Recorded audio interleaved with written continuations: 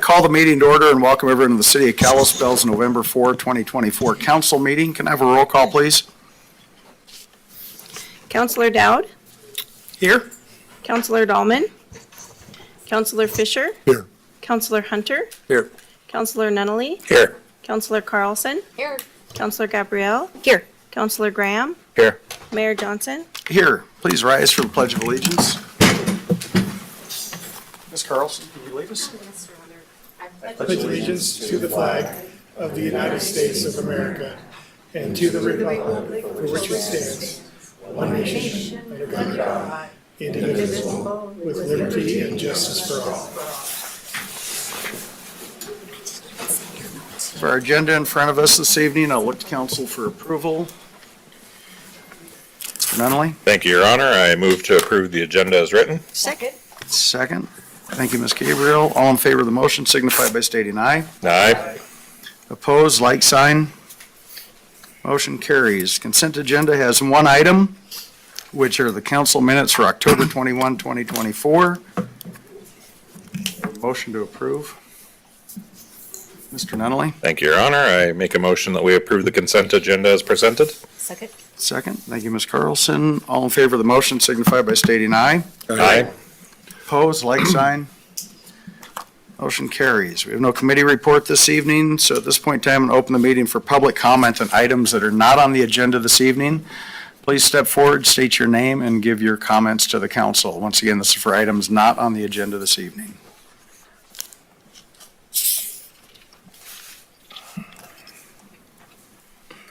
Seeing no general public comment, we're going to move on to the first action item this evening, which is Greater Valley Health Center Carver Engineering Annexation and Zoning. This item considers annexation and initial zoning of B2 General Business for 1.89 acres at 1995 3rd Avenue East to facilitate a new connection to city water service. We have two items under this. Resolution 6229 is the annexation, and Ordinance 1929 will be the first reading on zoning. What I asked for is a staff report and public comment on both of those items because they are interrelated, and then council will pick up the items individually for action. Mr. Russell? Hey, Mayor and Council, I'll turn it over to PJ Sorensen, our Assistant Director of Development Services, for the staff report. All right, thank you, Mayor Council. Flathead Community Health Center, Inc., DBA Greater Valley Health Center has requested annexation and initial zoning of B2 General Business for a property located at 1995 3rd Avenue East, containing approximately 1.9 acres. The property contains the Carver Engineering Building and is adjacent to the Greater Valley Health Center, the Old Torrent Technologies Building. The annexation request is based on the need for a new connection to city water service. The building is currently served by city water, but the old connection needs to be reconfigured with the new connection directly to the main and the adjacent streets. In terms of its general location, it's right across from Lions Park on 3rd Avenue East, just south of Southfield Towers. You can see here, there's water and sewer that are available within the 3rd Avenue East right-of-way. That's a shot of the property. Existing zoning is County B2. Proposed is City B2. And growth policy shows it as commercial, which supports the requested B2 zone. We did receive one public comment at the public hearing, which is reflected in the minutes. And with that, the Kalispell City Planning Commission adopted staff report KA 2409 as findings of fact and recommended that the Kalispell City Council annex the property and that the zoning for the property be City B2 General Business, and be happy to answer any questions. Any questions for staff? Any public comment? What I do at this point, I'm changing up how I do public comment in the meetings, just after some of the information that we saw in pleadings recently.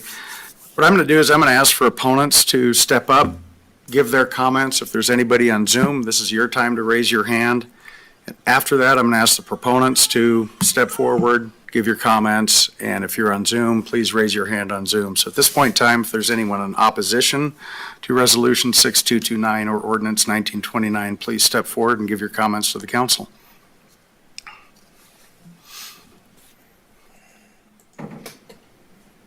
Anyone on Zoom? Okay. Any proponents for Resolution 6229 or Ordinance 1929?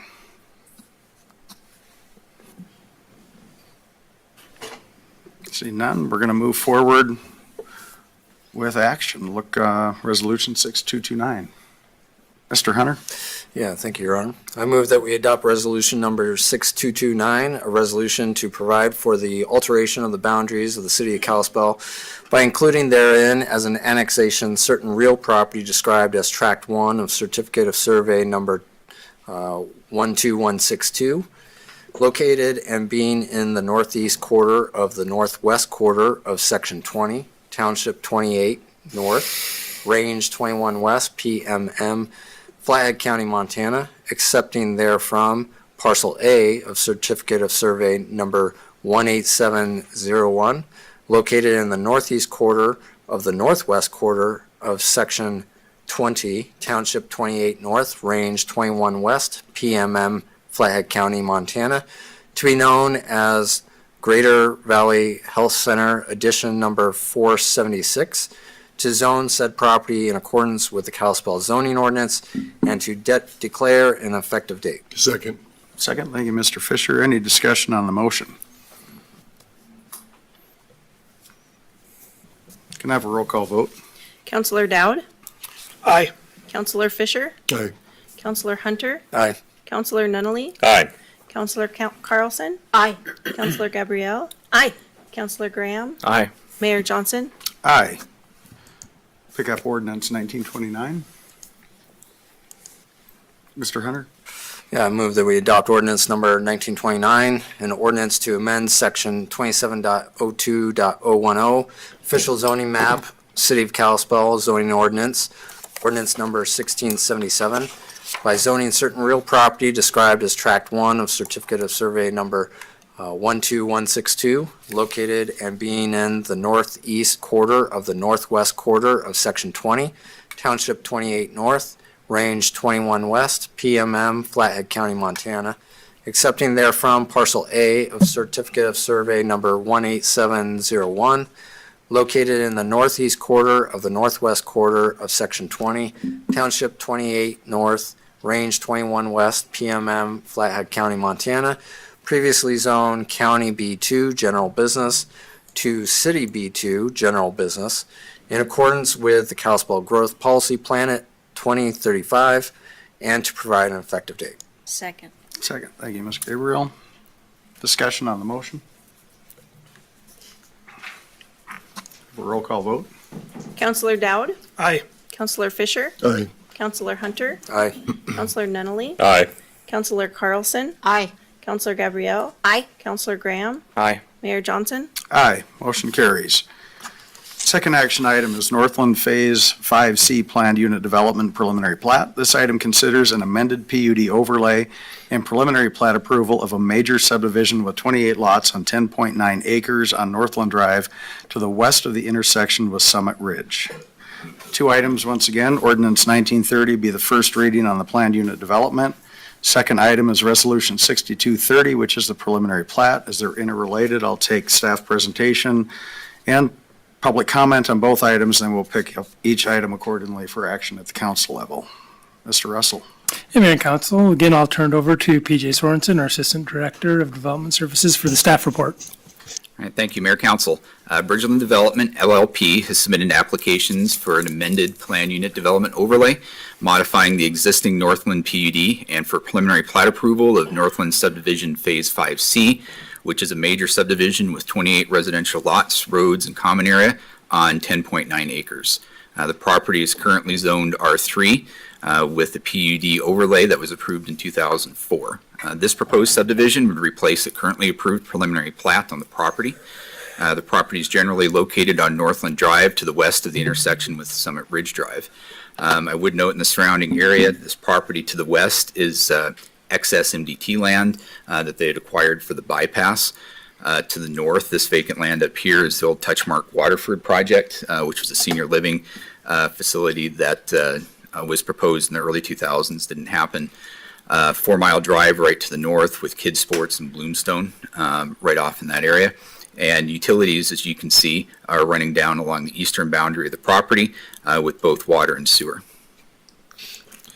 As I mentioned, it's currently zoned R3 with the PUD overlay, with that PUD again being in 2004. The proposal is generally in line with that original PUD. The growth policy map shows it as urban residential, which supports the R3 zoning at up to 12 units per acre. That original PUD called for between 178 and 231 units, which would be up to 3.7 per acre. The Phase 5 plat, which was what was approved in 2017, called for 90 units, which would be up to 3.5 units per acre in that phase. This particular proposal, Phase 5C, being 28 units and a reduction of 8 from the original 90 in the original Phase 5, totals 2.6 units per acre on these 10.9 acres. This is showing the original 2004 layout. This has already been developed. This is the area that we're talking about right in here. Originally, Waterford came down, but now that road would extend up to 4 Mile along the eastern boundary. This was the 2017 plat. You can see where that road would extend up, and there was a loop that came through and then down to the south. The main thing that they were running into is topography on the site, which was what led to a redesign. This is showing that new layout. You no longer see that connection coming down. You'd see a potential connection that might happen up to the north, still looping through the property. So still generally the same type of a layout, but making some changes due to the topography. They did ask for 3 deviations, which were all related to the topography, one being no right-of-way connections to the west and south. A portion of some of the lots were steeper than 25%, and then also a deviation allowing an increase in height from 35 feet to 45 feet. They were making that request in order to try to avoid some major flattening of the site, and would note that generally all the buildings would appear to be 35 feet or less from finished grade and under that from the street. And I'll step through each one of these. First of all, this is just a shot. This is the flatter portion and the center portion of the subdivision. This is the slope coming off of the west, and this is the slope coming off to the south, which kind of backs up to some existing homes. This is showing the existing grades. You would note the sloped areas in excess of 25%, which are essentially here on the east, kind of coming through in the middle a little bit, and then along that southern border. The building pads on those would generally be outside of those slopes. I would also note there's a 20% grade on the slopes to the west, which would be well in excess of what you'd want for a road connection coming down in that direction.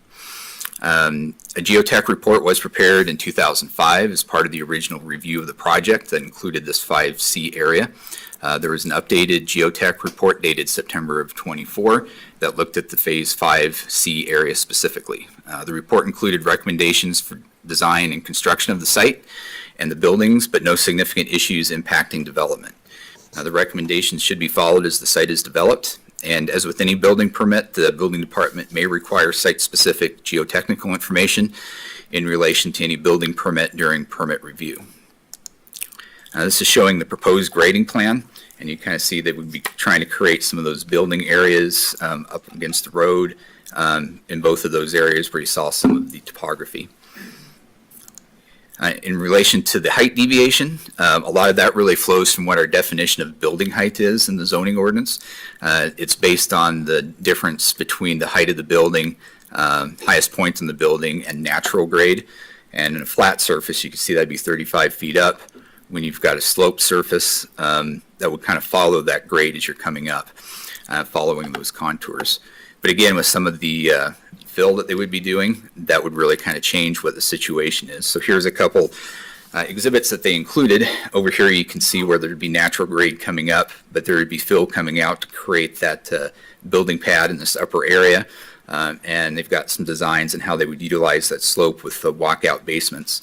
And you can see based on finished grade, it would be below the 35-foot height, but would still present some of the issues as far as making that comparison off of natural grade. This is showing one of the cross sections of the buildings. You can kind of see where they would have the stepped up retaining walls, as well as where the existing grade and finished grade would be running through those building sites. As is generally the case with subdivisions, there will be an engineered storm drainage plan that would be reviewed and approved by Public Works prior to development. Any open stormwater facilities should have an elevated aesthetic design to be reviewed and approved by the Parks and Public Works departments. Any existing ponds being utilized for new phases of development, such as the one in the southwest corner here, should incorporate reasonable design features to meet the standard to the extent practicable. With the slopes on the site, with the slopes on the site, it's important that potential runoff towards existing homes to the south be addressed. As the exhibit shows, there are three main drainage areas. The green shows flow towards the west down to a new drainage ditch.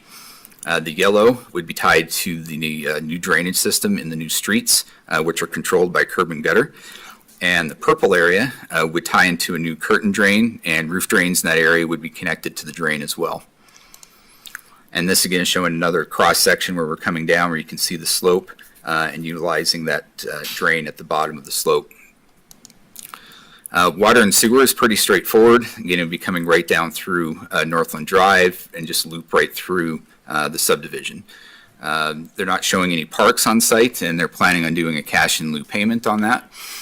There's no issues with emergency services being able to serve the property. The interior road would be built to a local road standard under the standards for design and construction.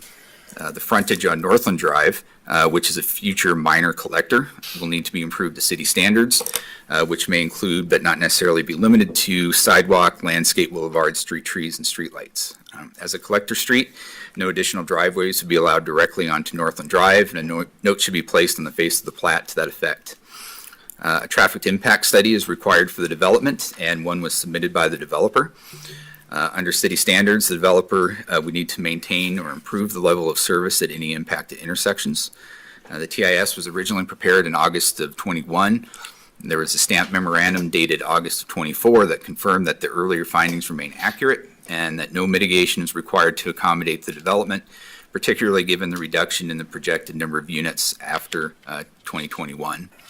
Given that an updated TIS may be required in the course of final engineering review, a condition of approval should require any mitigation to be implemented that would be necessary to meet that standard.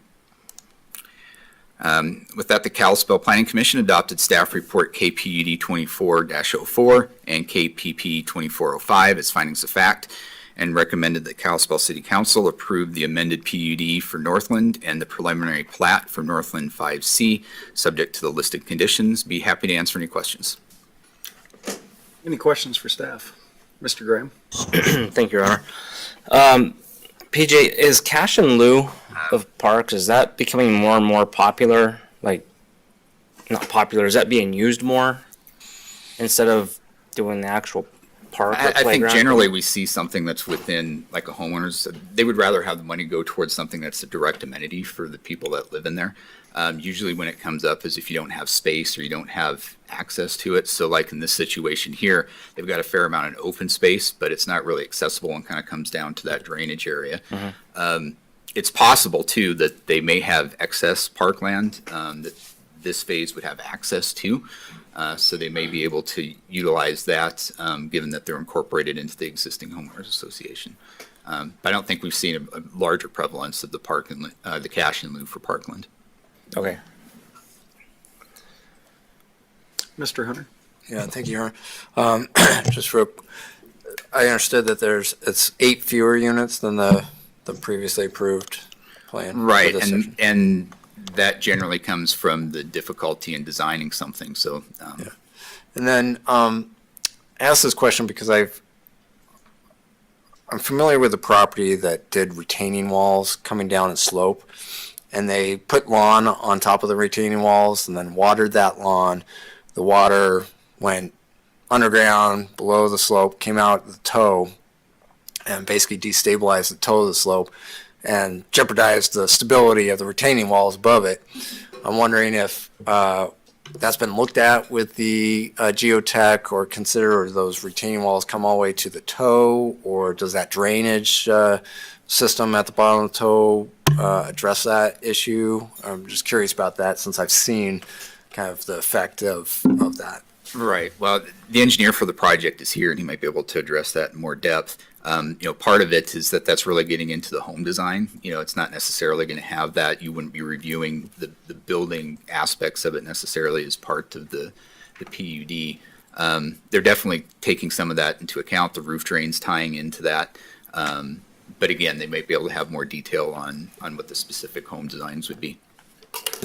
Depending on the design and the height of the wall, will require a building permit, which will have a geotechnical report that would require a building permit in accordance with all the building codes, so. Okay. Thank you. Any other questions for staff? Okay, I'm going to take public comment on ordinance 1930 and resolution 6230 at this point in time. Are there any opponents to this change, either of these two items? Please step forward, give us your comments, or if you're on Zoom, please raise your hand.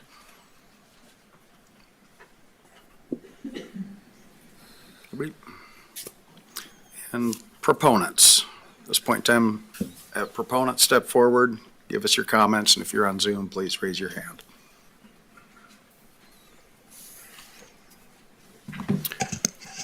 Mike Brody with WGM Group, 431 First Avenue West. In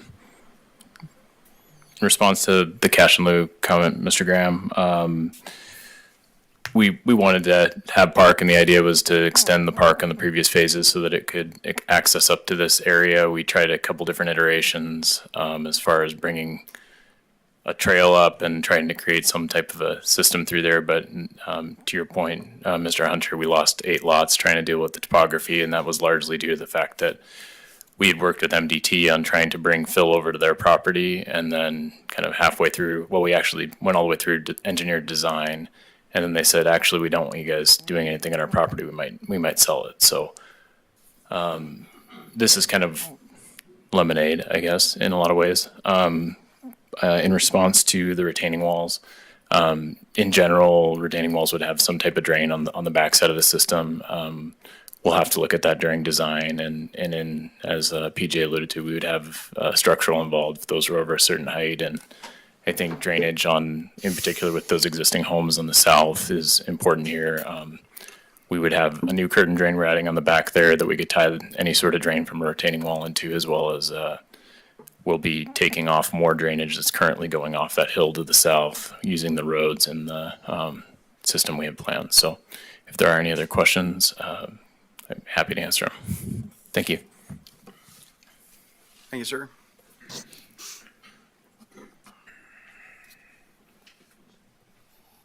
Any other comments?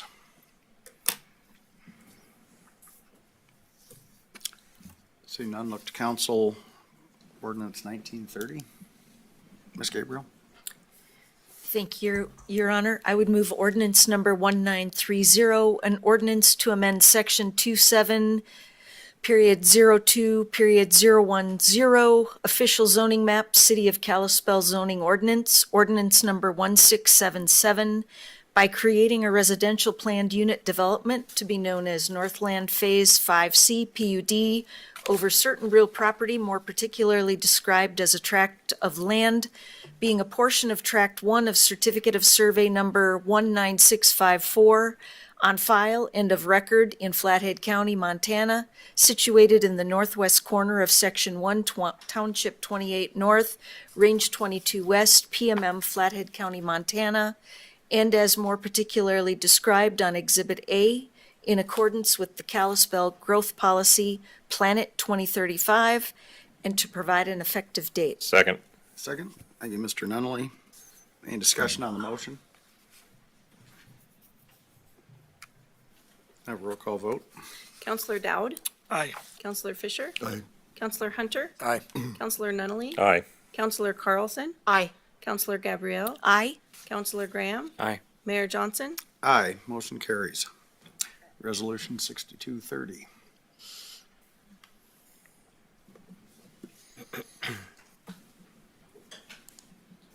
Mr. Graham? Thank you, Your Honor. I move resolution number 6230, a resolution conditionally approving the preliminary plat of Northland Phase 5C, described as a tract of land being a portion of Tract 1 of Certificate of Survey number 19654 on file and of record in Flathead County, Montana, situated in the northwest quarter of Section 1, Township 28 North, Range 22 West, PMM, Flathead County, Montana, and as more particularly described on Exhibit A.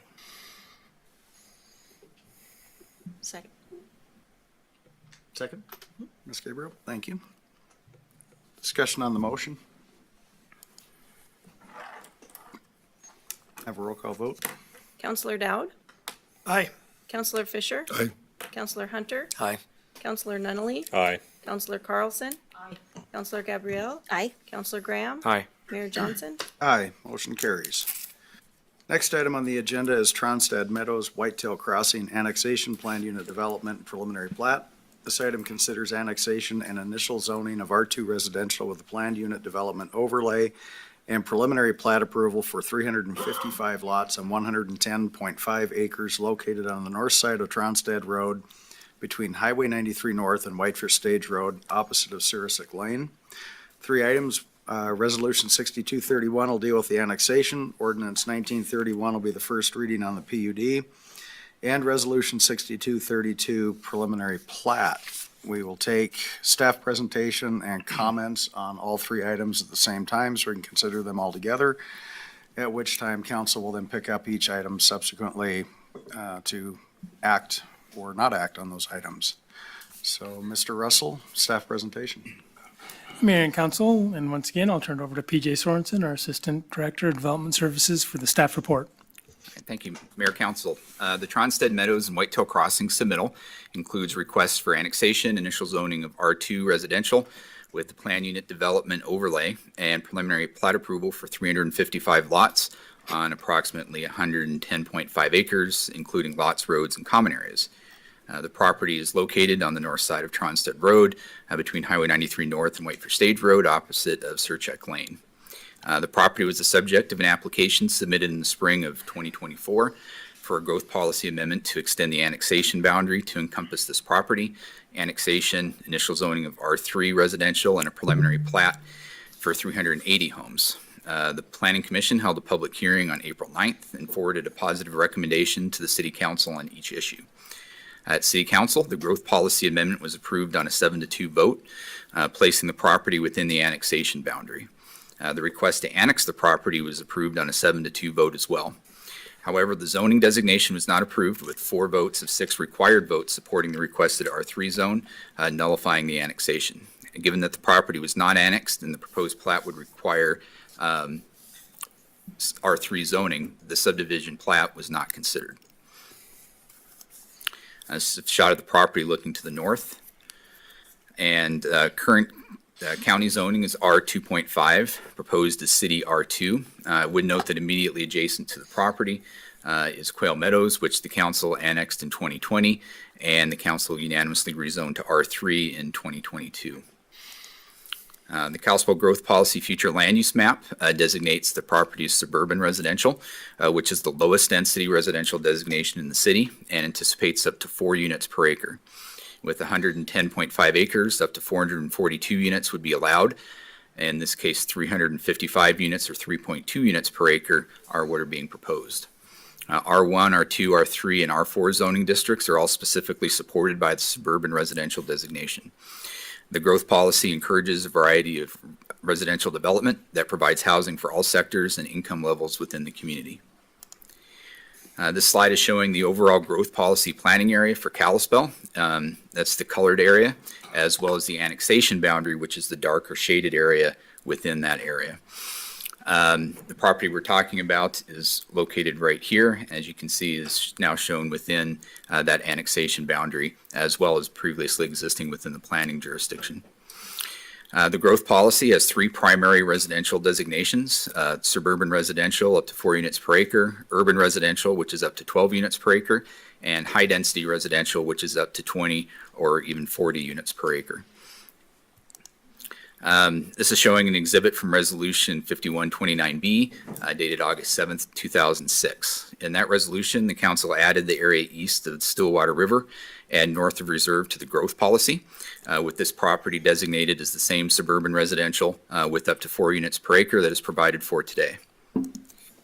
The growth policy further defines suburban residential. You can see again the 4 units per acre, but also calls for homes down to 5,000 square foot lots, as well as the possibility of zero lot line or townhomes. This proposal again is 3.2 units per acre. Lots are generally 6,000 to over 10,000 square feet and calls for single family only. A primary consideration in the evaluation of the annexation is the fact that the City Council extended the annexation boundary under the growth policy to include this property in June of '24 on that 7-2 vote. That action demonstrated that the development of the property, in the Council's view, should occur within the city to an urban standard. Under the annexation policy, the map graphically portrays those areas adjacent to the city where requests for annexation would routinely be embraced, and conversely, those areas further out where requests for annexation or municipal service may be provided using alternative measures. Requests for annexations from property owners within the annexation boundary are likely to be supported. In addition to the inclusion of the property within the annexation boundary, there have been several annexations and developments in the immediate vicinity of the subject property, with an extensive amount of development occurring north of the Stillwater River. Just since 2020, there's been the Schwager Quail Meadows annexation immediately adjacent to the subject property, which is 2020, with final plat in 22. The Ponderosa Vet annexation on Ponderosa Lane in 21. The Farm District at Church Drive and Highway 93 in 22, and Dusty Acres just south of Tronstead and Highway 93 in 2024. Final plats have been completed for phases of Eagle Valley Ranch in 2022, and Stillwater Bend, Kalispell North Town Center, and Silverbrook Estates in 2023, as well as preliminary plats for new subdivisions at Stillwater Village and Silverbrook Estates to the west of the subject property, and an extension of the annexation boundary along Church Drive just to the north of this property in 2019. The Kalispell Public Works Department reviewed the most recent facility planning and other documents relating to infrastructure capacities. The systems reviewed included sanitary sewer, water, stormwater, and transportation. Public Works would discuss these services in more detail later, but based on that review, Public Works did conclude that while the project area was not included in the wastewater facility plan update, capacities do exist and have been planned for downstream of this project and or will be mitigated by the project. Per city standards for design and construction, any sewer upgrades required to serve the project would be provided by the development. Additionally, although the water facility plan update didn't include this project area, the existing agricultural well, if transitioned to municipal well as proposed by the development, will provide a benefit to the upper pressure zone and other area developments also served by the upper pressure zone. No required area storm improvements are known at this time, but standards require both detention and treatment of stormwater to be completed on-site for any development. Finally, the project's proposed installation of a traffic signal at Highway 93 in Tronstead provides a benefit to existing development as well as future area development on both sides of Highway 93. In consideration of the findings described above, the City of Kalispell will have no issues providing services to the development that won't be mitigated by the development through design and construction efforts. The subject property lies within the immediate path of actual anticipated development, being that the property is adjacent to the existing city limits and inside the annexation boundary, as well as being within about 500 feet of existing city utilities and within an area that the city has the ability to serve. The annexation of the property would create a logical extension of the city.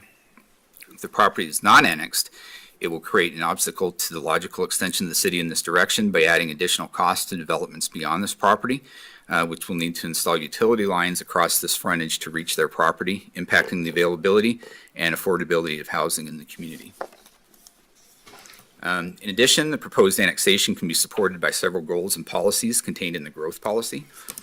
One is to monitor the growth trends within the valley in order to be in tune with the changing economy. Would note that a recent study by the Bureau of Business and Economic Research at the University of Montana from February of 23 found that, quote, Flathead County needs to add almost 1,500 more housing units each year in the next 10 years to accommodate what we consider to be a very conservative scenario for population growth from new in-migration. Over a 10-year period, the cumulative amount of new housing additions are estimated to be 14,800 for the county. The adequacy of any single development or even groups of developments to address the housing challenges faced in the coming years should be judged against this aggregate need. Given the proximity of city services, the subject property is located in a prime location to accommodate some of that growth. The existing land use designation of suburban residential provides for the development of the property for residential use. In addition, growth policy also has goals to encourage housing types that provide housing for all income sectors and income levels within the community, to provide an adequate supply and mix of housing that meets the needs of present and future residents in terms of cost, type, design, and location, as well as the policy stating that we should encourage the development of urban residential neighborhoods as the primary residential use pattern in the growth policy area. These developments should incorporate design features that are either consistent with or anticipate the changing character of the area.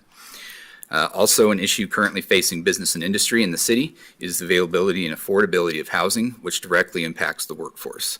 In order to adequately staff businesses, there must be available workforce that is able to find and afford housing in the community. Providing additional housing helps serve that need and improves the business climate. The growth policy in Chapter 5 in the natural environment, while recognizing the importance of minimizing the impact of development, also includes goals stating that the city should encourage higher density mixed use development on lands within and close to the city limits and discourage large lot development without public infrastructure. The purpose behind those goals is to keep growth within an area immediately around existing urban growth, utilizing city services such as sewer.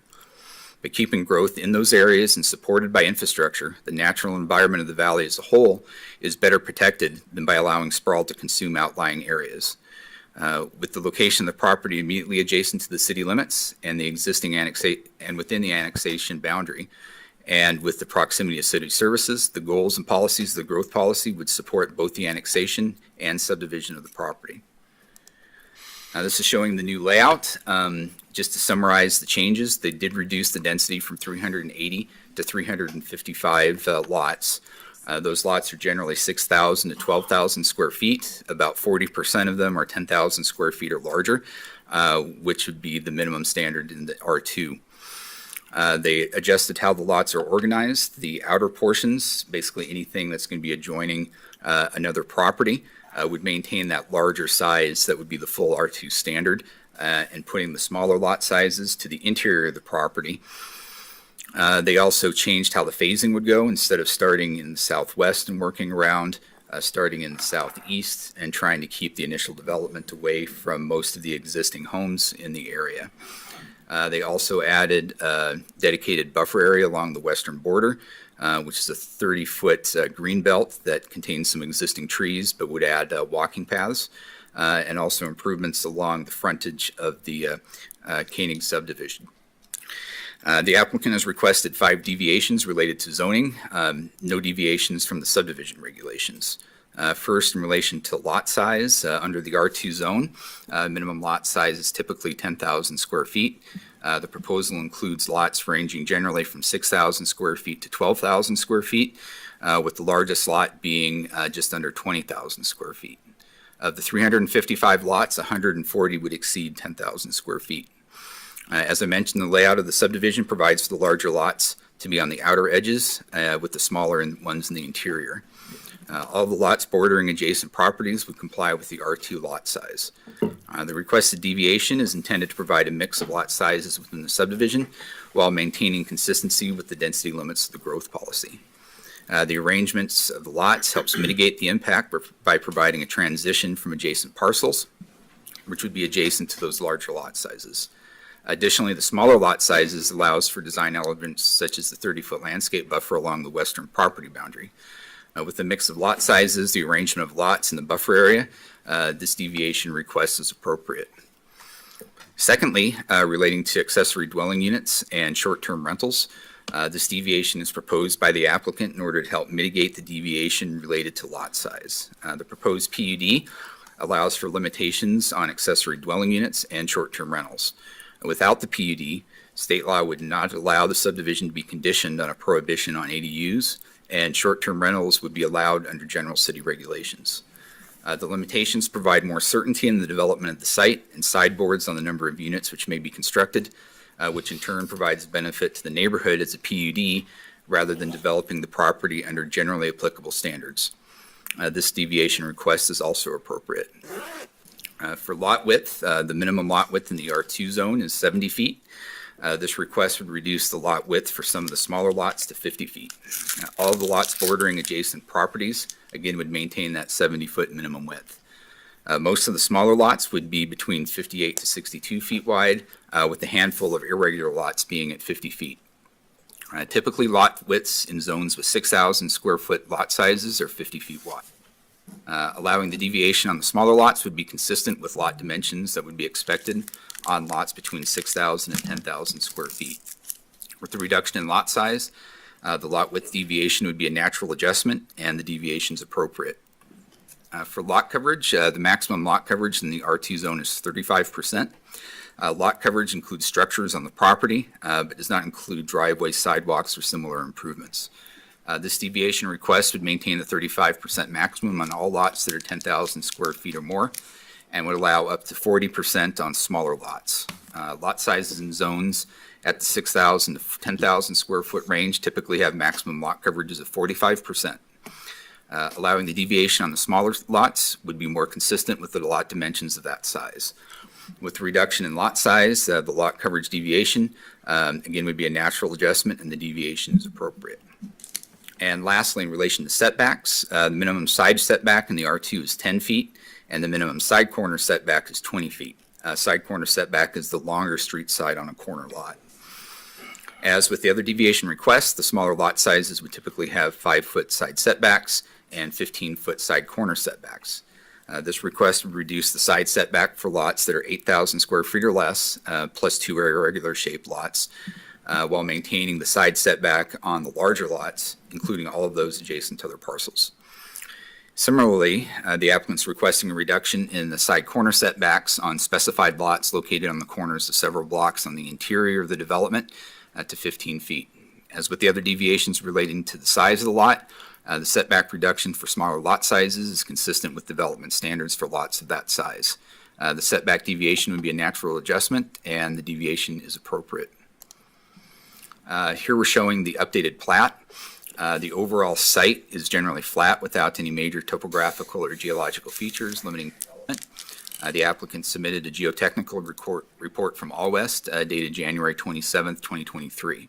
Groundwater was encountered at a depth of between 10 and 22.5 feet. The report did not indicate any impediments to development of the site, but did include recommendations that should be followed relating to infrastructure and home construction. As an aside, when there is a development proposed, the process involves, if approved, conditions that need to be met relating to necessary infrastructure. After the conditional approval by the City Council, a developer would design and, subject to city and state review, construct the required improvements. Improvements are not constructed prior to the approval. Before any lots can be sold, the developer comes back to the council for final plat approval, showing that the conditions have been satisfied. I would also note that the costs of designing and constructing the infrastructure relating to this development, as with city subdivisions in general, are paid by the developer, both in terms of engineering and construction costs. It is also important to note that the city can only require a developer to mitigate their impacts, and any imposed conditions need to both serve a legitimate governmental interest and do so in a way that are roughly proportional to the development's impact. Water service to the subdivision would be provided by the City of Kalispell. The water system for subdivision would be reviewed and approved by the Kalispell Public Works Department as part of the development of the subdivision of the standard under the standards for design and construction, as well as by DEQ. There's adequate capacity within the city's water system to accommodate the subdivision with the connection, and the city is able to serve the development. Proportionate water rights are required to be dedicated to the City of Kalispell under the subdivision regulations. There's an existing agricultural well that would be transferred to the city, along with adequate space for a municipal water well facility building. We understand that there are other water rights associated with the well, and only the applicant's rights would be transferred. We also understand that the existing ag well may need to be replaced with one for domestic service if the water rights are used at this location. It is also possible that the water rights would be used at a different location if this well site proves to be unfeasible. Sewer service to the subdivision will also be provided by the City of Kalispell, and the system would be reviewed and approved by the Kalispell Public Works Department as part of the development of the subdivision, again under the standards for design and construction, as well as by DEQ. Capacity analysis of downstream gravity main, force main, and lift stations will need to be performed with each phase of the development. Upgrades required to accommodate sanitary sewage flows from the development would be required to be completed as part of the project development, and any associated costs will be borne by the development.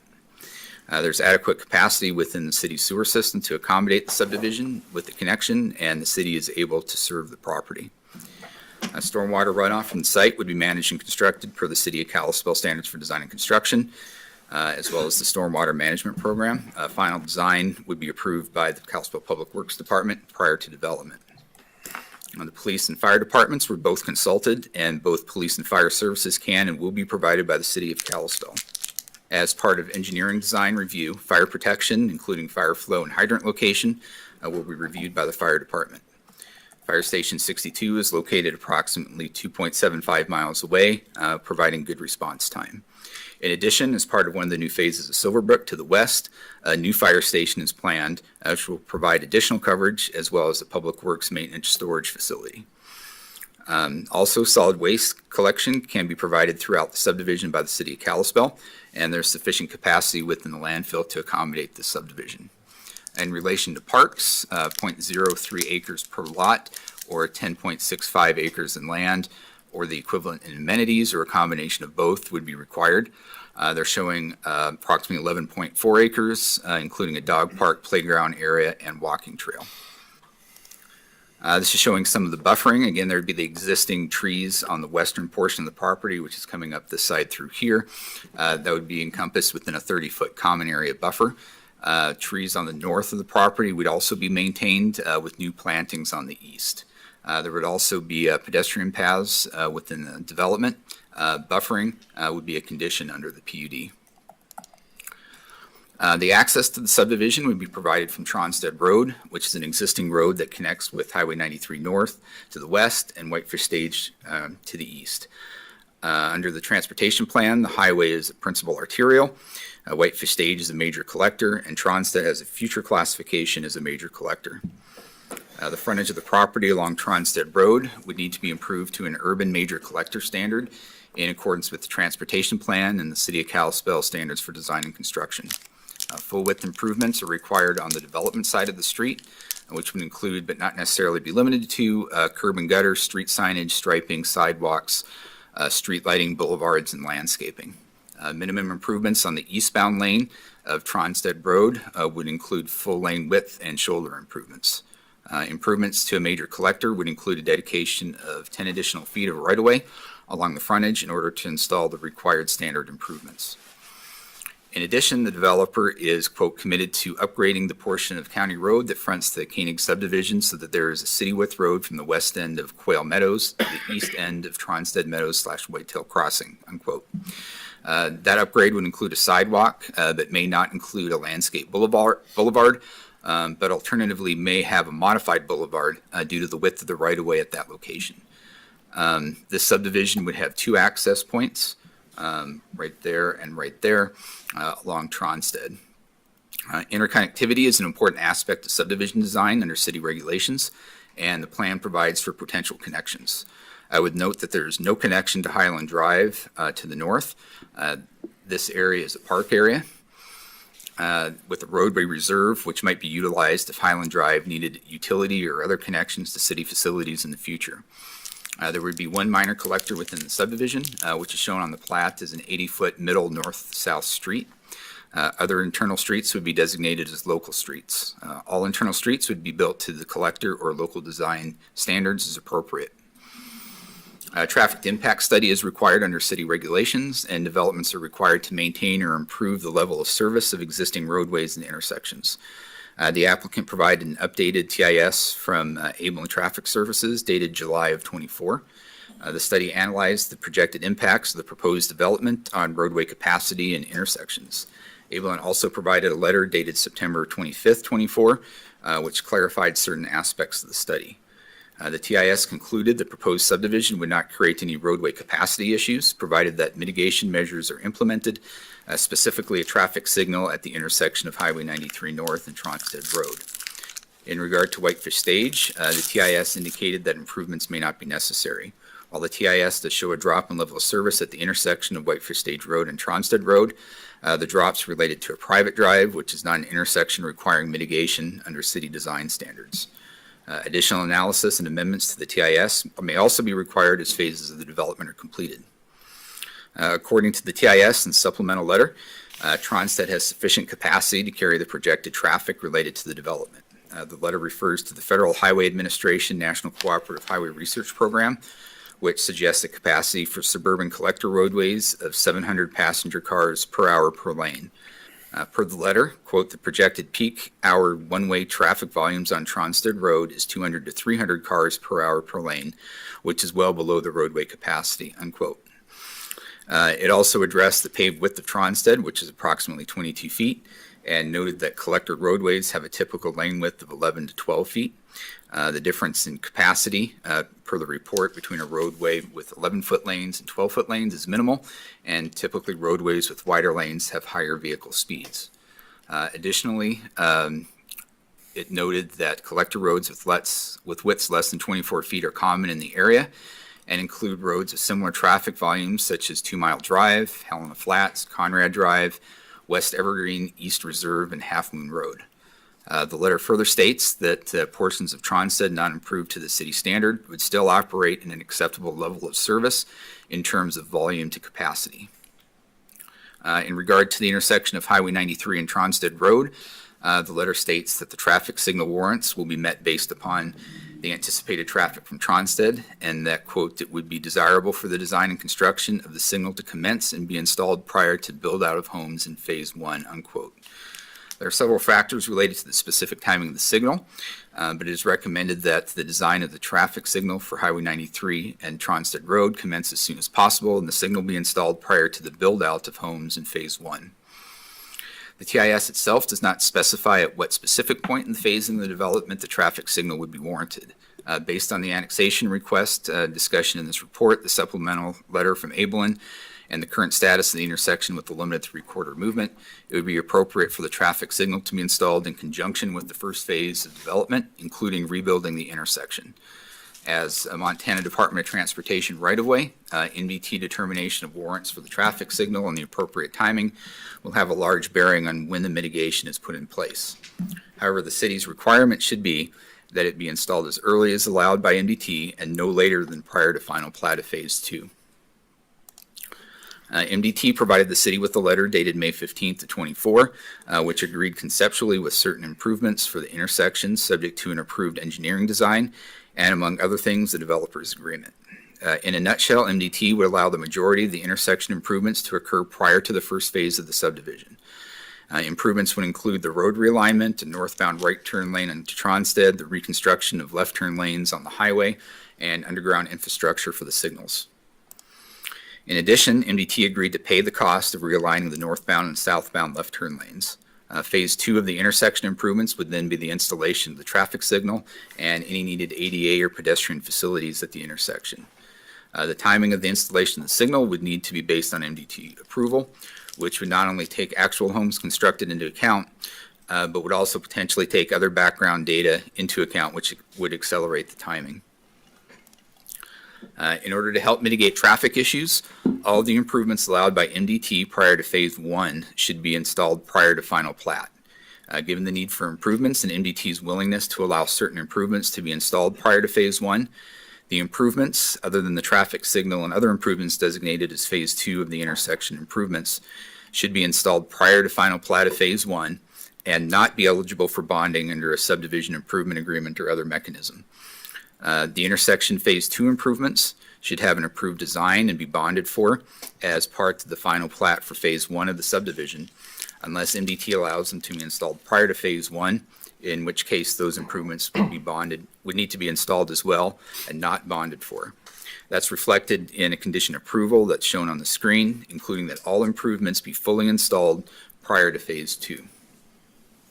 And with that, turn it over to Keith Haskins from Public Works to touch on some of the Public Works infrastructure concerns.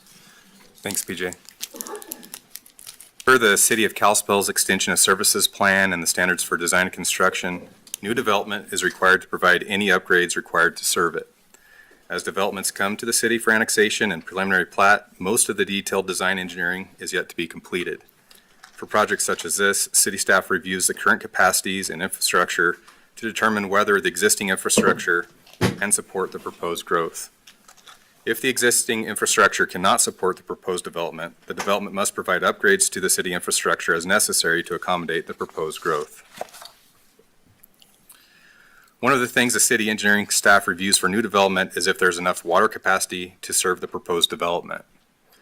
The upper pressure zone currently has 6 groundwater wells and a booster pump station that pumps from the lower zone to the upper zone. One measure to determine available capacity is the firm capacity. This is the water production capacity of the system with the largest well out of service. This simple analysis takes a conservative look at the water system and assumes a scenario of how the system would operate with the largest producing well out of service. We compare this production ability to the max day demand. This typically occurs during peak irrigation months of the year in July and August. In the last 6 years, the highest max day was 6.11 million gallons per day. For our current wells, we can produce 9.78 million gallons per day with all wells in service.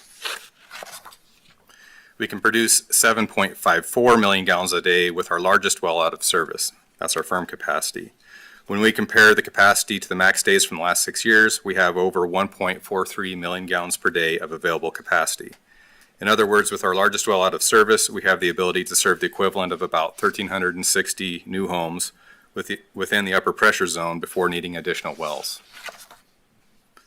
Additionally, our active project on the north side of town includes the installation of a new 500 gallon per minute pump, which will bring our excess capacity in the upper pressure zone to 2.15 million gallons per day, and will be able to serve an additional equivalent of about 2,000 additional homes before needing additional wells in the upper pressure zone.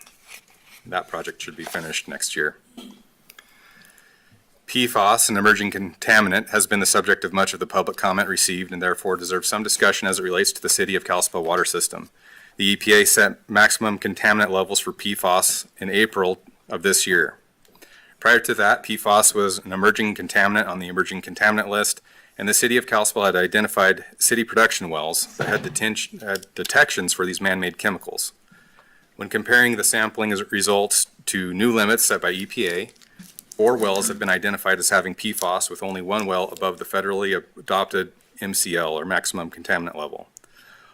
All city water sources are fed from deep ground water wells ranging from 300 to 600 feet below the ground surface. It's important to emphasize the city did not add PFAS into the groundwater, but rather has detected PFAS chemicals from sampling events at 4 source water locations. The city has procured a consultant to support the funding and engineering necessary to address mitigation measures as a result of the detection of PFAS. Based on direction from City Council, Public Works staff has moved forward with a short-term treatment solution for Grandview Well facility to address PFAS over the current MCL. This treatment will be in place until permanent solutions are completed, such as replacement wells. The treatment process uses filter vessels containing anion exchange resin, which specifically targets and holds PFAS. The units have now been running for almost 5 weeks, and initial sampling showed removal of PFAS downstream of the treatment units to below detectable limits. Another system capacity we look at is water storage. There are 3 types of storage we analyze. First, we look at emergency storage. Emergency storage provides water for domestic consumption during events such as transmission main failure or power outage or natural disaster. This is set at 50% of the average day demand. Secondly, we look at operational storage. Operational storage is determined by the water model and is based on when short-term demand exceeds the available water supply. This was determined to be 18% of the max day demand for the upper pressure zone. Finally, we look at fire storage. Fire storage provides 4 hours of storage for a single fire within a 24-hour period. We use our highest fire demand requirement of 4,000 gallons per minute that would be in a commercial zone. Over 4 hours, that comes to 960,000 gallons. Based on these 3 types of storage, we use 2 criteria to verify we have appropriate storage for each pressure zone. Criteria 1 is the sum of the operational storage and fire storage, and criteria 2 is the sum of the operational storage and emergency storage. Currently, we have 2 million gallons of storage in the sheep herder tank and 100,000 gallons of storage in the Buffalo Hill elevated tank for a total of 2.1 million gallons. However, in the summertime, we take the elevated tank out of service to make the system work correctly, which is when our max day occurs. So we calculate our available storage only considering the sheep herder tank. Based on this analysis, our existing system is right at the cusp of needing additional storage. This is why we're working on construction of a new water tank. In 2025, we will have our new storage tank in service, which will add another 1 million gallons to our storage capacity. Similar to our well planning, our water facility plan also helps us identify when additional water storage will be needed. The water storage tank currently under construction is a product of this planning effort and will help serve growth in the upper pressure zone. After this new tank is finished, based on growth projections, we'll be needing to be planning for our next 1 million gallon tank by about 2041.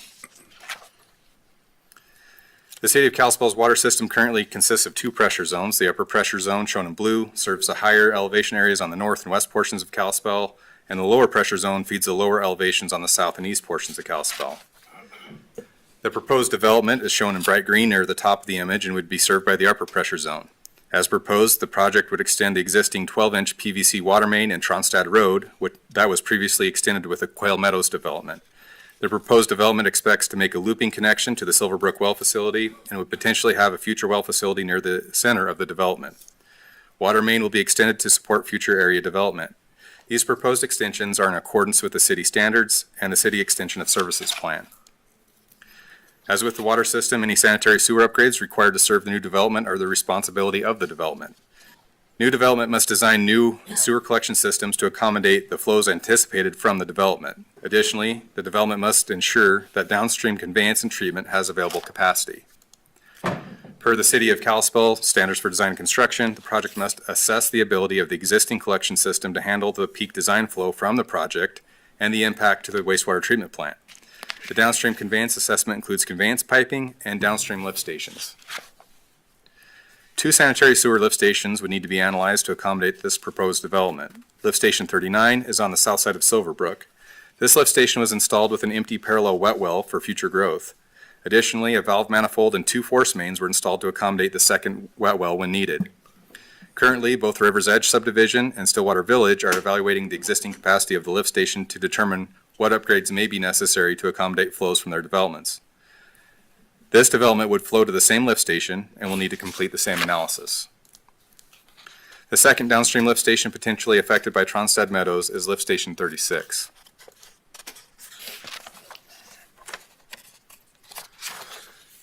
Lift Station 36, you want to click where that yellow star is located just north of the Stillwater River and is currently in design for replacement. This is a city-led design. The design will accommodate 1,000 gallons per minute peak hour flow. The modeling for the lift station sizing included potential growth areas on Tronstad Road, as well as newly annexed Dusty Acres and build-out of the current annexed areas upstream of the lift station. This table summarizes the average day flows from build-out of the growth areas for a total of about 554 gallons per minute. Using system modeling at build-out, we're able to calculate a peak wet weather flow of 1,020 gallons a minute. So based on a 3% growth rate, the lift station will be sized to accommodate about 20 years of upstream growth. Finally, concerning sanitary sewer treatment, the City of Kalispell's advanced wastewater treatment plant has a capacity of 5.4 million gallons per day. Currently, the wastewater treatment plant operates between 3 and 3.2 million gallons per day, leaving a little more than 2 million gallons per day of additional treatment capacity. Concerning stormwater, standard stormwater requirements will apply to the development such as on-site detention to historic off-flow rates, on-site stormwater quality treatment, and stormwater conveyance piping sized to accommodate the 10-year storm event. Per the City of Kalispell Standards for Design and Construction, the post-construction flow rates shall not exceed the pre-construction flow rates for the 10-year and 100-year events. In other words, the development must be modeled as it is today and must limit its developed off-flow to the historical rate. Additionally, the city standards require ponds to be designed to accommodate the 100-year, 24-hour storm event. The City of Kalispell is permitted through the state of Montana as a municipal separated storm sewer system, or MS4.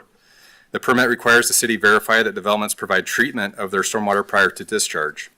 Treatment types can be infiltration basins, bioretention, dispersion, biofiltration swales, extended detention basins, wet detention basins, or proprietary treatment devices. Per the City of Kalispell standards for design and construction, the on-site collection system must be sized to accommodate the 10-year, 24-hour design peak flow rates. A detailed design, stormwater report, and stormwater calculations will be required as part of the design submittal for each phase of the development. Concerning transportation design, Public Works reviews the traffic impact study for the development and verifies all streets are designed in accordance with the city standards for each road classification. Like city utilities, city streets are required to be extended to far property lines to allow for logical future extension. Additionally, unimproved road frontages on existing streets need to be improved to minimum city standards based on the classification of the roadway. Per the city standards, a traffic impact study, or TIS, is required for developments contributing 300 or more vehicle trips per day to the City of Kalispell street system per the city engineer's analysis of the ITE trip generation manual. TIS requirements increase with the increasing trips contributed from the proposed development. Additionally, a development must maintain or improve the existing level of service of the affected roadways. A TIS has been provided with the application packet for this development and has been updated to address city comments. Two main intersections are of interest in this TIS, the intersection of Tronstad Road with Highway 93 and the intersection of Tronstad Road with Whitefish Stage Road. Per the signal analysis in the TIS, Tronstad Meadows and Highway 93 should be improved with a traffic signal. Typically, MDT requires a signal warrant be met prior to construction of intersection upgrades. However, in this case, MDT has agreed to allow geometric modifications to be made to the intersection and underground utilities to be installed prior to signal warrants being met. Additionally, MDT has also agreed to pay for the realignments of the Highway 93 left turn lanes as shown in this image, with north being to the right. The intersection of Tronstad Road and Whitefish Stage was shown as dropping a level of service at full build out of the development. The intersection impacts mostly be mitigated with the installation of the signal at Highway 93. However, the TIS shows a 1 to 2 second delay at full build out of the subdivision. This is because the intersection of Tronstad with Whitefish Stage was modeled as a 4-leg intersection. However, as you can see from the image, the intersection is a 3-leg road intersection with an offset private driveway. According to the author of the TIS, the drop in level of service is shown at the intersection was the driveway side of the intersection and is due to background growth. The level of service drop would occur with or without the project. A private residential driveway would not typically be considered an intersection, but rather an approach. The 1 to 2 seconds of delay at the driveway is not unexpected or a required mitigation. Further, the private county driveway is not under the jurisdiction of the City of Kalispell, nor will it be with this project. As previously stated, development road frontages are required to be improved to city minimum standards. In this case, we would look at the right side of the table, which encompasses all the classifications included in the Tronstad Meadows project. Tronstad road frontage will need to be improved to a major collector. The north-south road proposed within the development will need to be designed to a minor collector, and the balance of the roads within the development will need to be designed to local street standards. There are crest vertical curves on Tronstad Road referenced in the public comments received. The stopping sight distance is the critical item to review for a crest vertical curve. Stopping distance varies by velocity. The faster a vehicle is moving, the further it travels in both the reaction distance and the braking distance. For a crest vertical curve, click again, a driver eye height of 3.5 feet and an object height of 2 feet is used to determine the stopping sight distance. Again, the faster a vehicle is going, the more stopping sight distance they need. It therefore follows that the steeper the grades are coming into and out of a curve, the slower a vehicle needs to be traveling so that they have appropriate stopping sight distance. Based on a cursory analysis of the road grades, the crest vertical curve's algebraic difference for the largest crest is under 6% and therefore is in compliance with the average speeds recorded in the corridor. The table on the right is from the MDT Road Design Manual, Appendix F. In regard to the vehicle speeds on the roadway, additional traffic on the road from the development will likely provide some reductions in traffic speeds as traffic volumes and traffic speeds have a negative correlation. Please note the crest vertical curves of concern per the public comment are outside of the proposed development's frontage. Additionally, although the posted speed limit on the roadway is currently 35 miles per hour, the average speeds on the road are 41 miles per hour. However, if compliance with posted speeds on the roadway is an issue, or if the vertical curve grades are determined to be greater than the speed limit allows, the city will work with the county to select an appropriate speed limit or look for the installation of traffic calming measures on the roadway, such as driver feedback signs. An area crash analysis was completed in the TIS. It found that the intersection crashes on Tronstad at Highway 93 and Whitefish Stage are at or below typical ranges, and the corridor is also within typical ranges. The study found that there are no roadway improvements currently necessary to improve the traffic safety. Our engineering consultant, Joe DeVore with KLJ Engineering, who provided the third-party reviews of the TIS, is online and available for any questions specific to the traffic impact study. Based on the analysis of the existing city infrastructure, the city is able to serve the development. Any upgrades to existing infrastructure necessary to serve the development, such as potential upgrades to Lift Station 39, frontage improvements on Tronstad Road, and intersection improvements at Highway 93 will be the responsibility of the development. Okay, there was a fair amount of public comment that was provided, in addition to verbal comments at the public hearing, which were reflected in the minutes. Written comments received at or prior to the public hearing were included in the council packet and were forwarded along with the recommendation to this council. Written comments submitted to the public comment email after the public hearing were separately provided to council.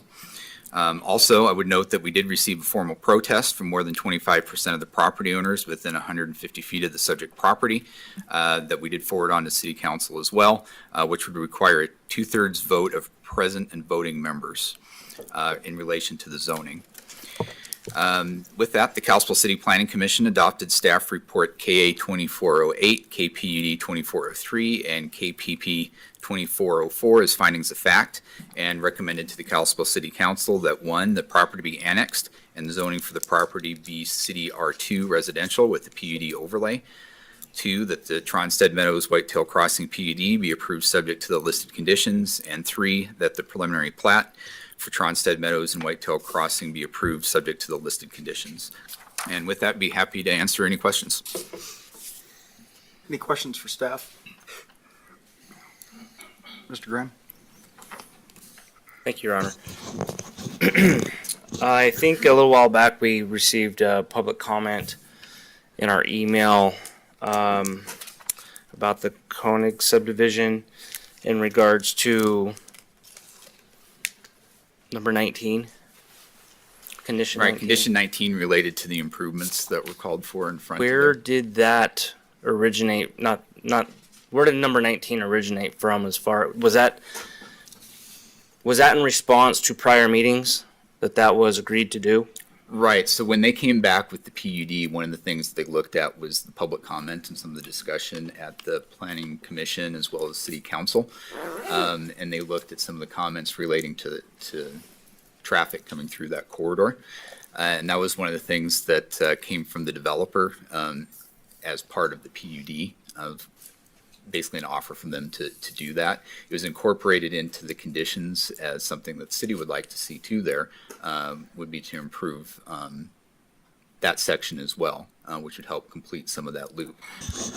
But that's where it came from. It originated from the developer as part of their application for the PUD, incorporated into the recommended conditions. But it would technically be something that they would be doing as a concession because it would be off their property. Right, it'd be Be an off-site. improvement It's off typically there. something that we wouldn't include with that, but it was included in there because it was part of the developer's application. Right. But it directly corresponds to public comment that the council and the planning commission received as part as we're leapfrog development. This is actually connecting the developments, so you won't have a gap. Without this, there's no way to fund this in the future, so it actually would connect what will be an entire linear section along Tronstad Road. We heard about pedestrians and how unsafe the road was, the ditches. So the improvements along there will create a continuous section along Tronstad. So really, it's in direct relation to the public comment the council received. No, and I get that. What I'm trying to figure out is I'm trying to figure out who the public comment was from. We've had a lot, who it was from, and then now we have the public comment asking for the removal of it. So I'm trying to, I guess, square that up as to, if this is a neighborhood thing where some want it and some don't, if that's what we're dealing with, or. I would say typically the city standard is the frontage. I'd say based off of the amount of public comment we've got and what was brought forth, we'd recommend the condition would stay at staff level, just based off of all the public comment we received and trying to address those as well as the developer proposing it as part of a PUD, which is part of that process. But certainly our typical standard is the frontage, and council could make whatever finding they wanted to on that.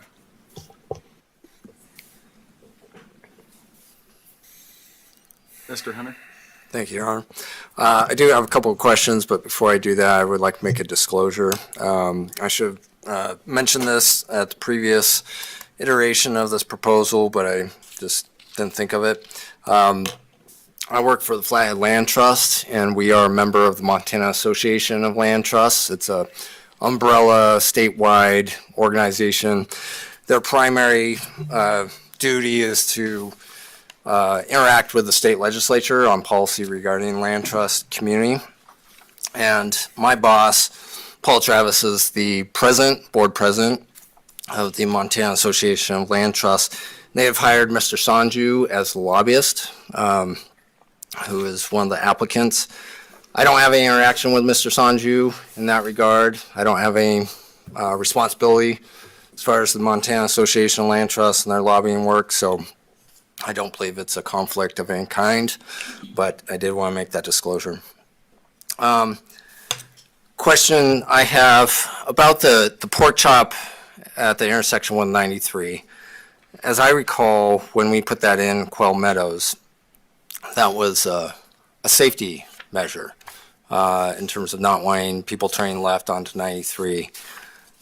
Now with this development, we're talking about removing the pork chop and allowing the left turn when we're gonna have a lot more traffic volume. So I'm a little bit confused as to why the pork chop went in with Quail Meadows, but now the pork chop's coming out with this development. If it was for safety before, wouldn't it be not good for safety coming out now?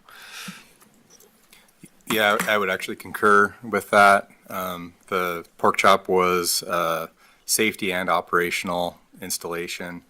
And although I think maybe the understanding, as you read through the documents from MDT, it doesn't specifically speak to the pork chop.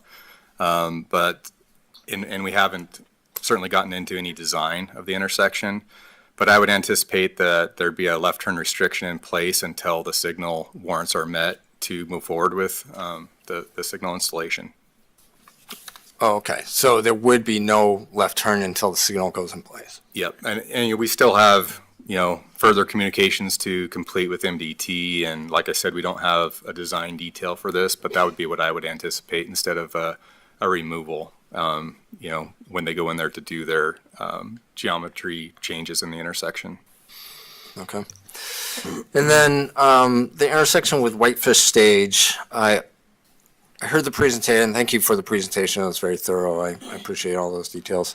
But when it came to that intersection, what I hear is the question of capacity, which I get.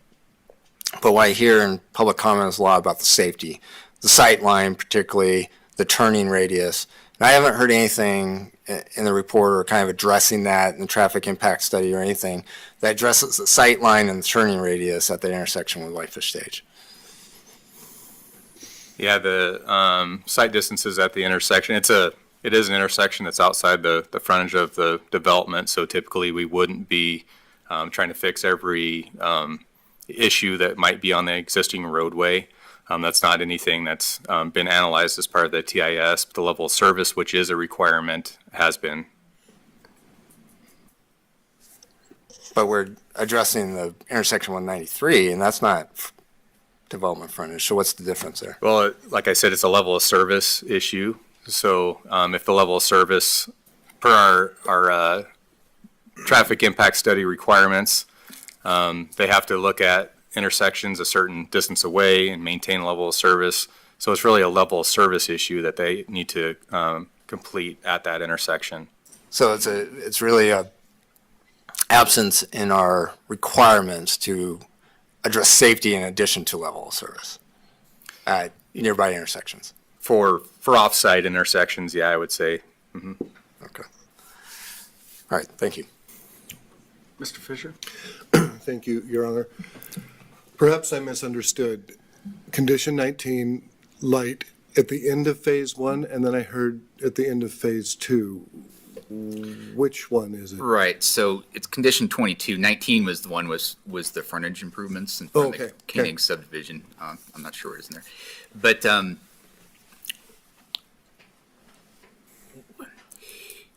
I guess the timing of the different improvements that would go in there. So what it calls out there is requires those improvements to be put in place that MDT would allow prior to phase one, which would be basically everything that's out there except for the signals themselves and some of the pedestrian crossings that would be related to that.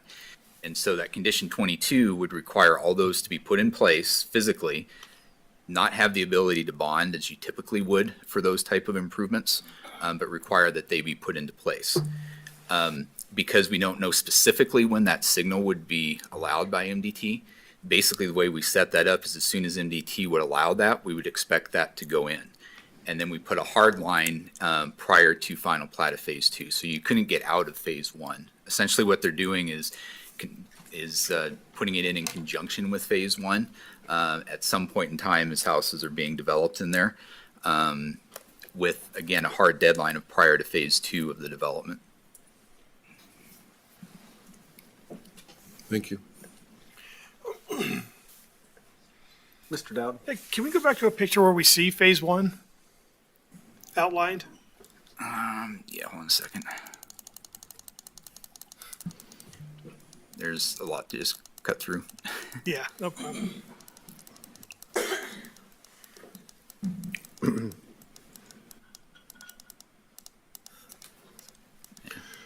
Keith made a lot of slides, so. With that one right there? Yep. Yeah, phase one would be this area right through here. Okay. And about how many units is that? I believe it's 102. 102, okay. And so the requirement, I just want to be super clear on this because this is like the biggest point of contention I have with looking at this. The light at 93, or the fixtures, everything that goes in there except for the actual traffic light itself has to be in before final plat of phase one? Correct, which would mean before any houses are constructed, it would physically need to be in there. And then it's up to MDT whenever they put the light there. As far as the light, the light itself at that point would be based on that. But is there a condition on phase two where it can't go final plat until the light is there? Yes, so right here, this is condition 22, where all intersection improvements shall be fully installed prior to final plat of phase two. Right. Thanks. That whole thing was a little bit confused in my head, but I understand it now. You gotta remember, this development could potentially take 2 years, 3 years, and that light could be triggered by the time they even start phase one, based off of this. You know, they are as part of phase one, so there's some flexibility to no later than phase two, all the improvements, it would be in 100%. But potentially in the midst of phase one, it could be triggered as well by MDT, at which point they would have to install it as well. Right. Yeah, I And- remember the triggers that we went over last time we talked about this. And then along with final plat of phase one, we were also requiring that there be a final design and bonding for the traffic signal as part of that. Okay. Thank you. Questions for staff? None? Okay, at this point in time, I'm going to take public comment and ask for the opponents, anyone opposed to this project, either the annexation, the PUD, or the preliminary plat. Please step forward, state your names, give your comment, and if you're online with Zoom, please raise your hand on Zoom to give us your comments. Hi, my name is Daniel Munsing. I live at 213 Tronstead Road. First of all, I want to thank you all. You guys have been doing this for 7 months. You guys have immense patience. You have great questions. I also want to thank the city planners. You guys have heard our public concerns and you've made adjustments, and I appreciate that. I think there's two options that I would like you to consider. One is that you deny the zoning in the sense that the infrastructure on Tronstead and the surrounding area is not really set up for a development of this size. I calculate that this would be about the size of Browning, put on a small county road. And, but a lot of what I hear is suggestive that you might vote in favor of it. If you do, I have 4 simple conditions I recommend that you would consider adding if you do approve it. Number 1 is super simple, that you would have lighting standards that would minimize the impact to the neighbors. You did this with Quail Meadows. The term is standard city, low intensity, low intrusion downlights. So that is city approved, and I would recommend that that be one of the conditions. Number 2 is the Koenig subdivision have unanimously requested a deletion of condition number 19. Our concerns are, 1, is that it could require us to be annexed to the city, and we are not interested in being annexed to the city. So that would be 1. The other is that it would impact, at least depending on how it's constructed, it could impact our the frontage, utilities, the fencing, the safety, and the privacy. We're not opposed to having some improvements of that road.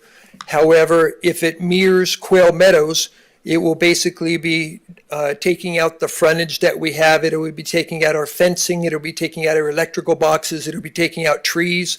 And so we would be happy to work with the development to do something that would be acceptable.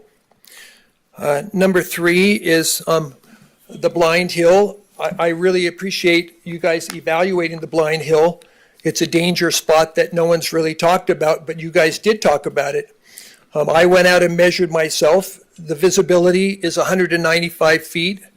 By your city regulations, it's required that you have visibility of 200 feet. And that as the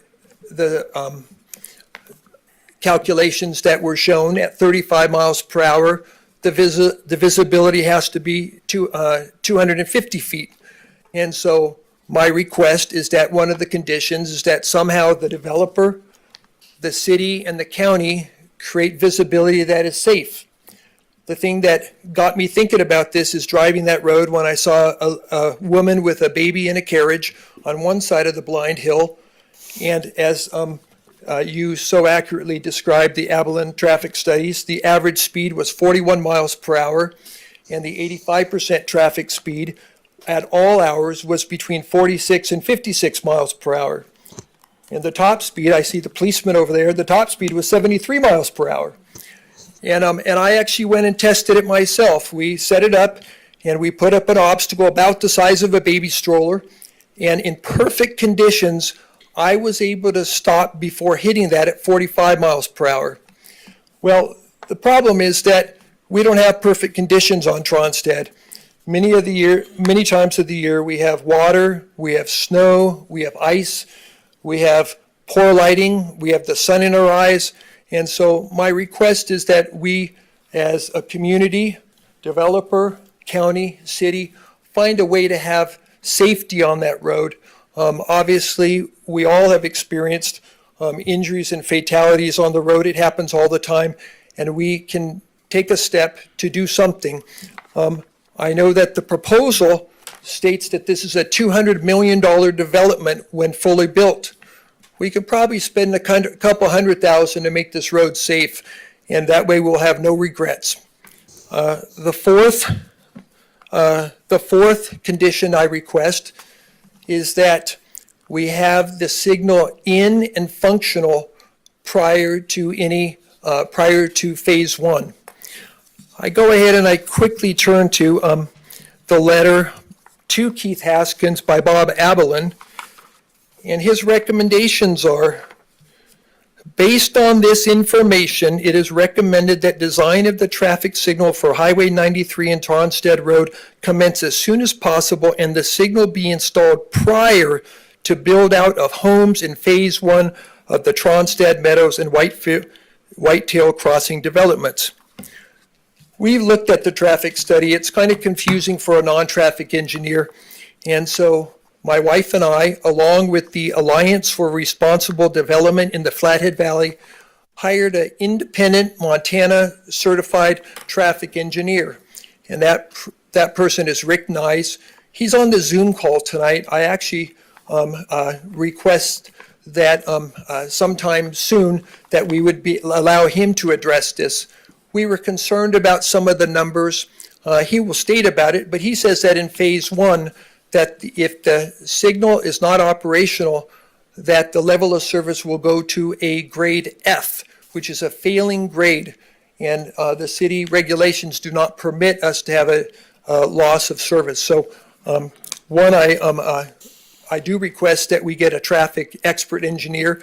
And in fact, the Abilene traffic study engineer also agrees. So they're both in agreement that this is not something that should be conditional, but that it should be mandatory, that the traffic signal should be operational before phase one. The last statement is also because of the complexities beyond the legal complexities, we have hired an attorney, that's Kim Wilson, and the goal is not to be obstruction, it's to help us make sure that we appropriately follow the City of Kalispell's rules and regulations. And so he's on the Zoom call too, and he would like to testify tonight. The last thing I do want to go back to Rick Nyes. He did put together a 23-page analysis of the Abilene traffic study. I read that twice myself. I know the city council that you have all been provided that, and it's very detailed. It helps to tease out points, but it actually affirms what we're stating is that it's really imperative that the traffic signal be installed. And I actually, Chad Graham, who we're very appreciative of all your wisdom, your patience on the planning committee and on the city council. But one of his statements was, he says, it just seems like we need that traffic signal to make things function. And that's what I heard from you. And we seem to get the traffic experts that agree. So I don't want to take any more time of your time, but I appreciate so much all the hard work everyone's done, and also the citizens who really care and who are trying to help us have the best development possible. Thank you, sir.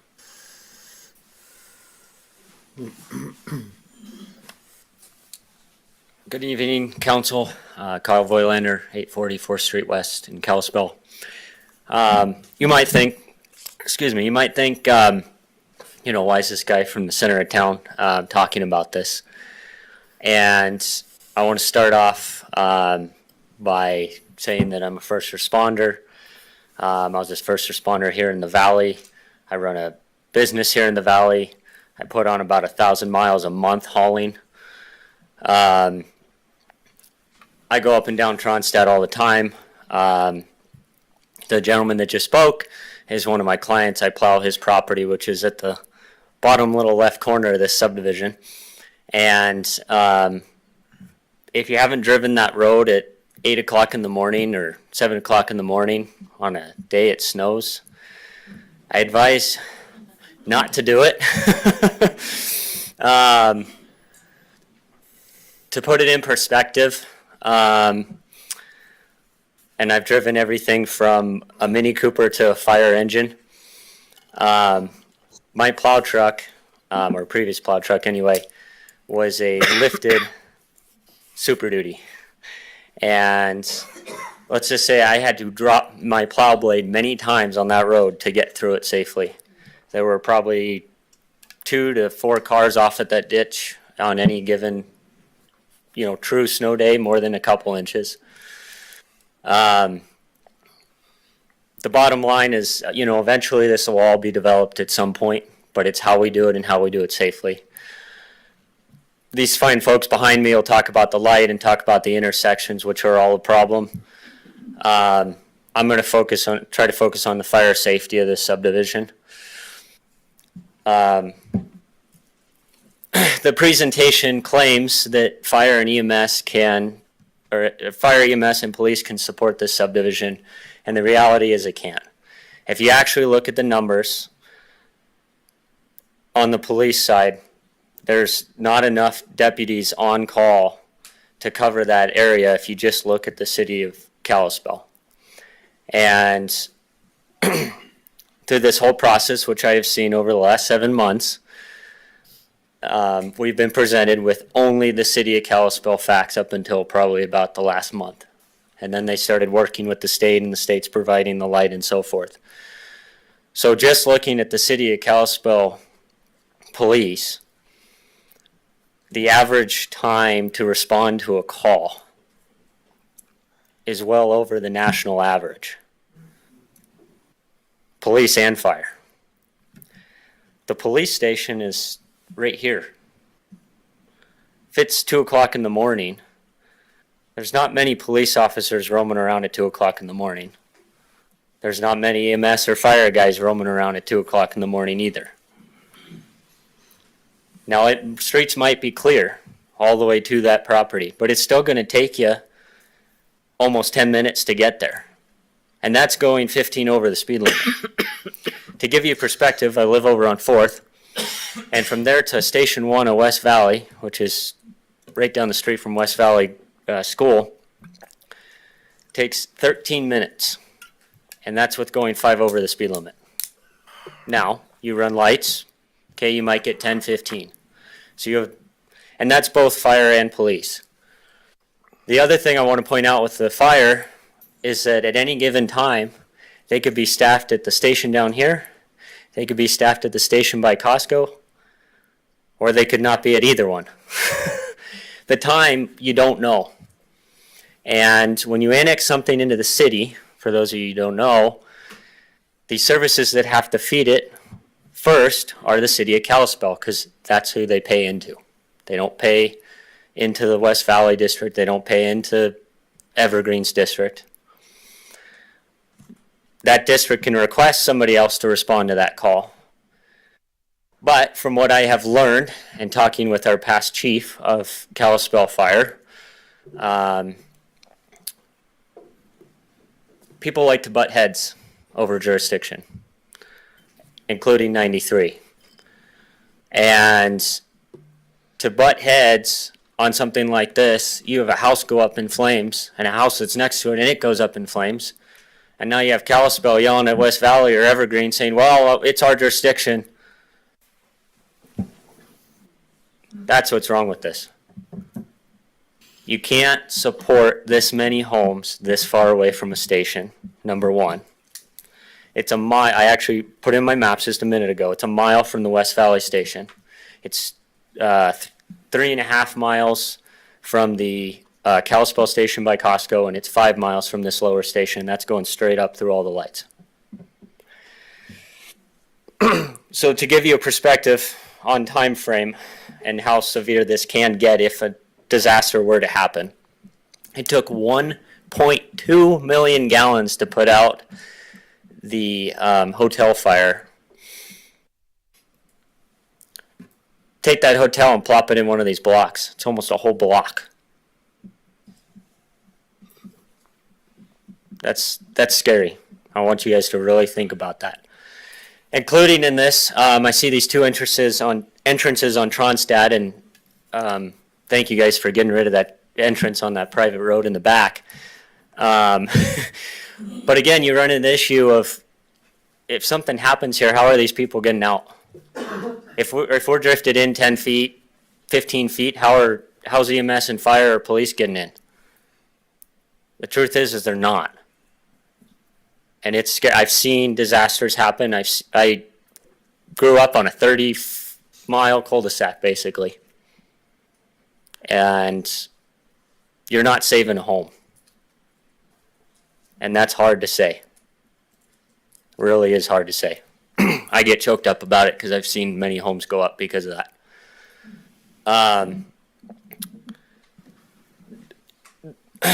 The condensed frame of this plot not only is too many homes in one area, but most ladder trucks might barely make it through there. And if you take into winter in account, now your road's shortened by 4 feet because plows don't necessarily plow all the way over to the curb. You have cars parked. You have snow drifts. Where are you going to put the snow? If you look at Silverbrook across the way, they have nowhere to put the snow.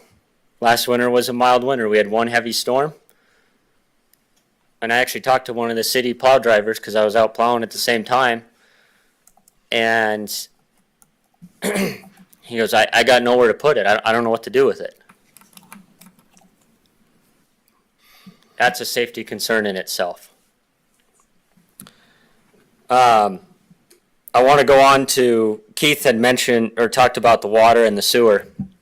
And he claims, there's enough water and they got a well there that they might be able to tie into, which there's a whole water rights thing, so I won't talk about that because I don't live there. I'm sure somebody in this crowd will talk about it. But sure, his study might be right if you just look at current values and what we're using right now. What he doesn't look at and what he's not looking at is all the subdivisions that have been approved but are being built out now or haven't been built out yet. So you go jump over to Silverbrook, which they showed on the slide, and over half of that is still not built out yet. They're starting to build it out quite a few years later. But what happens when you start tying all those homes in? Do you truly have the infrastructure to support it? Or, oh, well, we need to build another well, or dig another well, or we need to fix another well, or build another tower.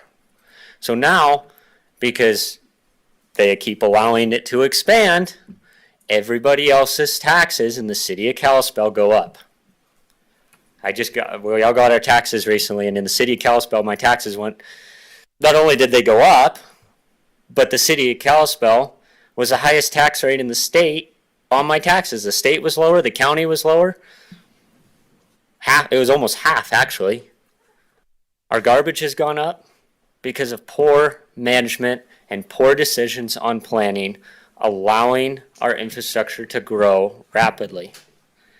We had our boom with COVID, right before COVID, right after COVID. The boom's done. There's hundreds, if not thousands of homes in this valley that are on the market. People are selling. It's slowed down. The reality of this getting built in 5 years is pretty slim. They'll build it and it'll sit. We saw this in 2008 in parts of the country. And we have plenty of time. This doesn't have to be decided tonight. You tell the developer, hey, come back with a different plan with half the amount of homes. Or you simply say, no, we're going to deny it and go to the county and work with the county. There's plenty of subdivisions, and the county has their own rules, which is less condensing. That's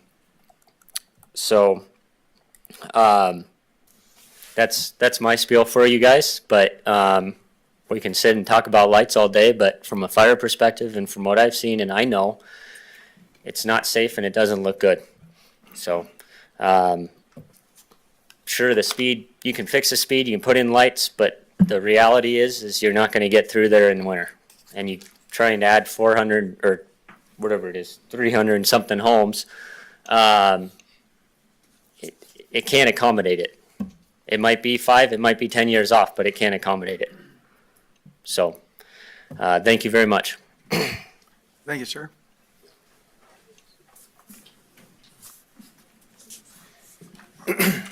Hi, my name's Ben Hollett. I live on 299 Whitefish Stage Road. I think the question we have to ask ourselves, and you have to ask yourselves, is why Kalispell? Why Montana? Why are people moving here? According to your own metrics, you're expecting thousands of people to move here over the next several years, and we need to provide housing for them. The question is, why are they coming? I can tell you why my wife and I came and what made us fall in love with Kalispell. We came for freedom, space, the ability to become self-sufficient, and for the Montana way of life. The area we moved from had near as much population within a 45-minute drive as the entire state of Montana. We're not talking about LA or New York, but an island off the west coast of Canada.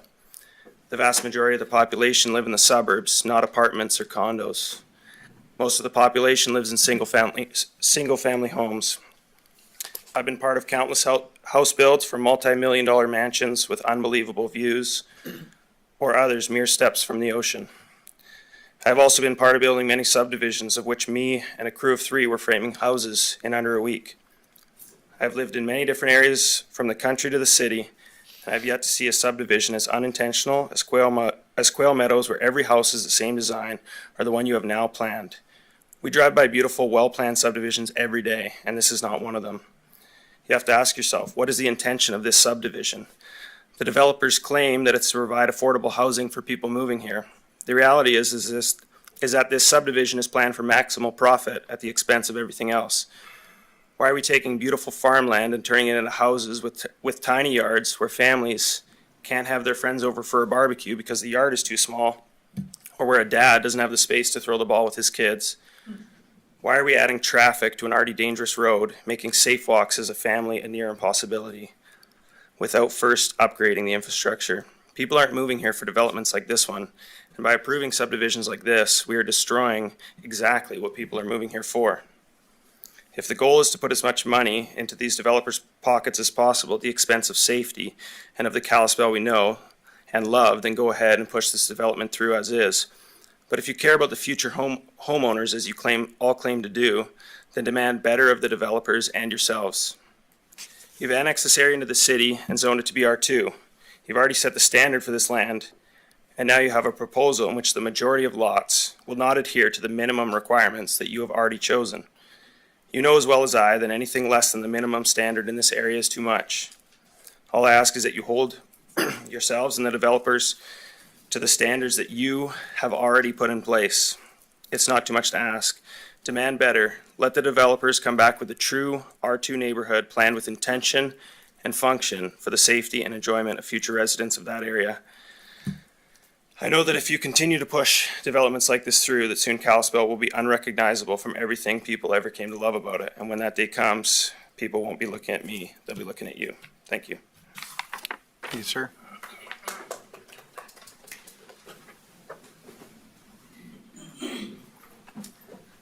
Hi, my name's Pam Davis. I live on 7 Tronstad Lane, which is on the rise of Tronstad Road. I'm just off the pavement there on the south. I wanted to let you know that I think we've kind of forgotten that much of the area to the east of us is still a lot of agricultural activities. Just last week, there was a big truck pulling an overloaded trailer, at least in my opinion, of large round hay bales eastbound. He was approaching the rise, and I heard the squeal of tires and jerked my head around just to get out of the way of a large Suburban loaded with kids and a mom's stunned face who ended up 30 feet off the road in my driveway because she could not see that truck coming in time. And she was obviously going too fast. But people say that that's not going to happen or be a problem, but it is. And that's probably the 5th or 6th time I've witnessed it. I don't know how many times it's happened when I haven't been there. Somebody is going to end up in my front yard. They've been in the driveway before. It just happened again. And I think we're forgetting that these kinds of activities are still going on these roads. And that's a common vehicle that we all deal with. And we pull over and get out of their way and give them the road. And I don't see that happening when you've got 300 homes of people trying to get out of 2 small entrances to get to work at 7:30 in the morning. Another thing I think you need to remember is, and I've asked this before, but I've still never heard how it would work, is school buses. With 350 homes, how many children could that be? Maybe 2 per home?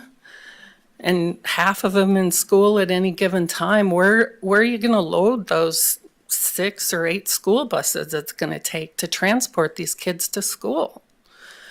Right now, school buses usually come up Whitefish Stage.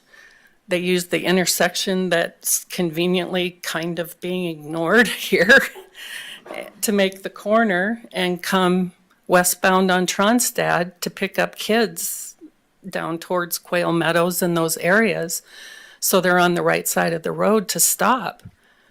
But if you're going to stop traffic on Tronstad to load 4, 6, 8 school buses of kids, which is like herding cats, how long is that going to take? And these folks aren't going to sit and wait to get to work in the morning. They're going to turn and go east and go down the rest of the road that is not getting any attention here and won't be built up for that kind of traffic. And I think that could become a very serious problem. And then like the gentleman in front of me said, when you add snow into that area, it drifts deep in there. So I think this is something, I just wanted to bring these things up because I haven't heard these things mentioned. Thank you. Thank you. Hi, Jessica Buber, 250 Highland Drive. So in the past, I've talked about Highland Drive, and I know that they say they're not going to use it. I still don't believe it's been addressed. I'm not going to go into that today. I'm also not going to go into the fact that I know we say we need housing, but I am telling you the vacancy rates in this valley are through the roof.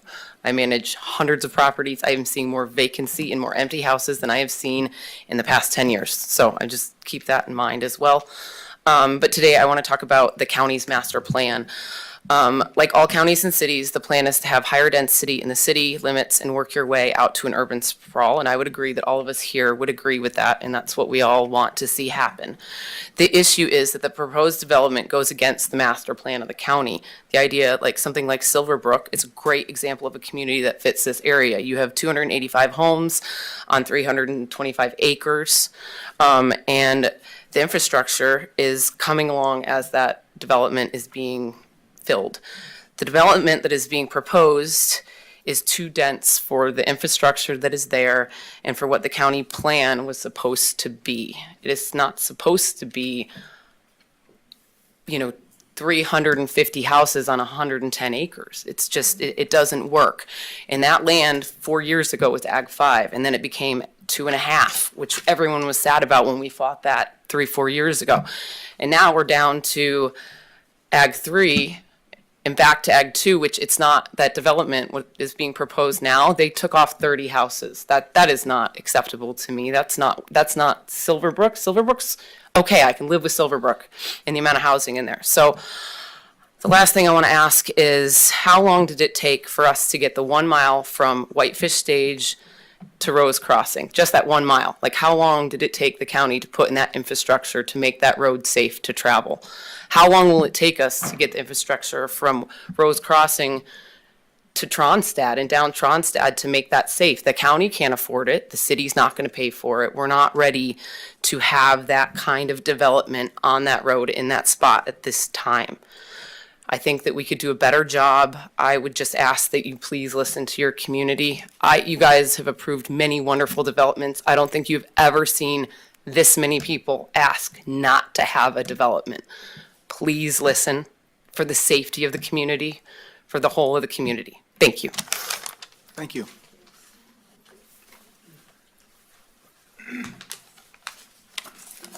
Good evening, Mayor, Councilman, and staff. My name is Larry Sartain. I reside at 310 Fox Hollow Court in Kalispell, and I promise to be brief. I don't think I can add much, as eloquent as all the previous speakers have things that they've covered, but I do kind of have a special interest. I'm here tonight as an unofficial representative of the residents living in Quail Meadows. Quail Meadows is a 39-home community that will border a portion of Tronstad Meadows, and it also borders the Koenig subdivision. Having sold the first 20 homes in Quail Meadows, I feel personally responsible for their safety. I've been in real estate since 1989. I've primarily sold new homes throughout my career. To say that I'm anti-growth would be absurd. I'm actually pro-growth, but it must be responsible growth. The magnitude of this development without the proper infrastructure is irresponsible given the unsafe current condition of Tronstad Road. I know you've heard that several times tonight, but it's true. I travel this area multiple times a week, and I know how dangerous it is, including 93 and Silverbrook. Well past the time of needing a signal light there. I mean, the traffic along 93 from all the way from the 40 to Rose Crossing, there's not a single break in traffic, as you all know. You take Highway 2, in comparison, there's 3 signal lights between the 40 and Rose Crossing.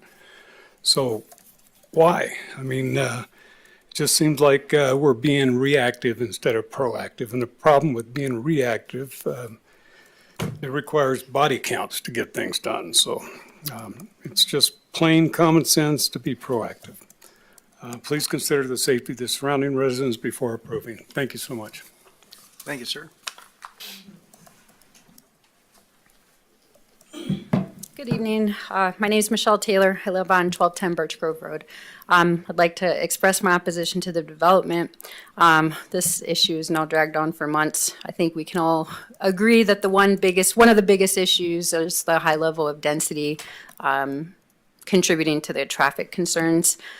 During the Planning Commission meeting last month, I feel like the concerns regarding traffic were not understood. I'd kind of like to make it clear, because I had mentioned the numerous accidents at Rose Crossing, the stoplight that's now on 93. The accidents are they're rear end accidents from cars coming too fast. They're high speed rear end accidents that are happening. So I don't understand putting more lights in is going to cause more of those types of accidents. It's a highway. The whole light thing, I don't understand why the light makes the subdivision okay. It makes no sense to me. It doesn't change the density. It doesn't change the rural nature of the surrounding area. It doesn't change anything. You're just throwing a stoplight in and then saying, we have the stoplight, we're good, let's move forward. It makes no sense. And, the other thing, Tronstad Road, there's no changes mentioned at all. Quite frankly, I don't think we need changes. It's a rural road. Right now, there's maybe 25 homes off of that road. You guys are putting over 350 homes directly off that road. It's just not going to work. Tronstad Road cannot take that. No matter how many passings you think it can take a day, there are steep edges on the side of the road. I think every winter, every single one of us watches the 2 or 3 cars that go in the ditch in the winter, and the snow drifts are so bad that the cars have to sit there for days because they can't get them out. You can't add all these people to that. It's not fair to the community. It's just not safe. The previous proposal had 25 less homes. Now we have 25 less homes than the previous proposal. We've made it clear, I think, the community, that we're not opposed to development, but the density is just simply too high for the area. We've now had hundreds of community members speak out against this development. This subdivision would change the very fabric of the rural area that we all hold so dear. I just urge you guys to consider the opinion of the community. Okay, not numbers, not traffic lights, not checking boxes to get this subdivision done, but the people who live there and how it's going to affect our traffic on day to day, how it could possibly affect traffic fatalities. I just ask that you guys consider please. Thank you. Thank you. Good evening. Thank you for your public service. I know your jobs are not easy. My name is Gary Moses. I've been a resident of the valley for 35 years, the last 25 of which at my residence on Whitefish Stage, about a half a mile south of the Tronstad intersection. This is the first time in all those years I felt compelled to voice my opinion on how land other than my own is managed. I've submitted comments to the planning board on this proposal previously and to the council, whom I applaud for rejecting the first version of this proposal. While I'm not opposed to development on Tronstad, I am opposed to this one, as the density is far in excess of the capacity of the area infrastructure to handle the volume of traffic it will create. I'm not going to repeat the concerns raised by our prior citizens. I don't want to waste your time or mine, but I think this current revised proposal is just that, a waste of our time.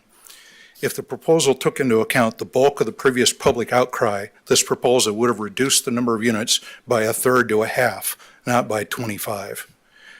As stated in the staff meeting, the Whitefish Stage Tronstad intersection is in the county, hence not relevant to this project. Therein lies the problem. Lack of comprehensive planning, but instead piecemeal of approval of each development. Shouldn't public safety take priority over the process?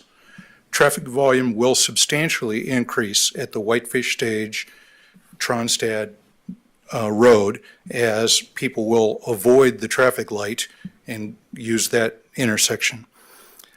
Today, at 1 p.m. this afternoon, there was a 3-vehicle accident at Whitefish Stage and Rose Crossing, an intersection with a center turn lane in both north and south directions. This proposal does nothing for the Tronstad Whitefish Stage intersection other than increase the traffic volume there where there are no turn lanes and obstructed views. Safety of our residents, the existing level of service, and rural character of the area should take precedent. Please reject this proposal unless it is substantially reduced. Thank you. Thank you, sir.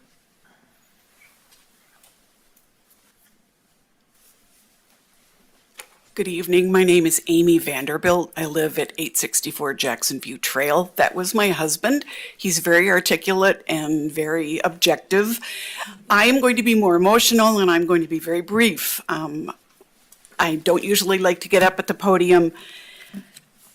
I'm not going to waste your time. I appreciate all of your time and endeavors and research and work over the last, what has it been, 8 months.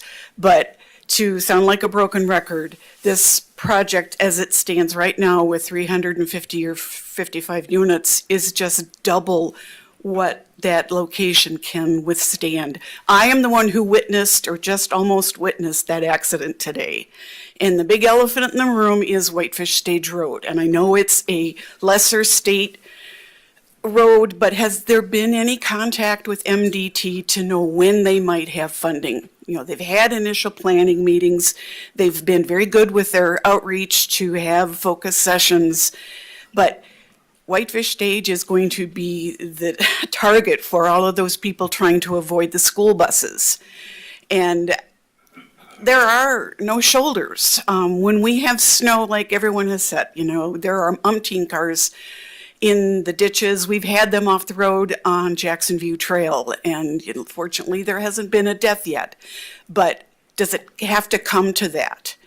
And the question that many of us are asking is, why can't this just be put aside until that road is improved? There are other locations that could consider, or you know, what people have mentioned, that the county could absorb such a proposal, but it will totally affect the aesthetic of the rural lifestyle that so many of us moved here for. I've been here 35 years, and Sandy Carlson knows with respect that when I first moved to our location, we could see the Milky Way.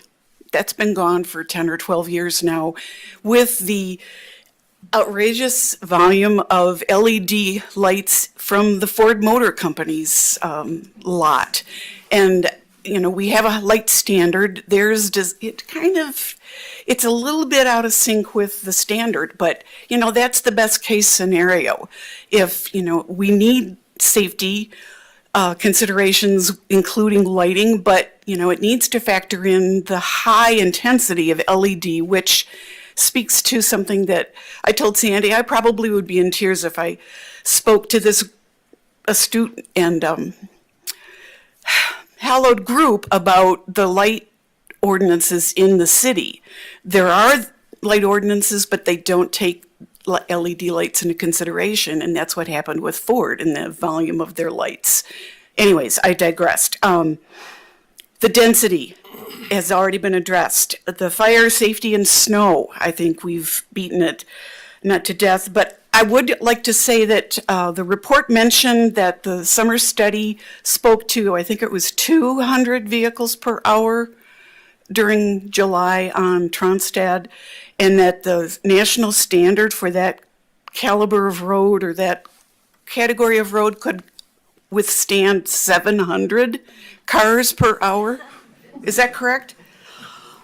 I almost jumped out of my seat. We do not have the infrastructure for that kind of worst case scenario, and we shouldn't be addressing this for the worst case scenario. So we implore you, as I wrote in my notes, for those of you who might remember Joni Mitchell's song, Big Yellow Taxi, don't pave paradise. Think about where it should be and think about the long-range planning of this valley that we all so love and others have shared. We don't want it to be destroyed.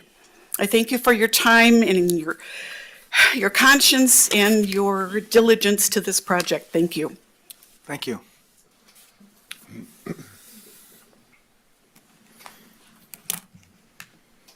Good evening, all. I'm Angela Kennedy. I live at 1503 Greendale Court, nowhere near this development, but I've been knocking doors in this development in pursuit of a campaign that I'm working on. And what I hear from almost everyone in the area is they're not happy about this. Looking at this, in addition to not having school bus stops, there's really no consideration of children living in this area. There's no pocket parks, there's no place for children to play, and there's no nearby schools that the kids can go to. This is just a place for kids to stay inside. And really, I don't think that exemplifies Montana values for children. We want them outside, we want them playing, we want them enjoying, the great outdoors. This development has no place for kids to play. And in my opinion, and what I've heard from the constituents in this area, they're not very happy with that. It's a little too dense for, what Montana usually offers. And that's all I wanted to say. Thank you. Thank you.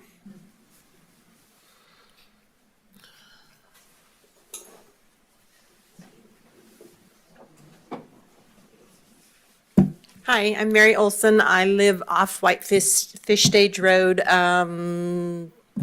Mannington Street, just down from Trontel. One of the things in looking at the map, I came to last month's meeting, is I'm not sure of how big those streets in the neighborhood are. I just moved to this area in May, and I have been in neighborhoods where the streets are getting more narrow and more narrow and more narrow. And so I'm not sure what the plan is on these.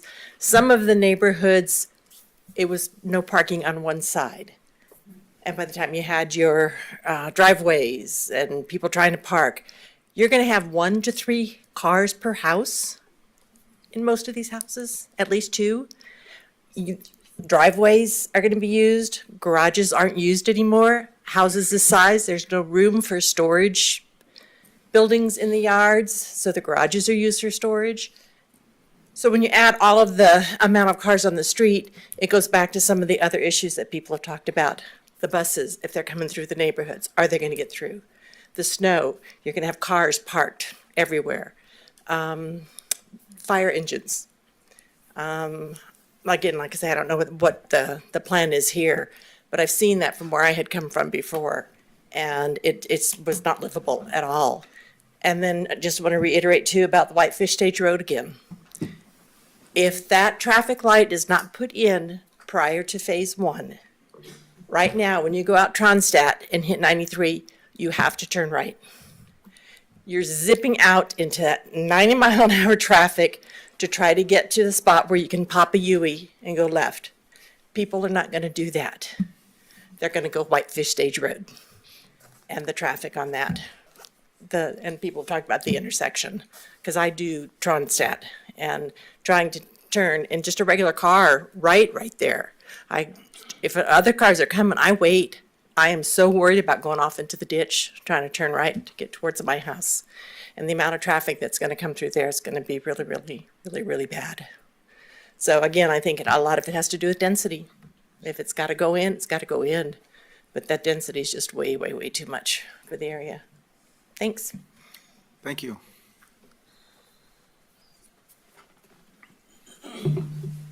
Good evening. I want to thank you all for all the work that you've done here in consideration of this project. My husband and I live at 236 Tronstadt Road, which is directly across from this proposed project.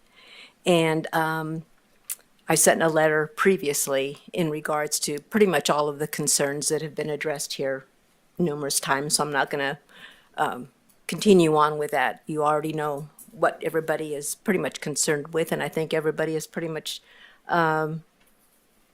addressed every issue that is probably necessary to address.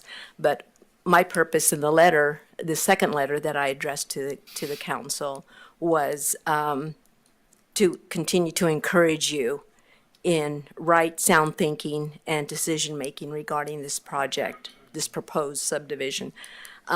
We continue to hear the saying that growth is inevitable. Setting the stage that we're giving permission, that it's okay to approve it so long as conditions are met. Personally, for me and my husband, we don't see it that way. We purchased the property that we reside at for the rural area atmosphere that surrounds it and all that it encompasses, all that we're able to do with that rural area. The homes in this area are spread out on acreage and allows us to have opportunities that you wouldn't have if you lived in a subdivision. This next part is kind of going to be like a tale of two cities in a way. We come from an area in Central California that too, in past times, had that rural feel. We come from the valley, Salinas Valley. And as many of you know, that's, if you've ever read any of John Steinbeck books, that's what he talked about, the fertile Salinas Valley. Now, it is known as the salad bowl of the world because of all of the fruits and vegetables that are grown there. You probably had something on your plate that was grown in the Salinas Valley if you had dinner before you came. I lived there more than 68 years. I worked as a child when families were allowed to work in fields together as families. I worked in a lot of those fields, picking vegetables and harvesting vegetables, fruits. I can tell you now, though, that those fertile lands are more and more being taken away. As we speak, or as I speak, I should say, there is a 2 to 3 million square foot mega warehouse being built on 70 acres of prime fertile land in the Salinas Valley, right outside the area where I grew up. Inch by inch, all that land is being taken away, and it's being covered over with cement and subdivisions. You drive down the corridor of Highway 101, and all the cities look the same. You have sound-bearing walls that are in front of the subdivisions, and you have malls. You don't know if you're in San Diego or if you're in San Ramon. They all look the same. And I can tell you also and share with you examples of how many of these lands and how some of these families had to give up their small produce and farming operations in the name of growth. The beauty of the Salinas Valley is being stripped away with subdivisions and malls. Unfortunately, like I said, I grew up there, been there 68 years. Kalispell is becoming Salinas Valley. I see it happening more and more. Now, the natural beauty within and around the small towns is slowly fading away in the Salinas Valley and in all of that area. And we are afraid that Kalispell will begin to look a lot more like that. Montana has a gift from God in the natural beauty of the trees, the parks, meadows, and landscape that only the Creator himself could have imagined and put into play. Please, don't let the developers come in and pave it over, because you will never, ever get it back. Thank you. Thank you. My name's Dan Pearson, and my wife and I also live on Whitefish Stage. I would echo what this lady just shared, because I see all the changes that are taking place here. Like so many of us, we moved here for the lifestyle. We moved here because of the rural environment. Without going into all the reasons that have already been shared, I just can't imagine a more overwhelming sense of public opinion opposing this. And I can't imagine, you guys see that very often, but I don't think anybody is for this except the developers who are trying to get a fatter checkbook. And I just look at this, it's a recipe for disaster. All the issues of the kids, I don't know where kids would play here. I don't understand where you put snow. I don't understand where you park your cars. There's no room to even spread out a little bit. This is just compressed so badly. I'm shocked that we are back at this again. From the 380 houses, I thought certainly we'd come back with a more reasonable approach. Has been shared, a third to a half of them been knocked off. But this, I'm sorry, I just see it as obscene, and it doesn't look like something that belongs in our valley. Thank you. Thank you, sir. Your Honor, in accordance with the rules, I am announcing my departure to you. Okay.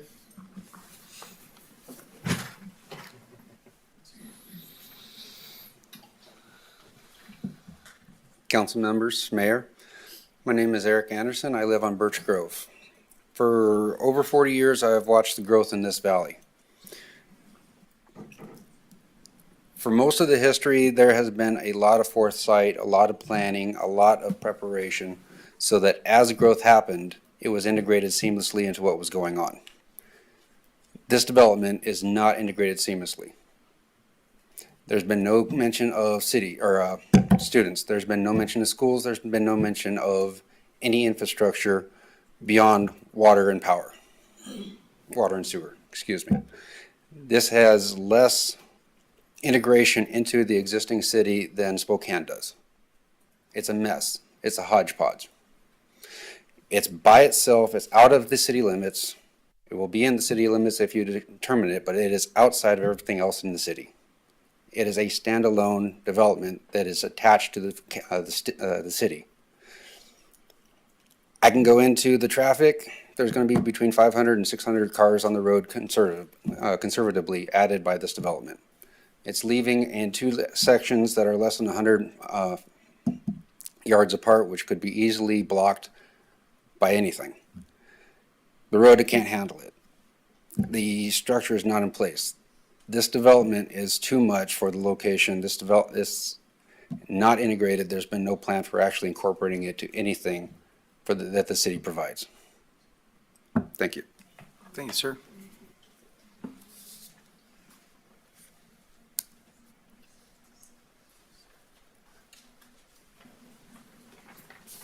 Evening. My name's Doug Bennett. I live on Surchek, right at the end of that road where it comes on to Tronstad. There are a few things that have been missed and no mention of that I can find. One of is the construction that's happening on Reserve. So all that traffic that's being diverted and people avoid Reserve is coming down Tronstad, it's coming down Birch Grove, it's going down Rose Crossing, and there is no plans for any of that I've ever seen. When the construction on Tronstad begins, they're going to come, and even after the subdivision is complete, people will be coming down Surchek. Surchek's a private road. And we saw it with Quail Meadows. People speeding through because they were behind their timeline that they set to get to work. So they would zip down Surchek. We've got kids, we've got horses, we've got all kinds of animals that walk that road. It's a private. 97035. I'm a registered professional engineer in Montana, and I've been asked by Ming and Dan Munzing and the Alliance for Responsible Development in the Flathead Valley to review this application. I submitted a new report dated October 27th. The city requires, and I quote, "The development shall maintain or improve the existing level service of the affected roadways, and the traffic impact analysis shall consider the phasing of the development and make infrastructure improvement recommendations so existing level of service is maintained or improved with each phase of the development." Now, for the first time tonight, we heard from staff that there might be a left turn restriction at Highway 93 Tronstad Road. The applicant has never proposed that, and there is no condition of approval that reflects that. There's no evidence that MDT has reviewed that with the required MDT improvements in place with all the widening and realignment. Table 7 of the traffic study illustrates that the LOS, the level service, would degrade at the intersection with that restriction in place. So clearly the standards aren't met for under that scenario. Even at this very late stage in the game, neither the city nor the applicant have provided a clear direction of what is going to happen and when it's going to happen. The applicant's traffic engineer still can't clearly state when the traffic signal is warranted, although traffic engineers make those recommendations every day. I don't know how you approve this application when neither the city nor the applicant have determined how the intersections will be controlled. Tonight, we have also heard staff say that the signal may be triggered at phase 1, but there isn't any evidence that illustrates that. Throughout all of these proceedings, the applicant has never provided any evidence to establish that level service is maintained with each phase as required. Their traffic studies have only ever analyzed a scenario where a traffic signal is installed at Highway 93 and Tronstad Road at the end of phase 4, at the completion of the development, but doesn't show anything of what happens in between. The traffic studies have only ever analyzed the impact of the full development, but never analyzed intersections at each phase. With phase 1 of the development, the Highway 93 Tronstad intersection is planned to be realigned, the turn lanes installed, turning movements potentially, the turning movement restrictions potentially removed, but the traffic signal won't be turned on. The city's proposed condition of approval requires that a traffic signal be installed prior to phase 2, but not before then. As the applicant has continued to fail to provide the required evidence, I decided to conduct my own traffic analysis of the intersection without the traffic signal installed as part of the phase 1 traffic improvements and with only the phase 1 of the development in place. What my analysis found is that the intersection will operate very poorly at level service F with hundreds of seconds of delay for traffic on Tronstad Road. The intersection will operate far worse than existing conditions, so clearly the city's criteria isn't met. Next, the applicant has never clearly stated what phase their traffic signal warrant analysis is based upon. I had speculated that their analysis is based on the completion of the development at phase 4 and that no phases in between. The applicant and city have expressed a desire to install a traffic signal as part of phase 1 or phase 2, but the applicant has never provided any evidence the traffic signal is warranted with either of those phases. The city's subdivision regulations clearly require that the applicant must identify what improvements are necessary to serve the development at each phase. But yet again, the applicant has failed to provide this information. Given this lack of information, I investigated this further. What I found was that the traffic signal warrant analysis is based upon the completion of the full development at phase 4 and not at phases in between.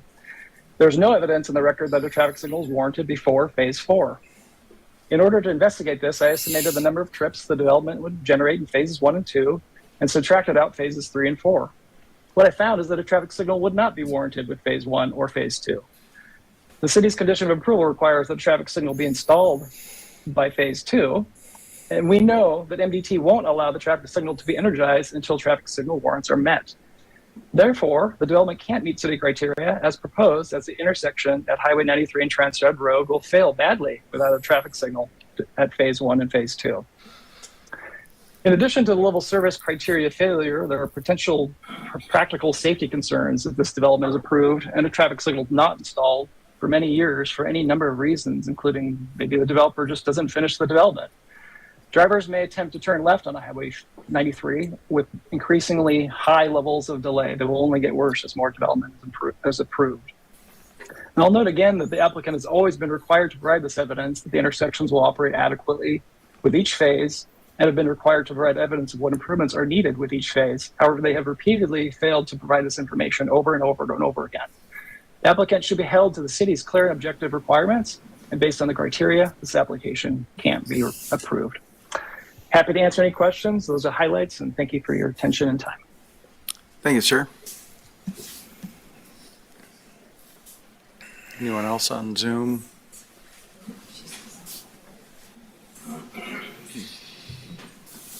We'll come back. Hello, I'm Kim Wilson. Can you hear me? Yes. Thank you, Mayor and members of the council. Again, I'm Kim Wilson. I'm a lawyer in Helena at the law firm of Morrison, Sherwood, Wilson, and Diola. And along with my co-counsel, Michelle Weinberg, I am here tonight representing Alliance for Responsible Development in the Flathead Valley in Ming and Dan Munzing. Fundamentally, this development as proposed will have negative effects on the community in general, as you've heard in spades tonight, and on traffic and on transportation infrastructure in particular, as reflected in the fact that the proposal does not meet Kalispell's own regulatory standards for design and construction, as Mr. Nyes has just testified. As such, it does not meet the zoning, annexation, and subdivision requirements of the law either. I won't repeat what Mr. Nyes has just testified to, but I do want to point out that the record in front of you is all over the place in describing when or if the Highway 93 Tronstad intersection improvements will be required. And that has been, I think, that uncertainty has been confirmed by Mr. Sorensen and the staff tonight. The application for the PUD says the intersection upgrades will be constructed with phase one. The subdivision application says that the traffic impact study indicates a traffic signal is warranted. However, the Abilene letter of September 25th says that building out the traffic signal infrastructure is desirable and recommended before phase one. Yet MDT's October 9th letter only conceptually agreed to the improvements, but with no timelines, even though they're open to, quote, partial signal installation, which basically means they put in the infrastructure but not the signal. That is reflected in the final staff report in condition 22, which again only requires the infrastructure minus the traffic signal prior to phase one. The developer says the level of service will improve when the traffic signal is installed, and that's been confirmed by Mr. Nyes, but failure to do that causes a loss of service, level of service of F in violation of your own guidelines. Those guidelines state that, quote, the development shall maintain or improve the existing LOS of the affected roadways. And then they also go on to say, existing LOS must be maintained or improved with each phase of the development. Bottom line here, the level of service will fail without the improvements to 93 and Tronstad, and the developer's expert and our expert agree that the signals need to be installed before phase one. In light of that, and in light of your earlier discussion, staff's earlier discussion about drawing a hard line at phase two, we see no reason that the city can't draw that hard line at phase one and require those improvements to be in place before phase one. In essence, Kalispell and the applicant are in a real bind here because the intersection fails so badly to meet your own city standards, but it doesn't meet the MDT signal warrants yet. That means that this application as submitted should not be approved. As a legal foundation recognized by countless court decisions, Kalispell needs to follow its own regulations as well as the zoning and subdivision statutes. The zoning statutes, of course, are intended to promote public health, safety, and welfare and provide adequate provision of transportation. Clearly, this development does not meet those requirements, given the utter failure of the city to meet your own standards. Likewise, under the Subdivision Act, it too is intended to promote the public health, safety, and general welfare, as well as lessen congestion on streets and highways. Again, this development, as you've heard lots of tonight, instead of lessening congestion, will increase congestion to the detriment of the public safety. Taking 25 lots off the original proposal that you denied in June doesn't solve the problem. I would point you to the drone photos that are in your record. I have them at the PDF at pages 1896 through 1900. And I think those photos are a good example of showing how incompatible this development really is with the neighborhood.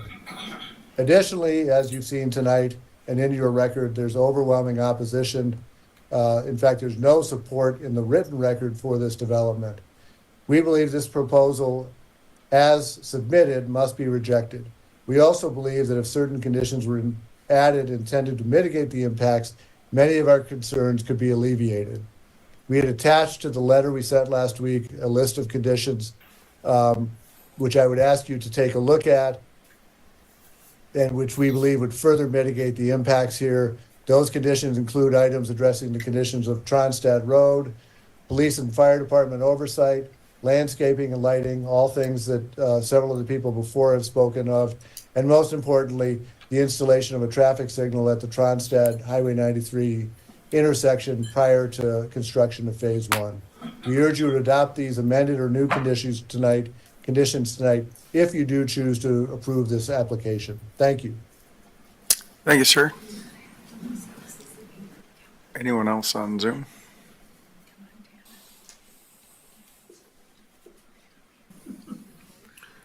Go ahead, Andy. This is Sandy Muller. I live on Tronstad Drive. I'm speaking once again on behalf of myself and my husband. My opinion on this development remains the same, and we both wholeheartedly oppose this subdivision. I've spoken before regarding the surrounding areas, including Tronstad Drive, Whitefish Stage, Highway 93. They're not set up for the size of the subdivision that the developer and the city planning department are dead set on putting in. As you know, also, the same group of city council members and most of the same people in the room, but the same group of city council members as a majority voted no on this same development just a few months ago. After we're hearing everything tonight and the same issues keep coming up over and over and over again, nothing's changed on this subdivision resubmittal. So if the city council has shut it down the first time for the reasons that they shut it down, we don't need to go into that. Everybody knows the reasons why. Why would it even be under consideration again to pass? There's nothing that's changed except for a decrease in 25 houses. All the same issues are still here. There's no, there's just suggested things that are going to happen. This may happen, this may not happen. Nothing is in black and white, written, signed, sealed, delivered. So we're dealing with the same issues. It's no different than what was turned down a few months ago. The only thing that I kind of the light bulb went on for me tonight, and I'd like to express is, I know the city council, when this was shut down a few months ago, had mentioned an R2, that they would consider it with an R2, which I understand that the good intent was there with the R2, which would have made that subdivision, I don't know that this is 100% the data is 100%, but approximately 100 houses less because they could only do the minimum of 10,000. And I was wondering why they changed it, the developer changed it as a PUD.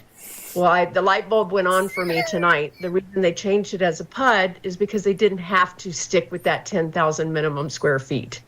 I hope that's correct, what I'm saying. That's my assumption of that. And because I can't actually ask the question, I'll just assume that that's the reason that is now a PUD. So coming back as an R2 in somewhat of a sneaky way, in my opinion, is not right. We're still dealing with the same thing as I said once before. It was interesting because I listened to the guy that was talking about the fire earlier on, and I've brought this up to several of my neighbors about where I come from. You know, I've lived in Maui for 45 years, and the last 10 years I've done half in Montana and half in Maui up until the last 2 years where I'm here full time now.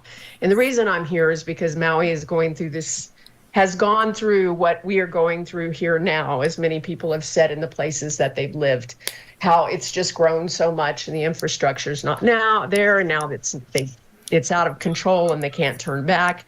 But one of the things he said was the in and out of this subdivision, and if there's a fire and something happens, well, that just happened a year and a half ago in Maui, where everybody knows what happened in Lahaina. And one of the if you don't, the whole Lahaina burned up it happened so fast and there was so many people that could not get out of there because of the infrastructure. There was one way in, one way out. That it's not exactly apples to apples, but in this subdivision, if a fire breaks out, there's nowhere to go. He brought up a very good point of that. And every time I think about this subdivision, it makes me think about Lahaina.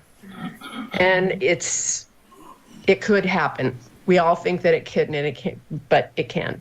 So all I know is listening to this, there's nothing much that's changed in what they're submitting.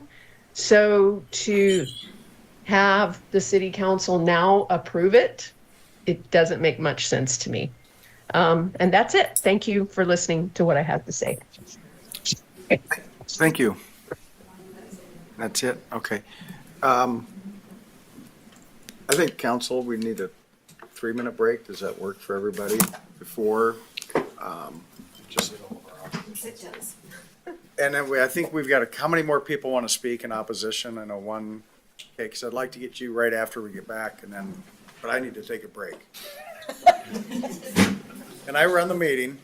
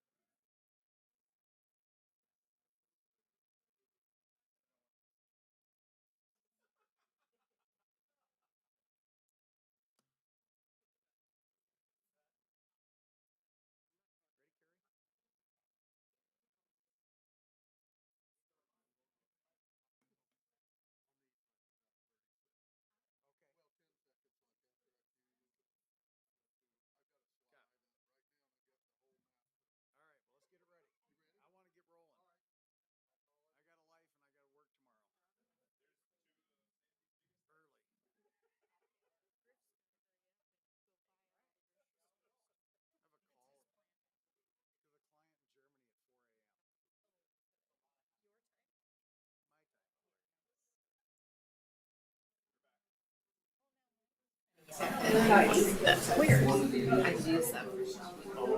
He's almost ready, Eric? Ready? Oh. Ready? Okay, we're going to resume the meeting, so we're going to start off right where we were.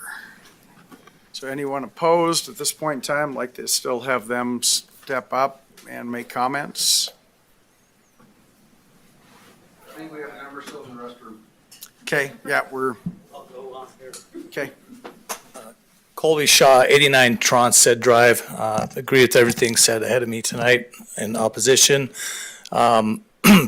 The original R3 had 380 homes, and going to 355, I think, does not solve the safety concerns that we're hearing tonight. They're very clear. I do want to go on record about that condition 19. That is something that the Koenig subdivision does not want. We do have a petition signed by all homeowners. The only subdivision that's looking to be improved with possibly a roadway sidewalk is us, not Jim Chambers to the west of Quilt Meadows or all the way to 93. So why we were just chosen, I'm not sure, but our questions to the city were, we're probably okay if you were widening out a road, but consistent with all of Tronstead Road, but we would need assurances that we cannot be force annexed in writing, and the city would not do that. So we do not want condition 19 in this if this was approved. Thanks. Thank you, sir.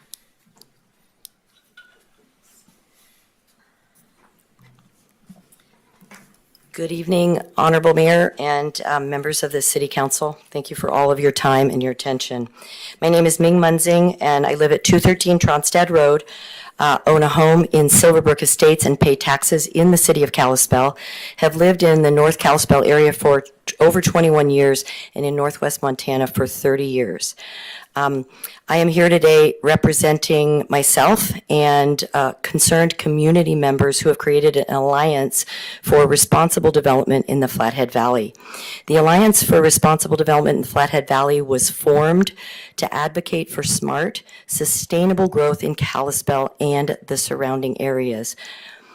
Committed to protecting the community's long-term interests, the Alliance works to ensure that new developments comply with local regulations, prioritize public safety, and contribute positively to the region's future. You know, this evening, I think we stand, especially with what's been going on over the last 7 months, and all of it. I don't know if you've seen the papers this week as well, even with all the election stuff going on. It's really a pivotal moment concerning the proposed Tronstead Meadows Whitetail Crossing subdivision, but the decision doesn't seem to be about approving or rejecting a development, but about really how we guide the future of our community with wisdom and foresight. So first, I do want to acknowledge the thoughtful consideration each of you has given this project and the efforts made to include public input. With over 600 signatures on a petition and now approaching maybe 200 letters submitted to the Planning Board and City Council, largely in opposition, it's clear that Tronstead Meadows Whitetail Crossing has become somewhat of a focal point in the conversation about growth in Kalispell. You know, residents are engaged and invested in how Kalispell grows and have spoken up, shown up, signed petitions, joined an alliance of concerned citizens, and put their money where their mouth is to hire an attorney and an independent traffic engineer because of their concerns. The concerns raised are not just voices of opposition. They are calls for strategic, balanced growth. And that's where your job comes in. Please consider that the council's decision does not have to be a simple yes or no to approval. And you've heard it tonight. It can be an opportunity to demonstrate strategic thinking that aligns with the stated purpose of Kalispell's growth policy, current zoning and subdivision statutes, and the city's own regulations and values. Would it not be wiser to create a win-win-win scenario, one that benefits the developer, the community, and future residents? This approach means choosing not to approve the project as it stands, but inviting the developer to return with a proposal that meets the community's needs more comprehensively. Approving this subdivision as it is currently planned with 355 lots in essentially what is a landlocked island of development, hopscotching city services with no egress to the north, east, or west, other than sole ingress and egress relying on an unimproved county road. To maintain an unimproved county road, risks creating a host of issues that future residents will inherit.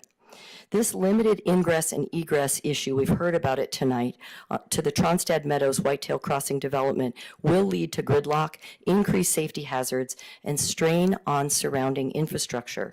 This is not just an inconvenience. It poses genuine risks to public safety and emergency response capabilities. So we acknowledge that the developer has shown willingness to appease the neighboring community by making some concessions, reducing the density from the last proposal by 25 lots, by bonding a traffic signal, by offering to create walkable greenbelt for neighbors, and even offering to improve the road in front of the Koenig subdivision, which puts all 5 homeowners there at risk of being forced annexed into the city. Absolutely not what any of those homeowners want. I represent the 5 homeowners, and some of them are speaking tonight, of the Koenig subdivision, the Muellers, the Osbornes, Shaws, Parkinsons, and the Munzings, in adamantly stating that none of us wants to be put in jeopardy of being forced annexed into the city, until or unless there is a comprehensive plan to completely overhaul the entire of Tronstad Road to upgrade it to a major collector status, which would affect everyone on Tronstad. Then we can consider it. But that is not what is being proposed by condition number 19. So what this looks like and feels like is an underhanded grab, not a response actually to our requests. So firstly, while a reduction of 25 lots is a gesture, it is simply not enough to offset the density problem and the impact even the 4 phases of development will have on a largely unimproved narrow county road with steep ditches, blind hills, weight restrictions 4 months out of the year. Nobody's mentioned that yet tonight. And also notorious for developing rapid heavy snow drifts in winter months. So the council does have an opportunity to demonstrate foresight and to hold the city accountable to follow its own regulations, as the attorney has spoken tonight, particularly the Kalispell design standards for transportation systems, which require any new development to maintain or improve the existing level of service. Right now, should you approve this application without conditions, the city's own standard will not be met. Tonight, the City Council has an opportunity to show good faith and strategic judgment by not approving an application from an out-of-state developer represented by respected local figures Frank Garner and John Sanju. While Frank and John have excellent reputations, many community members believe that they are promoting a development that is a poor fit for the area. Residents, homeowners, and the public have expressed strong opposition in unusually large numbers, highlighting that the size and density of the Tronstad Meadows Whitetail Crossing project poses significant challenges that are difficult to resolve and should not be overlooked nor ignored. Those who oppose the application as is are concerned that approval of the existing application will create more problems than it solves. When local citizens felt compelled to hire independent experts to review an incomplete traffic study, it highlighted serious concerns about its findings, omissions, and failure to fully address safety standards. The independent traffic engineer's review of the developer's traffic impact study suggests that the Tronstad Highway 93 intersection, and as has been said before, drops to a level of service F as soon as during phase 1. Chapter 9.1.2, Section C, under Traffic Impact Study in Kalispell's Design Standards for Transportation Systems states, the development shall maintain or improve the existing level of service of existing roadways. We were concerned that the applicant's traffic impact study did not fully capture the impact of the proposed development, even though that study does share a conclusion and a recommendation that a traffic signal should be installed at Highway 93 and Tronstad Road before beginning Phase 1. As a result, an independent traffic engineer was hired, and you heard from him tonight, to evaluate the data and concluded that without the operational signal at Highway 93 and Tronstad before Phase 1, the intersection will function at a level of service F, even with the MDOT improvements and no traffic signal in place to manage Phase 1 traffic. On October 27th, you received a 23-page report from Montana licensed traffic engineer Rick Nyes. You've heard from him this evening, so I don't need to go into all of that. But his findings really have raised significant concerns about approving this development without further investigation and clarification of its true impacts. Approving it now could be seen as unwise and potentially irresponsible. Current city standards, as well as zoning and subdivision statutes, require zoning and subdivision considerations to evaluate and promote public health, public safety, and the general welfare, facilitate the adequate provisions of transportation, consider the effects of motorized and non-motorized transportation systems, and promote compatible urban growth, end quote.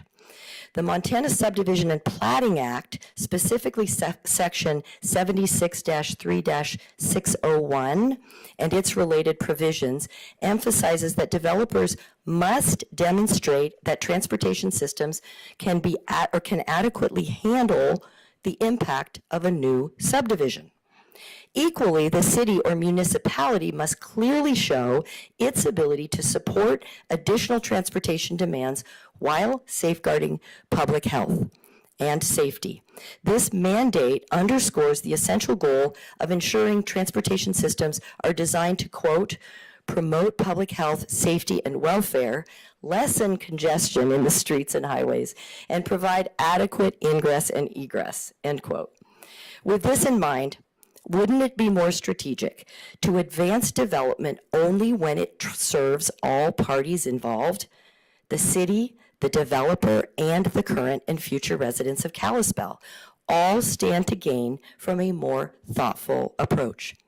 Even reducing the density to around 250 homes or something would create, you've heard other ideas tonight, would create housing to satisfy the pressure that you feel that's applied by the state, and also would form a subdivision that better aligns with the area's capacity, mitigating traffic concerns and fostering a safer environment. It would then resemble the well-planned, attractive neighboring Silverbrook Estates, and avoid becoming a dense island of development that strains local infrastructure, leaves kids no place to play, causes problems with school buses, and disrupts the community's character. This balanced approach benefits everyone. The developer achieves a viable project and still makes a lot of money. The city upholds its standards and reputation for mindful planning.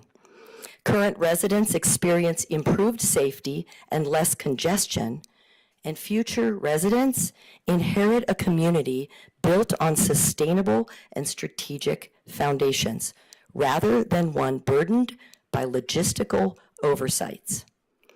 This is an opportunity for the council to lead with wisdom, to set a precedent that growth in Kalispell will be approached with careful planning and adherence to our own standards.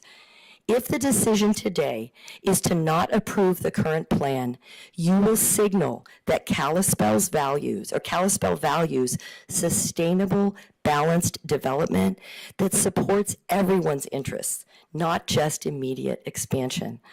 Thank you so much for your time and consideration. Let's choose a path that creates thoughtful, strategic growth and truly a win-win-win for our community. Thank you so much. Thank you.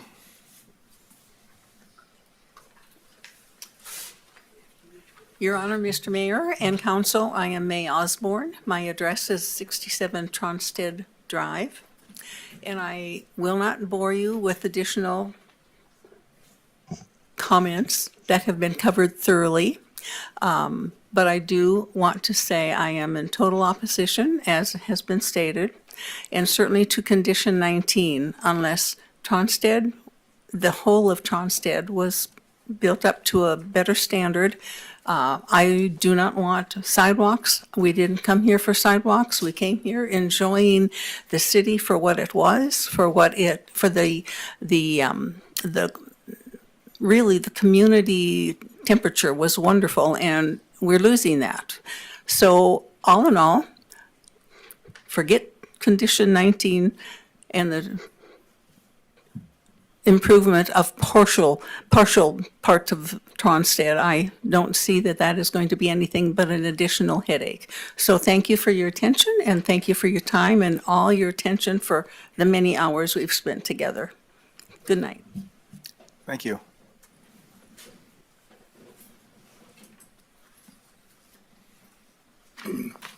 Hello, my name's Dave Kopp. I live right across the street from this subdivision on Tronstadt.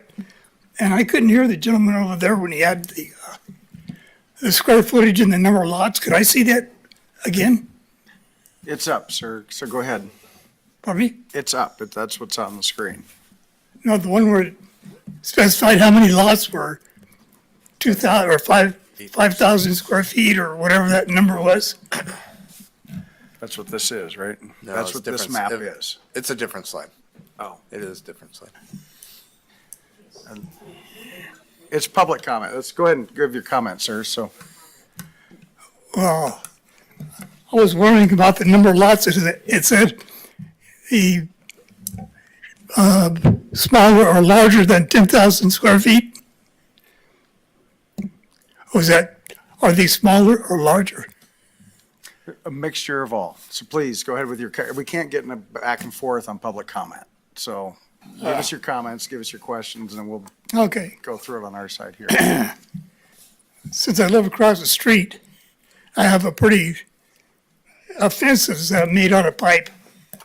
So I'd like to have a requirement made for some kind of a barrier on the street on the other side.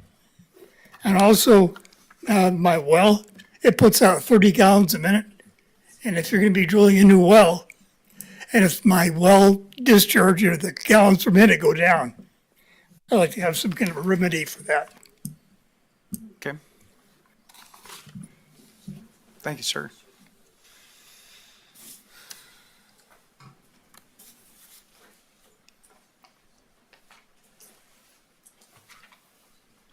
Any other comment in opposition?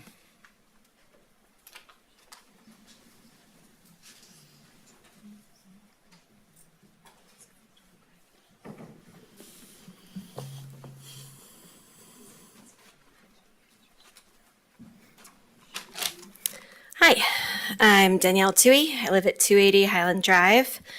I have been here many times at this point. As I've also said many times, my comments will not be short. If we wanted this to not take up a lot of time, they probably should have come up with a much more reasonable change in the development than, I believe, 7% reduction in density. So my comments are going to be as long as they are. I first had a question. I was wondering about why the developers are going last this time. That seems like a change, a departure from the past. I'm wondering if, sorry, I'm looking for where I found that in my notes.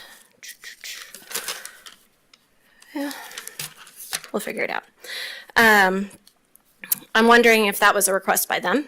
I'm wondering if it was with the intention to give them an opportunity to refute what all of the community says in opposition to them. I've noticed at all of the past meetings that due to the very low numbers of supporters that they have, they run out of people that can make comments.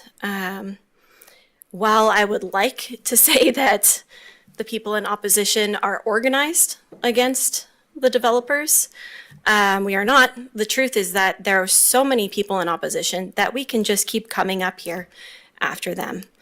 Oh dang it, I forgot my phone. Well, that's okay. I'll do my best to remember. But I wanted to start by pointing out that they still, on their website, state that they are making these plans with strong support from teachers, police officers, I want to say firemen. I was going to quote the whole thing, but it's a list of about 8 different professions that supposedly they're working with to come up with these plans. But we have yet to see them here. And I think that that is really important to consider. They have had 7 months to bring those people here. They've had, on average, 1 person that is not being paid to be here speaking on their behalf. I think one time they had 2. That's how many. There are consistently 40 people here. There are over 100 pages, 100 pages this time, not including last time, of public opposition to this development. So should this be passed, I'm very curious who exactly the council is listening to, because it is not the majority of the constituents.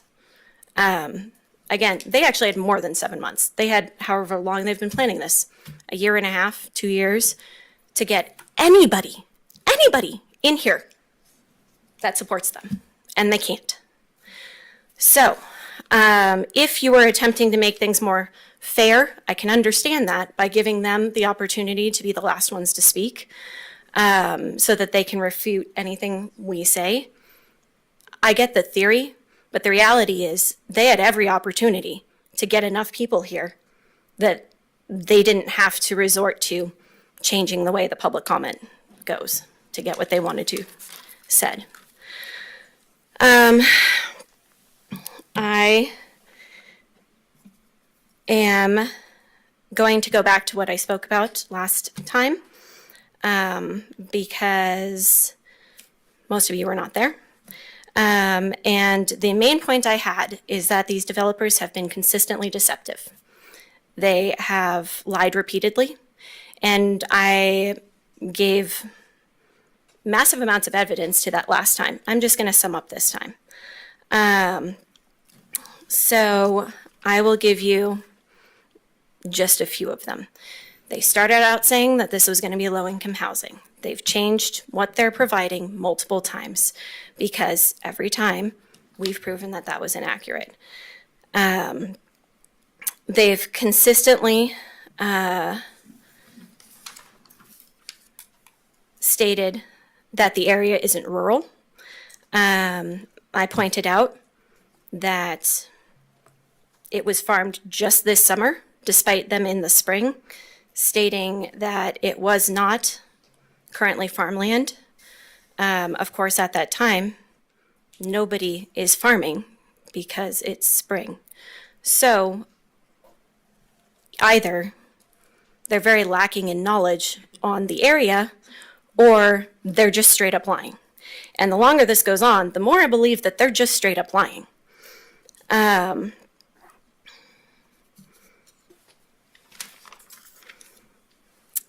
They consistently provide this traffic study, which I remember the first time reading it, I was very overwhelmed. That is not my forte. I don't know anything about traffic studies, never seen one before. And I remember going through it and being like, these numbers don't add up, that's weird. From the very beginning, that was pointed out. That's still true today. We just had somebody speaking, a professional speaking on it, explaining that it still doesn't meet not only any sort of level of accuracy, but it doesn't meet your own requirements.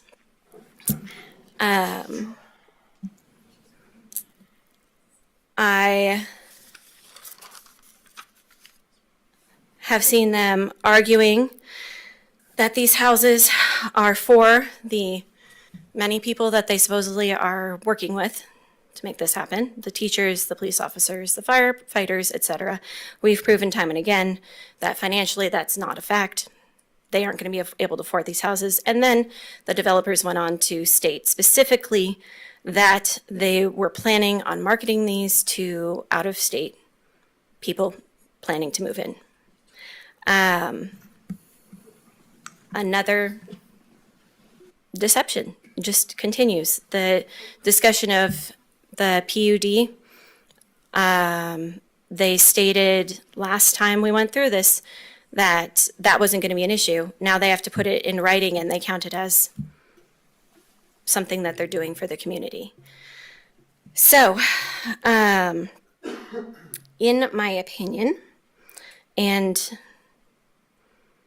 connecting the dots rationally, they have consistently disrespected the city council and the city itself by continually insulting our intelligence and acting like we aren't smart enough to do the basic math that we're looking at here, which is that that many houses is absolutely unsafe in a massive amount of ways.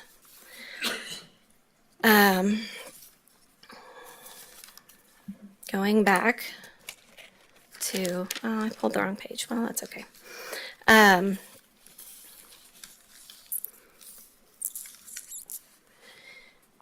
When we are looking at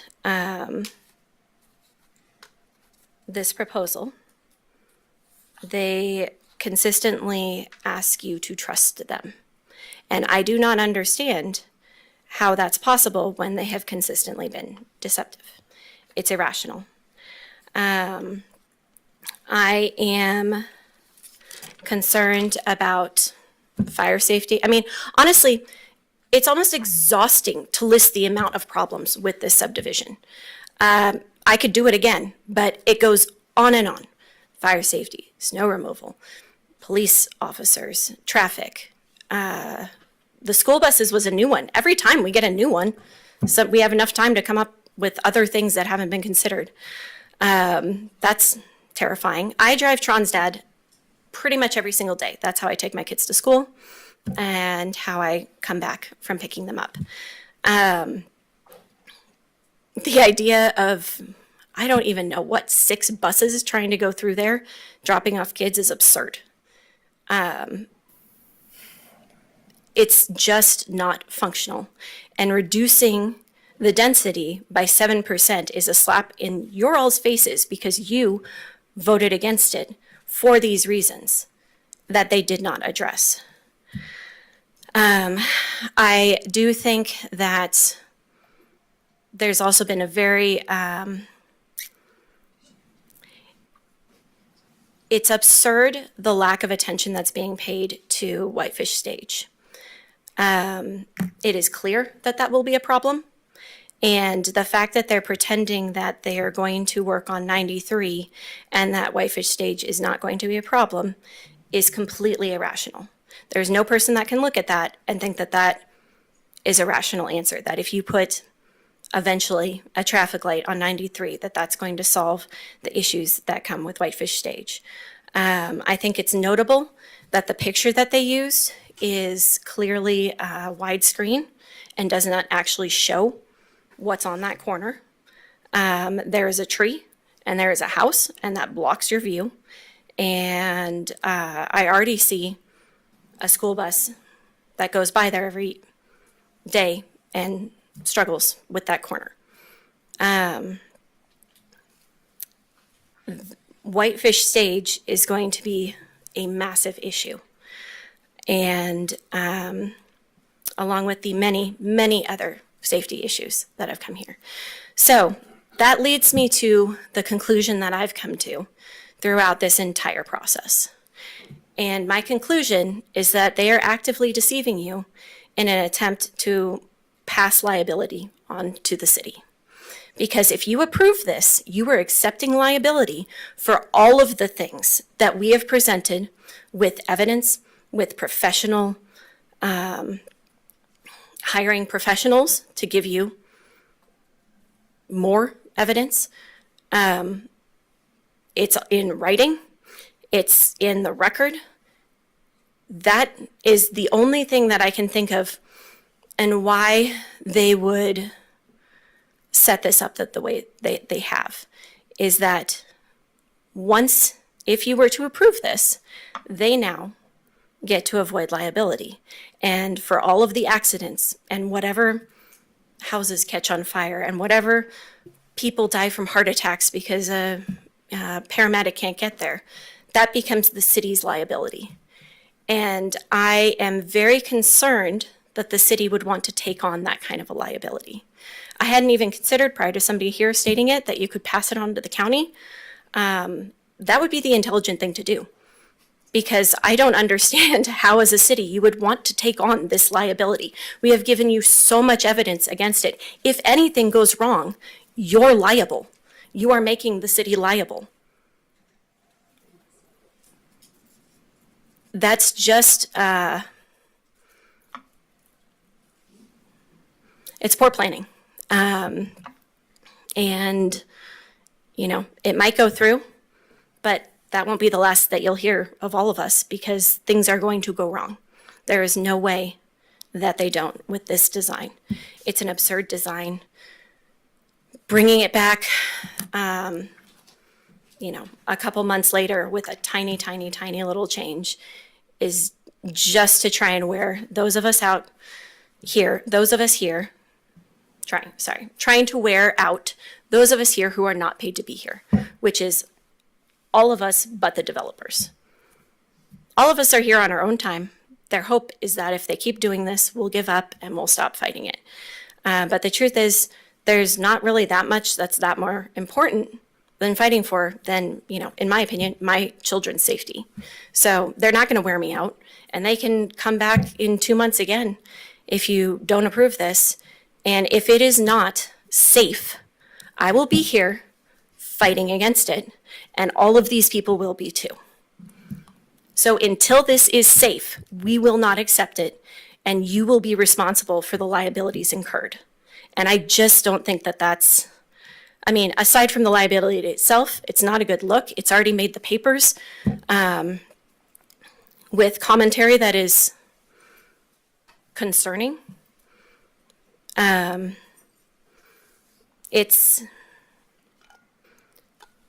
It would be a very confusing choice to assume that kind of liability with the amount of evidence you have against it. And that is my main point. I highly recommend you do not accept that liability and do not let them off the hook for the safety issues that they're trying to pass off to you. Thank you. Thank you.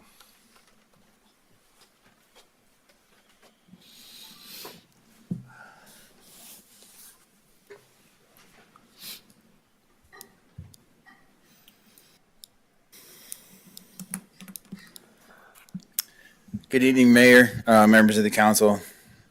You know, when I left the house tonight, there was a jar of Skittles on the counter. Kids wanted a Halloween party for guessing how many were in there, and I don't remember the exact amount, but it actually was close to the number. So let's pretend it was 380. And I just had this quick little thought. I'm sorry if this is silly to you, but as I drove here, if the kid asked me, Dad, can I eat this entire jar of Skittles right now? I'd be like, no, obviously that is not good for you. And then the kid told me, let me take out 25 of these 380 Skittles. Dad, can I eat it now? No, son, you can't, because it's pretty much the same. It's still going to make you sick. I feel like that's representative. Maybe that doesn't resonate with you, but it's honestly what occurred to me on the way here. The change in this development that you saw at last is minuscule and arbitrary. And I don't believe that it satisfied the conditions that anyone was looking for. I won't reiterate all the things that everyone else has spoken so eloquently about tonight. You know, I mean, except for to say I agree with everyone who's spoken in opposition. And I would like, Mr. Graham, I can answer your question about how that condition arrived in there with the Koenig subdivision. And it's because all the issues that we raised, particularly about traffic and safety, were misconstrued at some point, I believe, and this was given as a proposed concession, but that's not what we were asking for. We weren't asking for you to improve the road in front of Koenig. And for myself, I won't speak for everyone else. I wasn't asking for you necessarily to improve the road at all. I am fine with the existing conditions of that road as is, and those of us that live on it and the density that we have. I moved there knowing what that was, and I've accepted that as my life. What I'm asking for is not for you to improve that or save me from that. Again, Mr. Graham, I was disappointed that at the last planning committee meeting where I felt like I think you misinterpreted our concerns, and you made the comment to the effect of the only way that the road gets fixed is if we approve the development. And I believe you're being genuine. I believe you guys have all been sincere in considering us, and so please don't think I'm singling you out. But that's, again, not what we were getting at. I don't need you to save me from what it is. I need you to not wreck it, right? I'm sorry, Mr. Graham. You have all the quotable comments. You also said, once, I believe 2 meetings ago, whose kid is that will die at that intersection? And I didn't say it at the time because I've tried to make nothing but rational arguments, but here we are, and it seems like crunch time. So I'm just going to tell you my honest thoughts then was that could be my daughter. I have a 15-year-old daughter who just started driving in September. Like, that could be her. Your comment, it resonated with me, and I appreciated that you cared enough to think about that. And again, this is another example of if we don't dump 3,000 more cars on that road, I can have my daughter avoid Tronstad in 93. And then I mitigate all that risk for myself. If we dump 3,000 more cars on the road, none of us can get around it. These people are all very correct that there's no way Whitefish Stage is not going to be affected. It is. So it's not just about the light. This level of density in this area is the problem. It doesn't fit.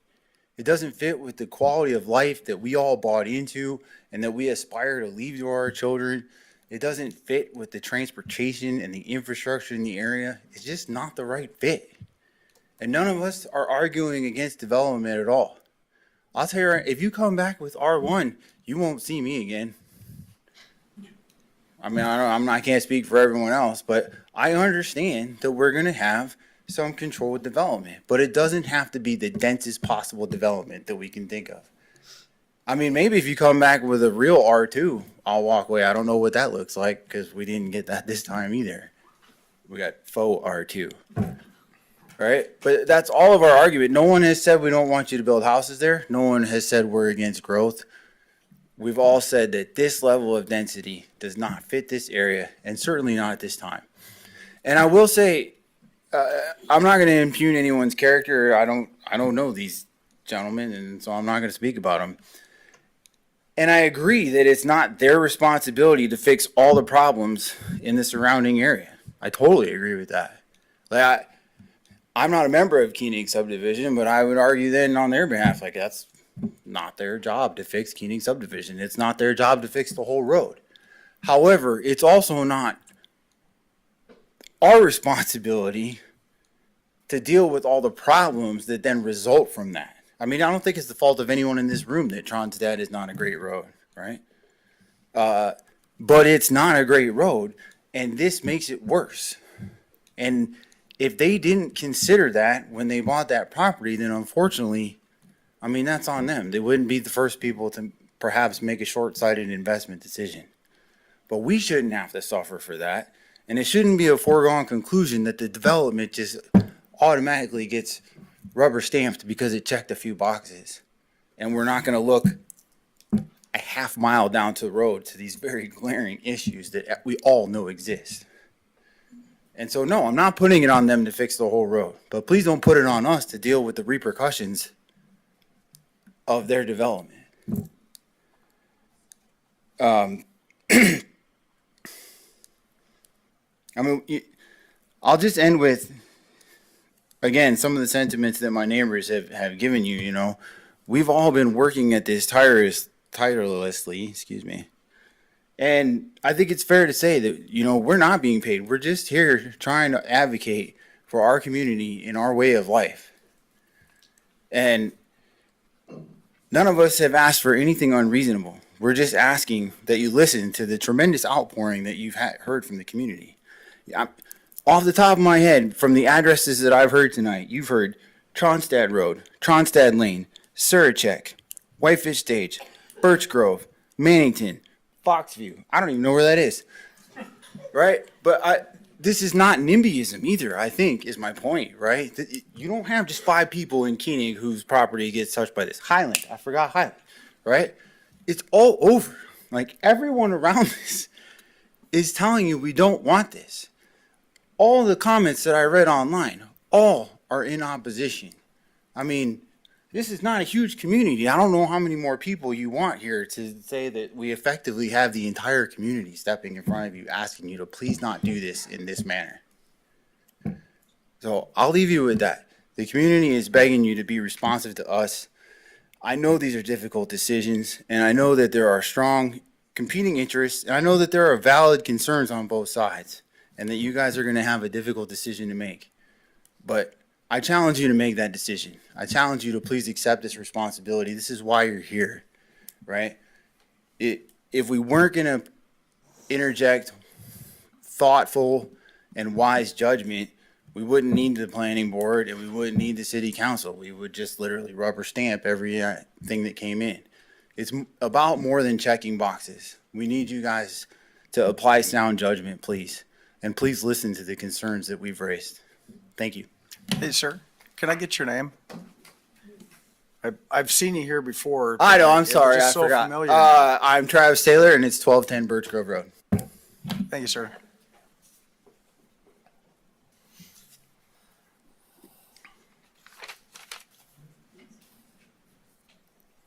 Anyone else online?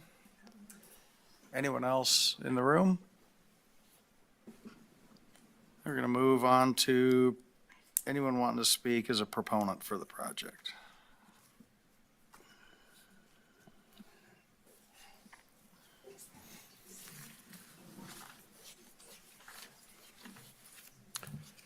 Good evening, Mayor and Council. My name's Eric Mulcahy with Sand Surveying, and I'm representing the development group on this project. And Frank Garner and John Sanju are with me as part of the ownership group. Thanks for listening to us tonight and for all the public comment. We've read the staff report and agree with all the findings that staff put into that report and all the hard work that they put into crafting the conditions. And we are supportive of those conditions. We've spent a lot of time on this project, as you guys know. We came in with our first application set, and we heard from the council that they wanted to see less density and an R2 base. So we came back with that. An R2 with a PUD. We essentially created a buffer of 10,000 square foot lots around the subdivision and then clustered our density more to the interior of the subdivision. We're in compliance with the growth policy at 4 units an acre. We're actually about 3.2 units an acre.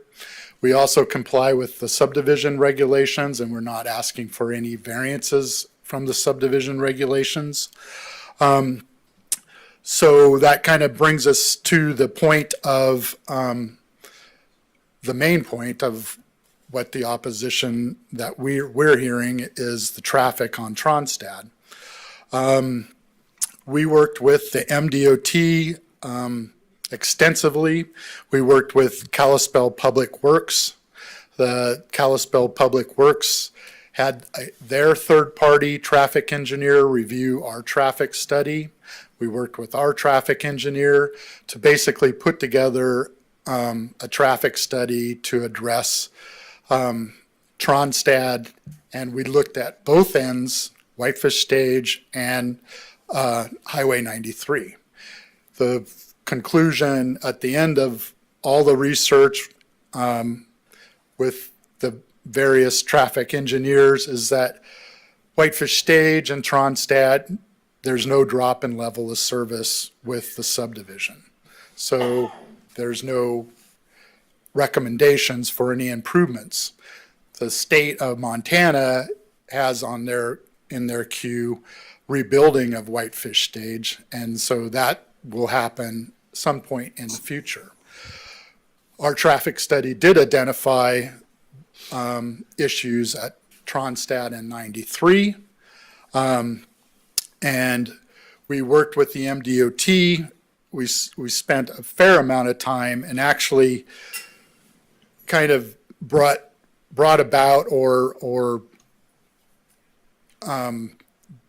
brought insight into the way they look at projects around the state, and actually got them to agree that a reactive approach that they've been using for decades is not a good approach, and that they need to be more preactive and essentially plan for growth. And so they agreed to look at this intersection with that thought in mind, which is why we've got the letters from MDOT that are addressed to the city, essentially acknowledging that process. However, it's a new process that we're still working with MDOT on. And we also have the complexity of this particular intersection in that it was recently restricted with the no left turn, the restrictive pork chop, which is why we can't do a traditional analysis of this intersection, because the turning movements don't allow the left-hand turn. So we have to essentially be more theoretical in the analysis of our traffic study. And I did read Mr. Nice's letter to the council, and I know that our traffic engineer also read it. Unfortunately, he's was not available for this meeting tonight, but I was able to email with him. And basically, in his analysis, he assumes that the left-hand turn restriction will remain until the signal goes up and is functional. So, and I'm not sure that Mr. Nice's analysis takes that into consideration in light of his testimony tonight. I could be wrong, but at least that's what I understood. So maybe that's the disconnect between his analysis and the analysis of our traffic engineer and the city's traffic engineer. One of the items that I think is important, and staff touched on this quite a bit, is that there's a condition 22 that was crafted specifically for this intersection, and it essentially follows the conversations that we've had with MDOT and the traffic engineers, and that essentially is building this intersection prior to final plat of phase 1 with the turning movements, the east-west turn lanes, the north-south turn lanes that the MDOT would address, and all of the electronics and infrastructure to support the light.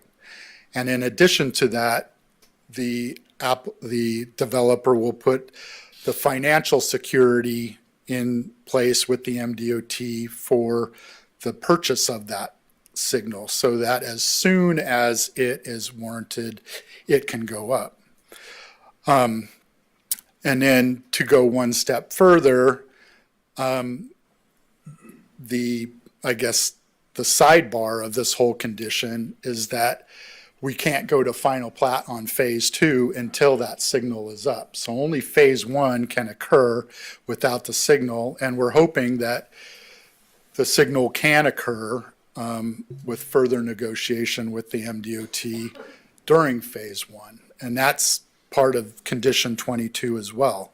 So it's not that the timing of the light is not murky. it's actually established, and condition 22 creates those sidebars for this condition. And as the council knows, the city controls the conditions. We have to meet the conditions to come in for a final plat. We can't just arbitrarily say we're not going to do it. And with phase one, the MDOT has all the improvements and all of the money in place for the signal. So even if we decided not to move with phase two, that light's going to go in, and it's going to be on the developer's dime to put it up. So I guess in looking at that, we feel that the traffic on Tronstad is addressed. There's been a number of people kind of, I guess, questioning why we voluntarily elected to build the road in front of the Koenig subdivision. We did that because in our first public hearings, everybody was talking about the pedestrian access and that there was no pedestrian access between our development and 93. And if we close that spot, that would allow the pedestrian access. And then we also heard that people didn't want to go through a city street, a county street, a city street, a county street.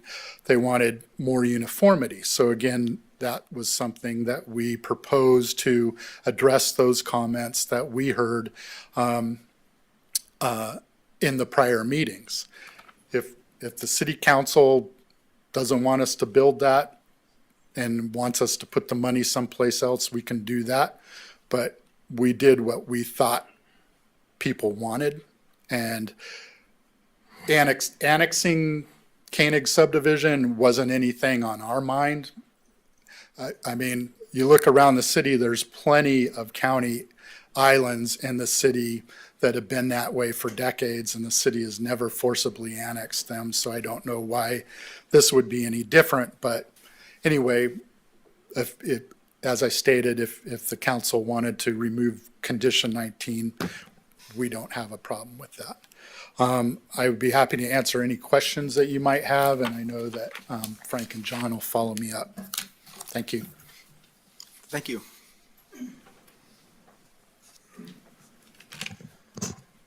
Mr. Mayor, members of the City Council, for the record, my name is John Sanju. I'm part of the ownership group. Firstly, thanks for your service. It's past 10:30 at night and you're still here listening to proponents and opponents and informational witnesses, and my hat's off to you. Thank you again for your service, and I think everyone agrees that you guys are doing some great work. There's no doubt that you all have an understanding of this project.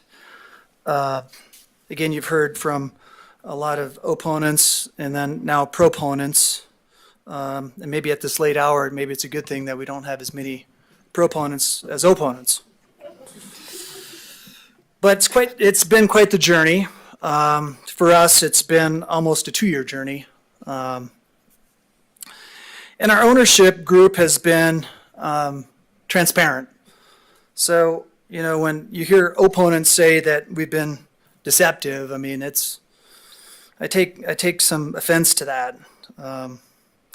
You know, we've reached out to the neighbors, obviously worked with staff. We've been anything but transparent. I know my colleague Frank Gardner is going to speak and going into details about our project and modifications, but I do want to just highlight a few of the modifications or concessions, if you will, because it really just, you know, it shows our commitment to the area and to the neighbors. And I know you have probably in your packet the list of the modifications, and I won't go through all of them, but there's quite a few.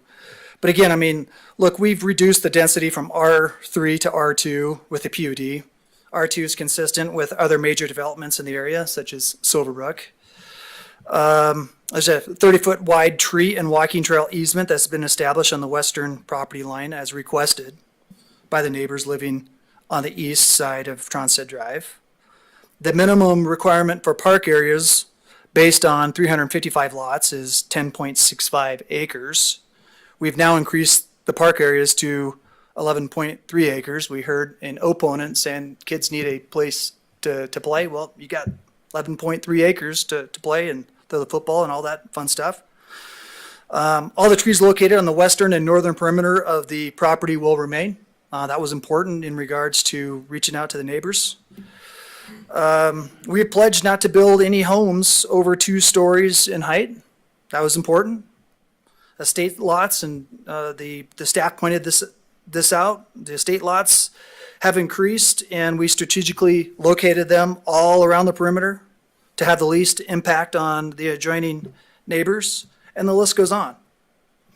I mean, I highlight these modifications because we understand growth is tough. I mean, I spoke earlier. I grew out north of Kalispell. I grew up near there. And again, I said on the record when I was growing up there, a lot of these houses weren't there. As a matter of fact, I think we had one of the few lights on Highway 93. So we understand growth. We understand growth is tough. You have some tough decisions, not only with this project, but the Flathead Valley as a whole. But we feel this project is a significant value. And it's a significant value add to the community. I stand behind this project, and I hope you all can as well. So with that, Mr. Mayor, thank you. Thank you, sir.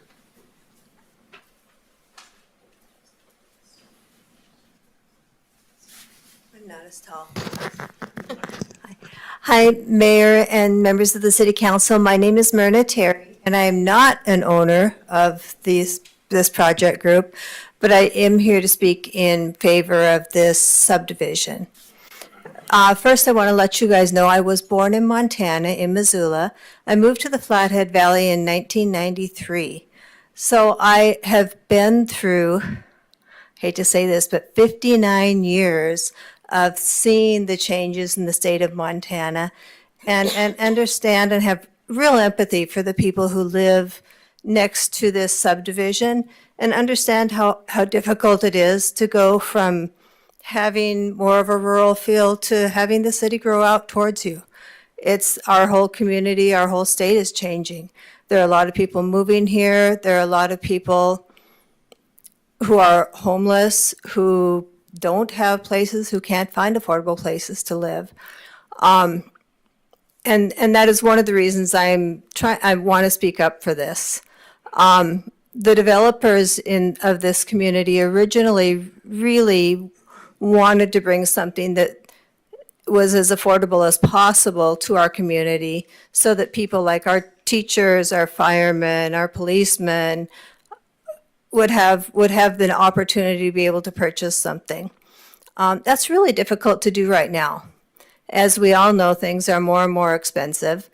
It's really, really hard, as my job is to build homes, to build a home that a teacher, a policeman, a fireman can afford. I mean, it's really tough. And they're trying to make that work. That's one of the reasons that I wanted to support this. Another reason is if they can build these home sites, I would love to be able to purchase some to try to be able to build homes that people in our community that need homes would be able to live in and afford.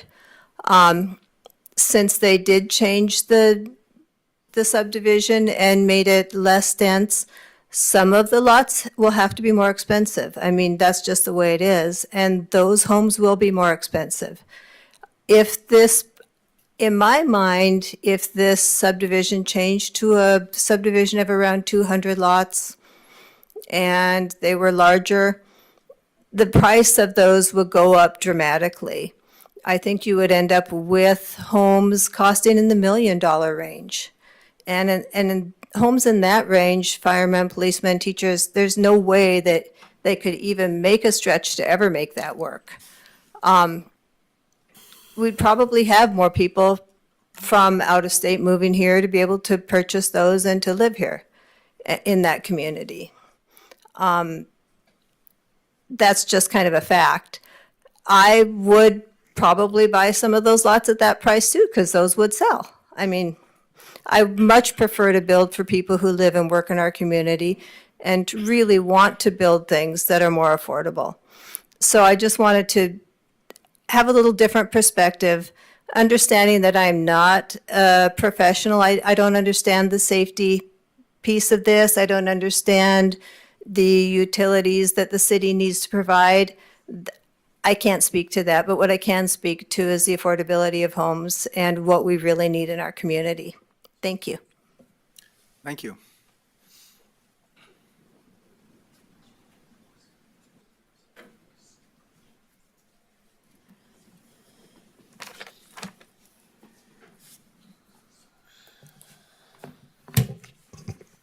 Just a little adjustment from Myrna there. Mayor and council, appreciate being here again this evening. My name is Frank Garner, Crestview in Kalispell. I'm one of the owners of the development group here. Still not an out-of-state developer. Still stand by everything that I've told you since we started this project, and want you to know that. And still just trying to build single-family homes, right? Before I came up here tonight, I wasn't exactly sure what it was based on some of the opposition testimony that we were trying to do. But just to bring us back where we started from, that's what we're trying to do, is build single-family homes and to have a wide range of those to be able to offer to people that live and work in the Flathead. And while I appreciate the comments from those people, you heard from many of them that have moved into the area here recently or have come here to enjoy the lifestyle we have, I couldn't agree with them more. It's part of why I'm involved in this development, because you see the people who are around me and close to me don't enjoy that same opportunity, because we're pricing out a lot of those people that grew up here. A couple of them that are real close to me are in that position. That's one of the reasons I'm in this. Not that that gives them a special privilege because they were born and raised here, but it shouldn't give them less. And they ought to have the opportunity to be able to enjoy the opportunity for single-family houses. So to begin with, when you want to look at the density here, you heard what Myrna Terry said. And by the way, you're not going to get much more local than John Sanju, Frank Garner, and Myrna Terry building a house, I don't think. Right? So for those people that have said the comments about the out-of-state development, or that this is going to look like California, what I hope it's going to look like is houses that people you and I know can get into. And I'll share a couple of comments when I get ready to close here in a minute about that. We've submitted a letter that should be in your packet that reminds you of much of what you already know, and there's a multi-year housing shortage in our area, a need that is magnified by the demand that we have seen from builders for the single-family lots in phase one of this project. You will see in that correspondence that most of those lots in phase one are already spoken for by home builders. So for those that made the comments about, we don't need them, there is a great need out there. Part of it is reflected in the price that we still see, but it's certainly in the demand that we see for these building lots. And we want you, or want to remind the council that you've heard from a number of proponents for housing over the course of the several months that we've been in front of the council and the planning board. You've seen in written comments from those very people we talked about, police officers, nurses, teachers, and not just one or two through the course of this. Turns out it's hard to get them to show up for 6 meetings and to sit here until 10:30, 11 o'clock at night to be able to share their thoughts with you. But I suspect you already know that. But I want to remind you of that, and that our current house price here is still running about $550,000. For us, it's been a long journey, as you heard from John, for nearly 2 years. And if I'm not mistaken, there was snow on the ground when we started with the city, and if we, depending on what time we get out of here, there may be snow on the ground again before we're done. So don't let anybody tell you this project has been rushed. This vetting process has been difficult. It has been expensive. It's made this project better. And as I stand before you, we're proud of the product that you have in front of you, and I'm going to cover a couple of those details with you here in just a minute. I want to remind you where we started earlier this year. We continued our commitment to actively listen and respond to comments and concerns. As a reminder, we began this project by knocking on the doors of many of the neighbors immediately adjacent to this property. You've heard from some of them tonight whose doors I've knocked on, some I've been to multiple times, to talk about their concerns. We also initiated a number of press engagements in order to help provide information to the community about this project, and went further and hosted a public meeting at the Evergreen Fire Hall to solicit additional feedback and provide information on the development. We've conducted individual meetings with neighbors at their homes and met with other neighbors that expressed concerns to discuss the project. Our partnership has continued to, as recently as a week ago, had active discussions with the neighbors to attempt to find common ground on this project. We've worked hard at it.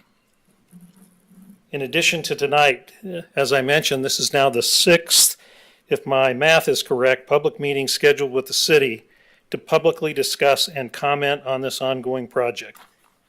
Again, please don't let anybody tell you that this has been rushed. And when we talk about public comment and our response to it, in your packet there should be a letter that highlights 13. I'm going to go over a couple here, significant changes and concessions we've made during the course of this project. Those costs out of our pocket are in the 7 figures, right? They are not insignificant in both the last iteration and this iteration, in concerns we've heard both from the council and members of the community. We've made substantial changes to this to try to answer some of those concerns.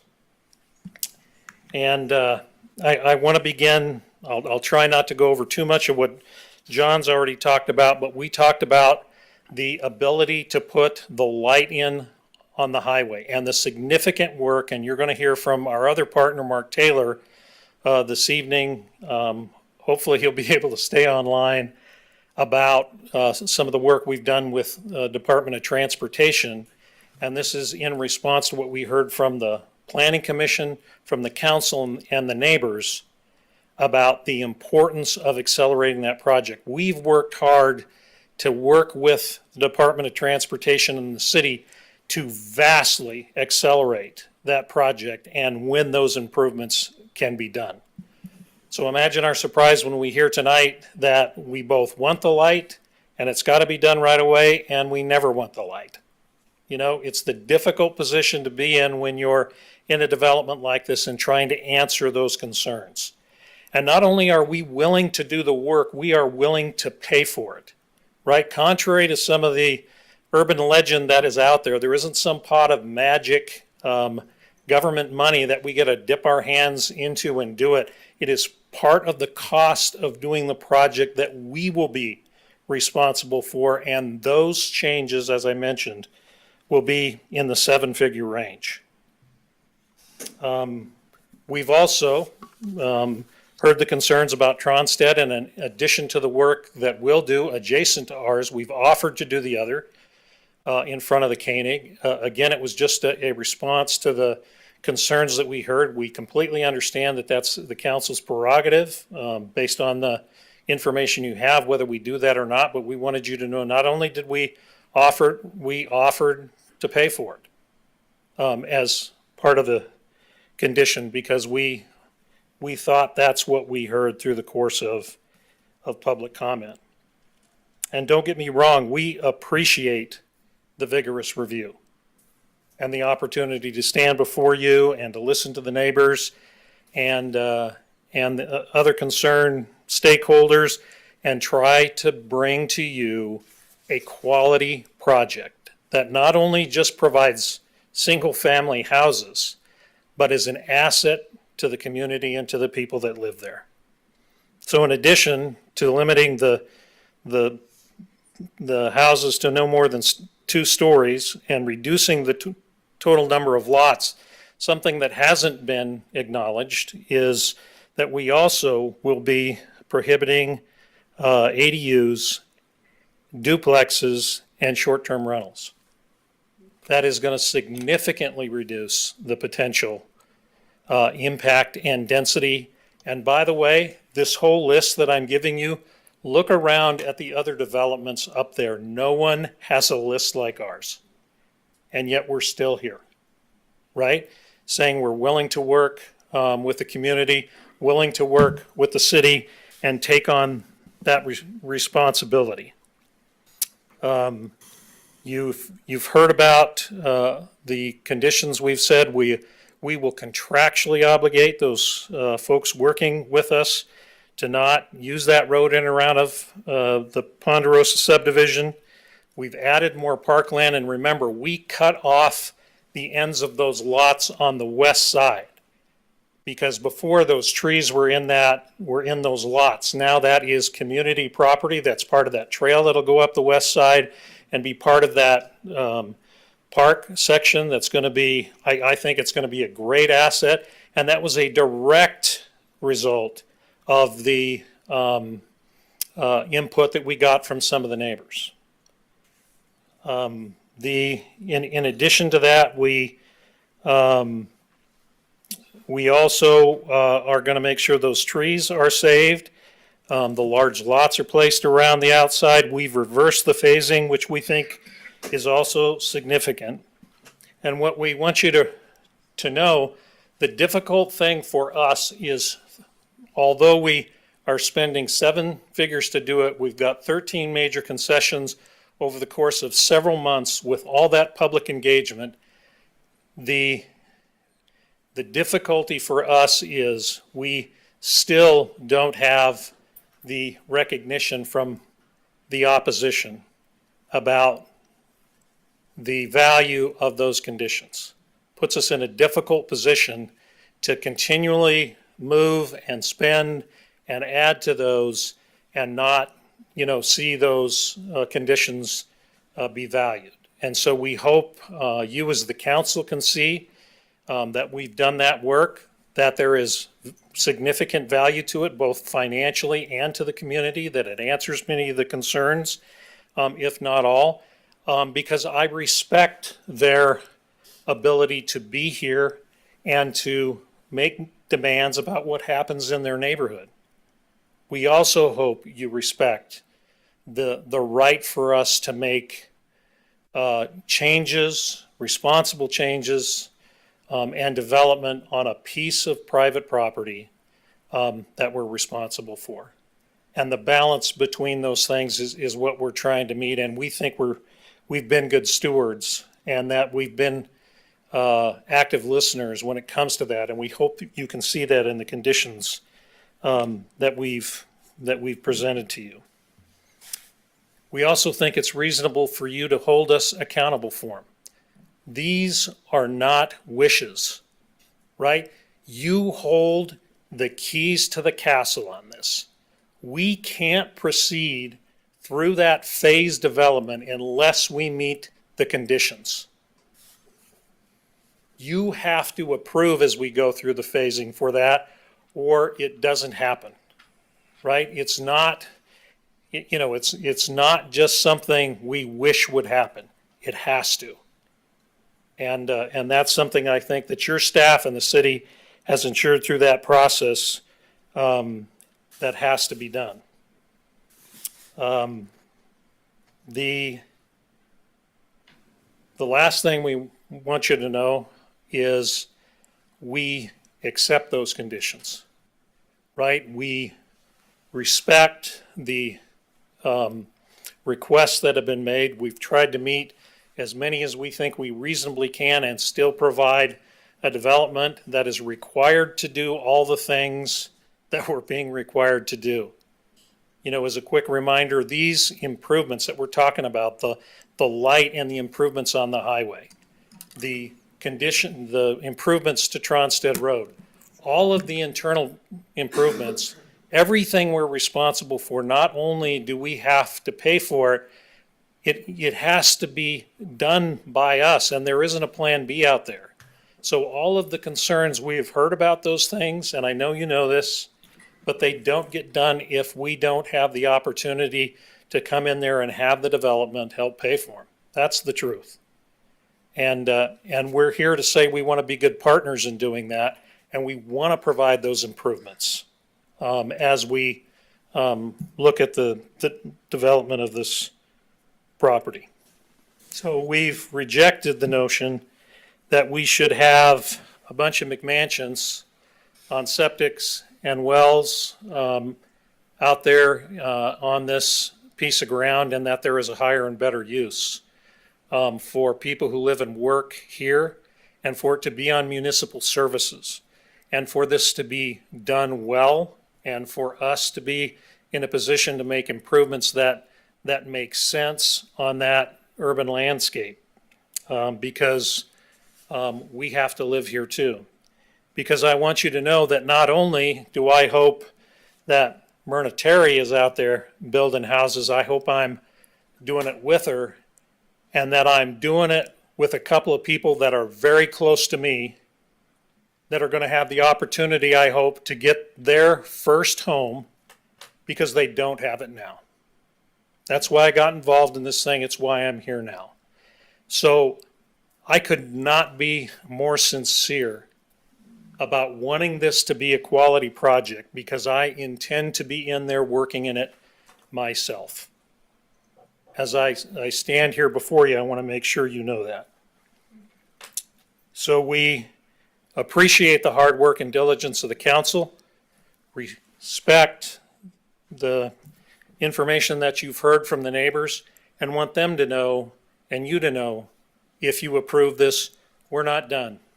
We still want to be active listeners. We still want to make sure we work with them on things like lighting to make sure that it meets that standard in the neighborhood that they've found in a neighboring subdivision, and that we find ways to cooperate and work with them. I think some of them might tell you we've tried to do that, even if we haven't met them at, on every issue. We intend to be good stewards, and it's been a privilege to be part of this project, to be able to present it in front of you, and have the opportunity to provide what we think will be a quality project and an asset to the community. And we appreciate your careful consideration on it. Thank you. Thank you, sir.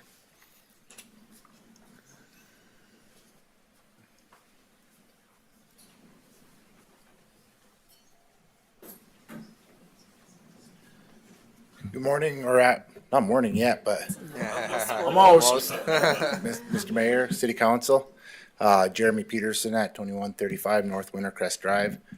I could say I'm one of the neighbors here as well.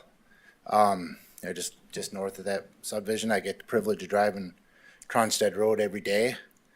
I agree, it's a dangerous road. Every Montana road is dangerous.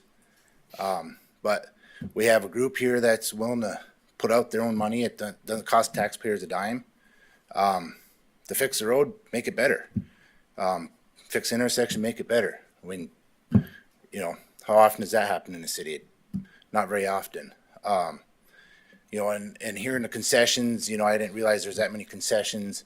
I don't follow it that close, other than I get the reminder signs out on the road, every time when these comes up. To put out those kind of concessions, before they even put a shovel in the ground, kind of do anything, is pretty amazing.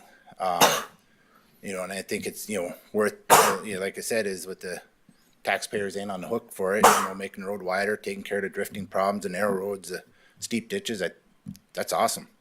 Secondly, my young son is looking to start a life with his new wife, and I'd like the opportunity for him to have build a house, me help him build a house, and be part of that process that I had at one point in my life. You know, and to do that, we have to have the density, you know, smaller lots, more houses. That's the fact of the matter is more houses, you know, higher density creates, you know, lower costs.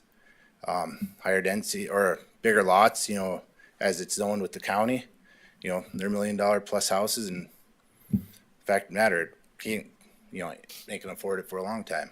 I'd like him to have the opportunity to stay in the valley and be able to afford and work here and, you know, live, and, you know, obviously he's got to put his time in the rentals, you know, like a lot of us have, but, you know, it's going to take a couple years for these things to be available, and I'd like him to be able to have the opportunity to be part of this, and to be able to stay in Montana and, you know, live life like we all have a chance to. Thank you. Thank you, sir.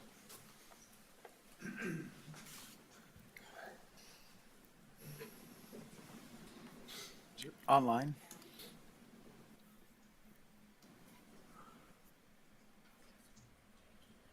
Good evening, Mayor, council members. For the record, Mark Taylor, and I'm part of the ownership group. I'm a fifth-generation Montanan, and make no mistake, I'm not going anywhere. I'm involved in several developments across the state of Montana, sometimes as a co-owner and sometimes in my representational capacity as a lawyer. I can tell you that the conditions attached to this development are some of the most onerous I've ever seen in Montana. And despite that, the ownership group has agreed to them all.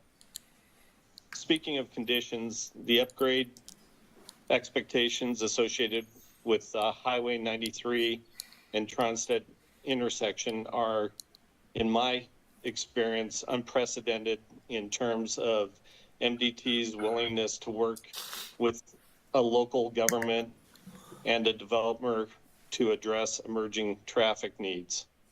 To say this is a big deal is an understatement.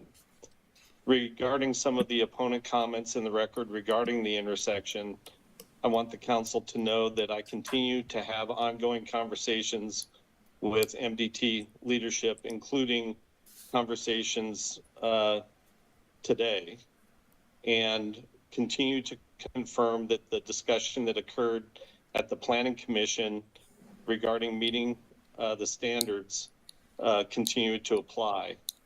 Namely, that we as the developer must make all the upgrades to the intersection, including installation of an operational light prior to final plat approval of phase 2. The hook here is that if we fail to meet those obligations for whatever reason, then we cannot move forward with developing phase 2, which is clearly not in our best interests as the ownership group. Without the ownership group's willingness to pay for the traffic upgrades, there are no public monies at the state, city, or county levels to make changes to deal with the existing constraints. What we are really proposing goes a long ways in remedying these restraints for the benefit of the community and those that live in the general area, as well as additional contemplated developments in the area.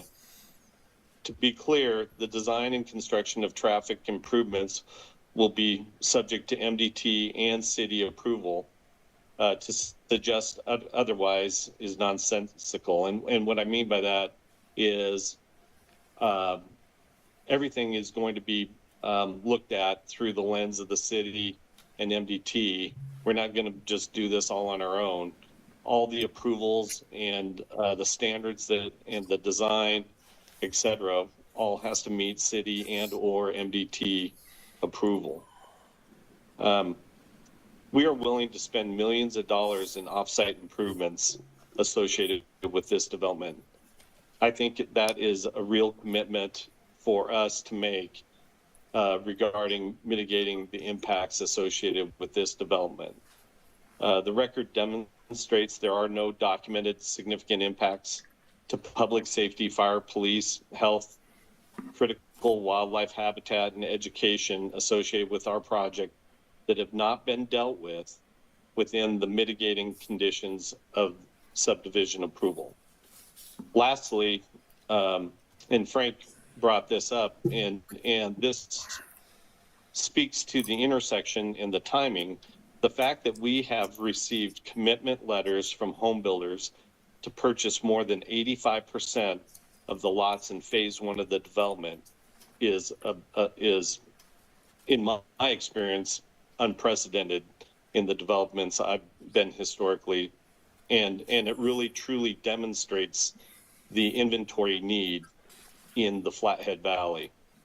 So with that, council members, we encourage you to approve the development application before you, and I'm available for any questions you might have. Thank you. Thank you, sir. Anyone else online? No, that's it. Any other proponents? Okay.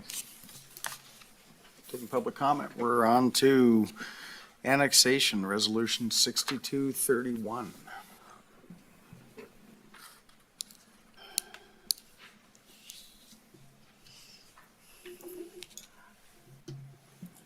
Don't all raise your hands at once. Mr. Graham. Thank you, Your Honor. Oh boy. It's late. 6231. I move resolution number 6231, a resolution to provide for the alteration of the boundaries of the city of Kalispell by including therein as an annexation certain real property described as parcel 2A, a certificate of survey number 21853, located in the southeast quarter of the northwest quarter, the northeast quarter of the southwest quarter, the west half of the southwest quarter of the northeast quarter, and the west half of the northwest quarter of the southeast quarter of section 18, township 29 north, range 21 west, PMM, Flathead County, Montana, to be known as Tronstead Meadows, addition number 477, to zone said property in accordance with the Kalispell zoning ordinance, and to declare an effective date. Second. Second. Thank you, Ms. Gabriel. Discussion on the motion.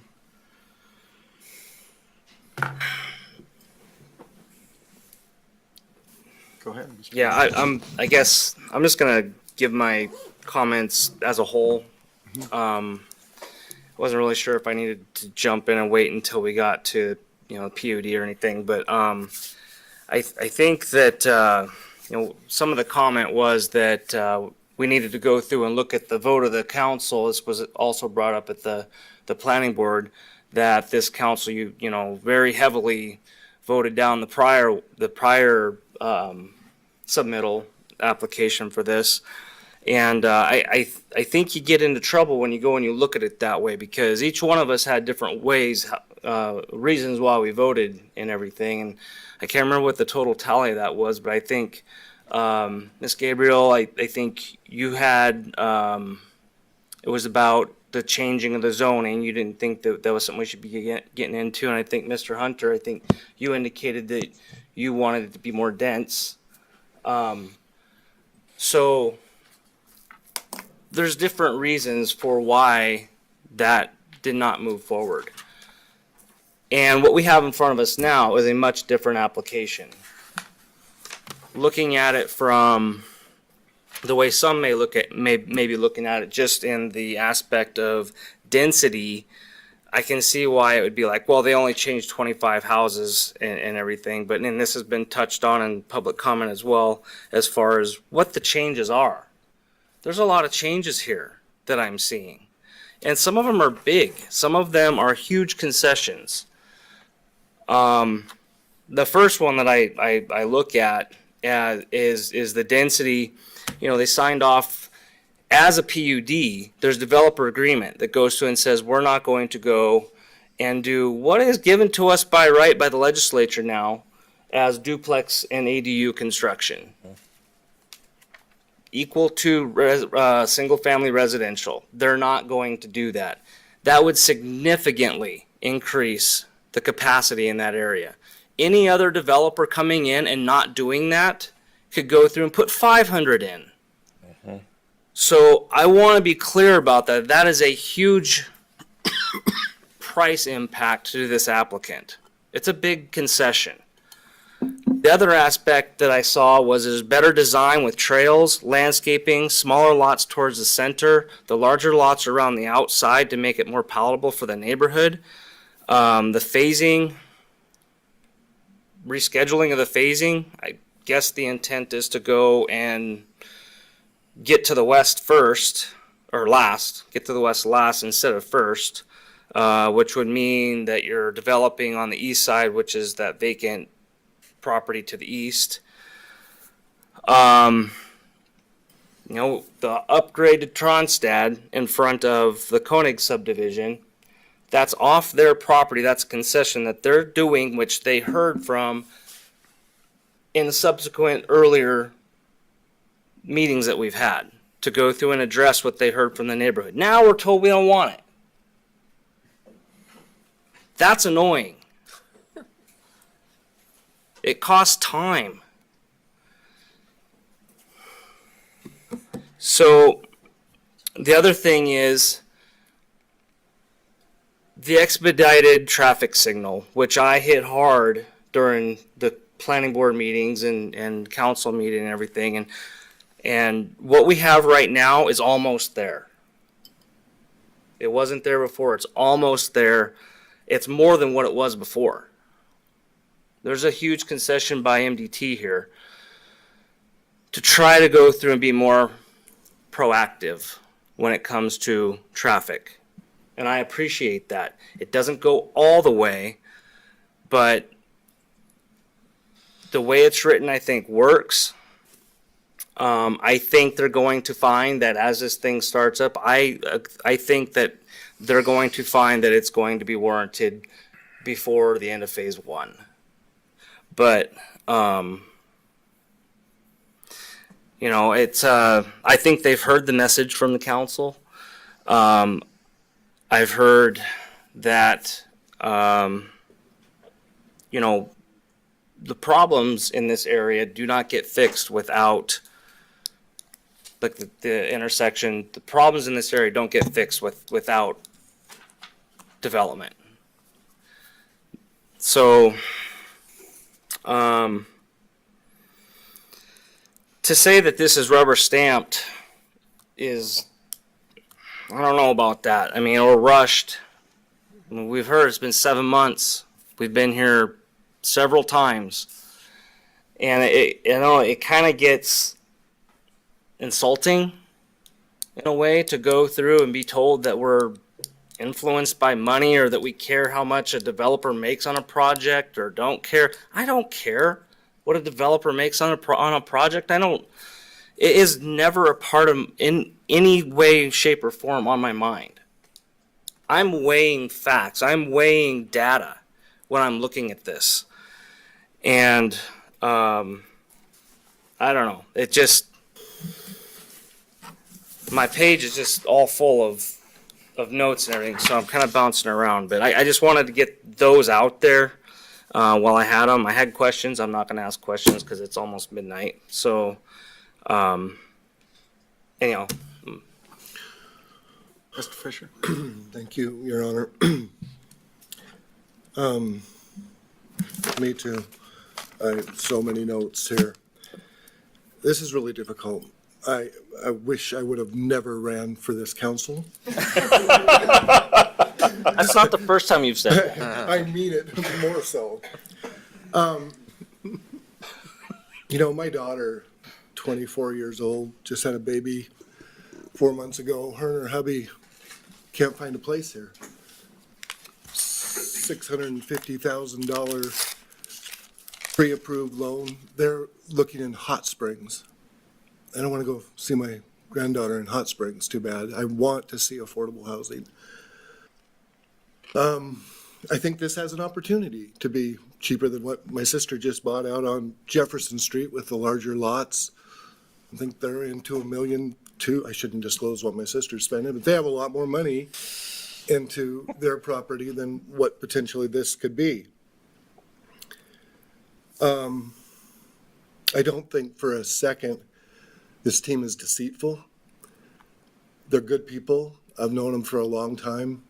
I think they've worked hard. I agree with Mr. Graham. on the concessions, the cost of that.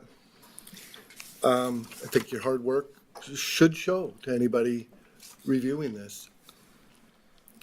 I know you guys have been through these a lot in your careers on council. This is the first really big one for me, this large of a scale. But I gotta look at the 600 people on a petition. It's more people than voted for me. I think I got 440 votes. I mean, seriously, that's all you get in Ward 4 for votes. And I'm sure somebody will be running against me with what I'm about to say. I just think, I think it's a safety issue. I think it's a safety issue on this road. I think it's a serious safety issue. I don't want it on my shoulders with school buses on that crappy little road that gets 10 and 15-foot drifts. I don't want to be a part of it. I don't want to be any part of it. And I think they're probably going to come up with more concessions by what I'm about to say. If it had any weight with anybody else on this council, I'm going to be no. And I'm bulking up my comments too. I just, when I listen to 600 people and see all these letters, that's what I was hired to do, is to listen to people who care about the community. And I know sort of the developers, they're trying to do it right. I just think this is the wrong place with that road. I've worked that road for 35 years, spraying weeds. I've had people almost get hit on many of those roads. I'm not just saying Tronstead. Rose Crossing, I've had people get hit on Highway 2 West, doors tore off vehicles, blind hills just like this. I just can't go there with this. I just cannot do it with this number of people, this number of vehicle counts on such a terrible underbuilt road. Even for phase one, I'm nervous of what could happen. So I will be a no on everything. Mr. Hunter? Yeah, thank you, Your Honor. I will be breaking up my comments, so I'll reserve some of my comments on a lot of these issues for the next one. On the annexation, my only comment is, recognizing that we're growing as a city, going east of 93, kind of north end, is the most logical place given our options. So with the annexation, I'll support that. I have a lot more comments on the rest, so I'll save that. Ms. Gabriel? Real quick. Yeah, go ahead. I've got Take a your time. book. Go ahead. I may not be awake by the time we get to the next couple, so I'm going to give them all now. First, I want to thank everyone for their very thoughtful comments. Some of you were incredibly professional, especially Dr. Munzing and Mrs. Munzing. I appreciate your civility. I appreciate your comments. There was a lot of thought that went into them, and I really appreciate you thinking that through. Civil discourse, however, seems to be on the way out, whether it's locally or nationally, and I don't know what to say about that. The level of uncivil behavior, comments, accusations by a few is very disturbing. This is not a contest, by the way, to see how many people you can get to show up to speak on your behalf. We did not hear low-income housing. We were told affordable housing for working families. These are smaller houses on smaller lots, which are more affordable. It really is that simple. Calling developers greedy, liars, insulting our intelligence, deceptive. If we approve this, we're accepting liability for this. Instead of them, if anything goes wrong, this development is far from being rubber stamped, and we have spent a lot more time on this development than any I have seen in my 21 years on this council. Developers are trying to make a living. That's what they do. That's their job. They don't tell you how to make sandwiches, how to farm, or anything else. Development is not evil. Anyone is free to buy land and develop it. 3.2 units per acre is not high density. There are no apartments. These are houses, single-family houses. 85% of the homes in Phase 1 are already committed to purchase. That's huge to me. That tells me there's a need for this. As much as I don't want to see that beautiful land be a sea of houses, I really don't. They probably don't either. But it's their land, so they can bring forth what they want to, and it either gets voted up or down. So I hope we can make a decision and move it forward. I hope the rest of you will join me in supporting this because I think it's obvious there's a need for it. And they've done their homework. And 7 figures in concessions speaks a lot to me in my decision. They have put their money where their mouth is, in other words. And I think they've worked harder than any other group I've seen that has tried to bring something forward. Most would have given up and gone away. That's all. Mr. Nunley. Thank you, Your Honor. Thank you, Carrie. You hit that kind of where I was exactly going to go on the civility. We've lost it, and we're facing a election tomorrow where we're going to see it firsthand. So thank you for your comments on that. I've been torn on this project. Where I work, I get to see the tragedy of farmland going away. And I look at this and I go, yep, more farmland going away. But I look at this and go, okay, we could make bigger lots, make them unaffordable, and see even more farmland go away at a quicker rate than what these gentlemen have presented here for us today. I do totally agree, Chad, with the PUD comment, that they are taking those steps where they could make this a lot bigger by right and never even come talk to us or see us after what the legislation did this last session. But they heard the message. And it's easy to rally a bunch of people to speak up with you when we've heard some of the stuff that isn't totally true. It's easy to rally that on Facebook. It's easy to rally that in their community. And we're going to see that tomorrow. I struggle with it because I also feel that it is well past time that Tronstad in 93 has a traffic light and a speed study done all the way up.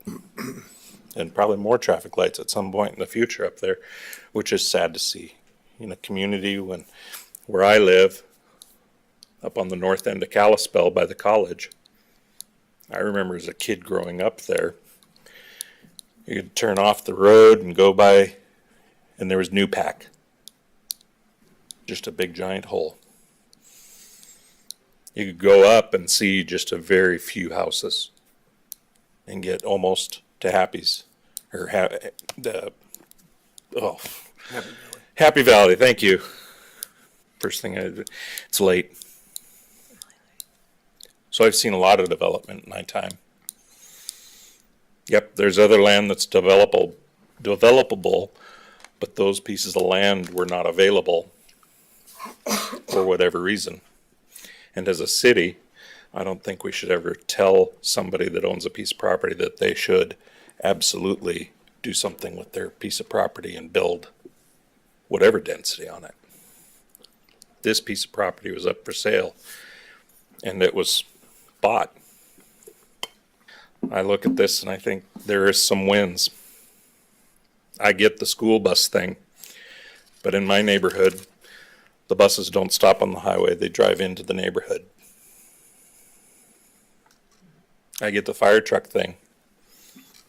These roads, you can get a ladder truck in there. You can get a pumper truck in there. We already know there's probably really soon, at some point, going to be another fire station on that north end. We're bringing on more officers. So I guess as I look at this, I look at for the future of our community so that we are not eating up agricultural land faster, that density in this situation is probably a good thing to be able to bring in and be able to help affordable housing by bringing in workforce housing, because it moves people up. So I think I will, that's pretty much all my statements that I was going to be saying kind of after what I've heard tonight. And I appreciate everyone's comments. And it's not an easy thing to be up here. Jed, I totally agree with you. I should have left when Sid did. So that's where I'm going to be standing on that. And so those are my comments. Ms. Carlson. Last but not least, right? I too also appreciate everyone's comments tonight. And speaking of civility, most people were much kinder and more civil tonight in person than some of the emails we have received. And so I really appreciate that. The name calling and the attitudes, whatever, they get really hard to read sometimes. So I do appreciate the civility, as Ms. Gabriel said. The developers have made several concessions at their own expense. And whenever the vote was last time, I did vote no. But hearing the concessions and everything that's gone into it, and again, I appreciate the neighbors. I lived on Wintercrest Drive for 10 years. My babysitter was on Tronstead, and I drove that road numerous times a week. I was one of the cars in the ditch, so everybody was fine. So I do understand the hazards, but I will vote yes for this project. I believe it is an asset to our community, and knowing the developers, they will stand by their word and work with the neighbors. So that's about all I've got to say. Thank you. Thank you, Ms. Carlson. Really? Second bite? No, it's not a comment. What's that? It's not a comment. Oh. No. I want to make a motion to amend the conditions of approval by striking condition number 19. You're just on the annexation. Okay, I was going to ask about that, but I thought maybe I was right, but I wasn't. Okay. So you're going to hold that? I suppose it probably need to hold it for the PUD. It's a lot of great comment, a lot of great participation from the public. Mr. Fisher, I understand your concerns, but I also understand that after doing this for so many years, so many different levels and different opportunities that I've had in my life in Montana, Montana is a backward state. As we've said, to improve anything in the highway system, we have to have failures. What we're seeing is this is an opportunity where we can have a win, not on the taxpayer's dime, but dare I say, on a developer's back. There's part of me that questions that. It's almost like the pound of flesh. Give me your pound of flesh. I'll let you do the development. I've been part of that up in a village between here and Eureka. I gave 50 acres away to get a project done one time out of 200. Got it done. It was an asset. It worked great. But when we look at these things, Mr. Fisher, understanding the issues that we have, none of the improvements to improve transportation or infrastructure at the state level happens until there is a need. The state doesn't go through and improve roads and widen roads and say, okay, now we've improved this section, let's see development here. They're reactive. On the light, we've got them in a position of being proactive. We do nothing, nothing changes, nothing improves. That road will never, ever improve. And I know there's a gentleman in the back, God bless his soul, I don't want anything to change. I get it. I grew up going from that village between here and Eureka. I can't say the name anymore. Back and forth to Kalispell. And I think you're right. I think there was a time where I think Mr. Sanju's house was the one light between Newpack going north up to Happy Valley. Change sucks in so many different ways. I can remember walking through some projects where we've seen some nice things change. Where I think Dr. Munson actually practiced was really pushed hard against. The community didn't want it. Turned out to be a great asset in that community. Turned out to provide some great jobs, great opportunity, great healthcare. Change is hard when we see things that we've known, that we grew up with, disappear. But I also look back and I say, you know, I've also seen this valley grow. Not just from people moving in, but from us having families. I'm a product of a family. I'm the seventh kid. I have 7 kids. Maybe we should stop. Maybe we're the problem. But unfortunately, that homogeneous growth also needs to have housing supply. So within any population, just the homogeneous growth with that population, you have to add housing supply. Add to it the influx of people, you have to have more housing supply. So as we look at the issues facing our community, we struggle. We're in that tense spot. I don't want to see it change, but then again, if I don't see it change, we think prices are high today. Wait for 20 years if we stop approving subdivisions. See what happens to the farmland, because I guarantee you, one of the other issues with farmland isn't the fact that, well, I can sell it and make a bunch of money. No, the problem is we have a lot of farmers whose families aren't inheriting the properties. They're not taking over the farms. The kids moved. That's just a change. We can't change that. We can't say, no, Mr. Koenig, your family, you have to farm this land. I know your kids don't want to. They have to farm the land. We can't force those things to happen. Mr. Hunter, you have an opportunity with your employer preserving green space. It's great. That helps. But the same token, we got to meet these other demands. I look at the concessions that have been granted. And the last one, I was a no vote, largely because of the zoning. Just here on out, I am going to be really hard to convince to approve anything that's not a PUD.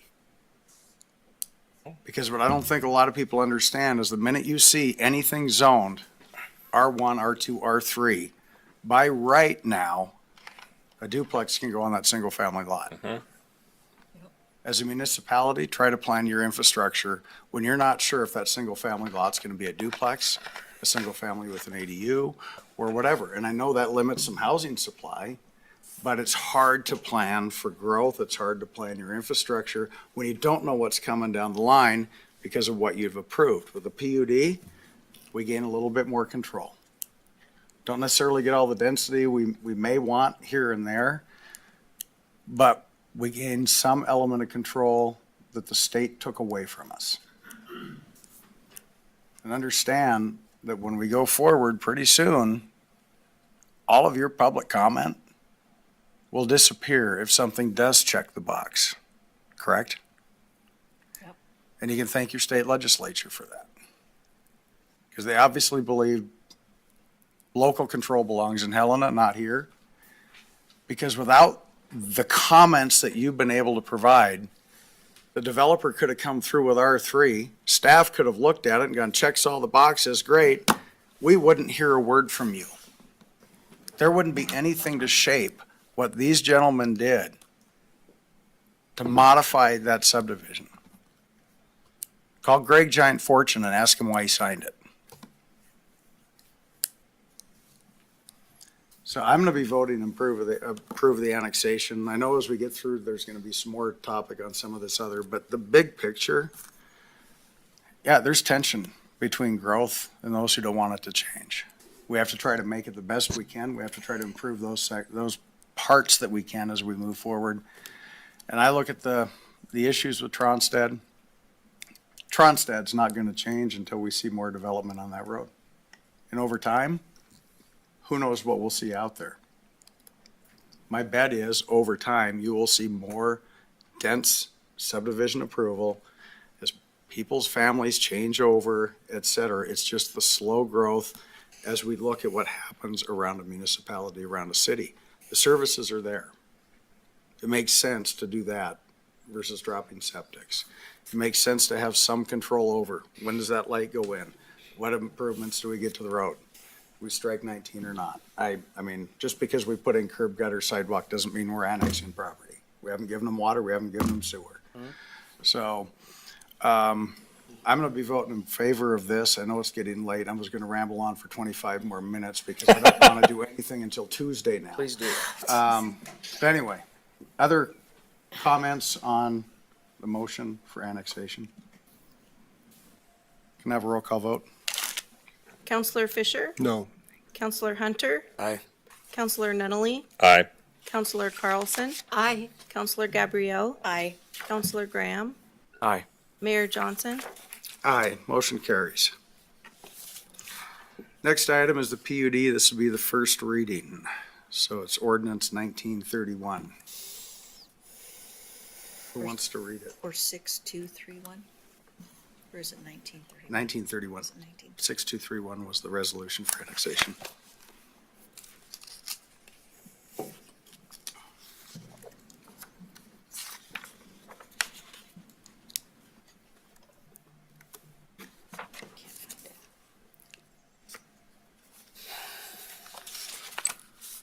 Nineteen 1931. We're almost, yeah. Keep waiting and we're gonna get there back in time again.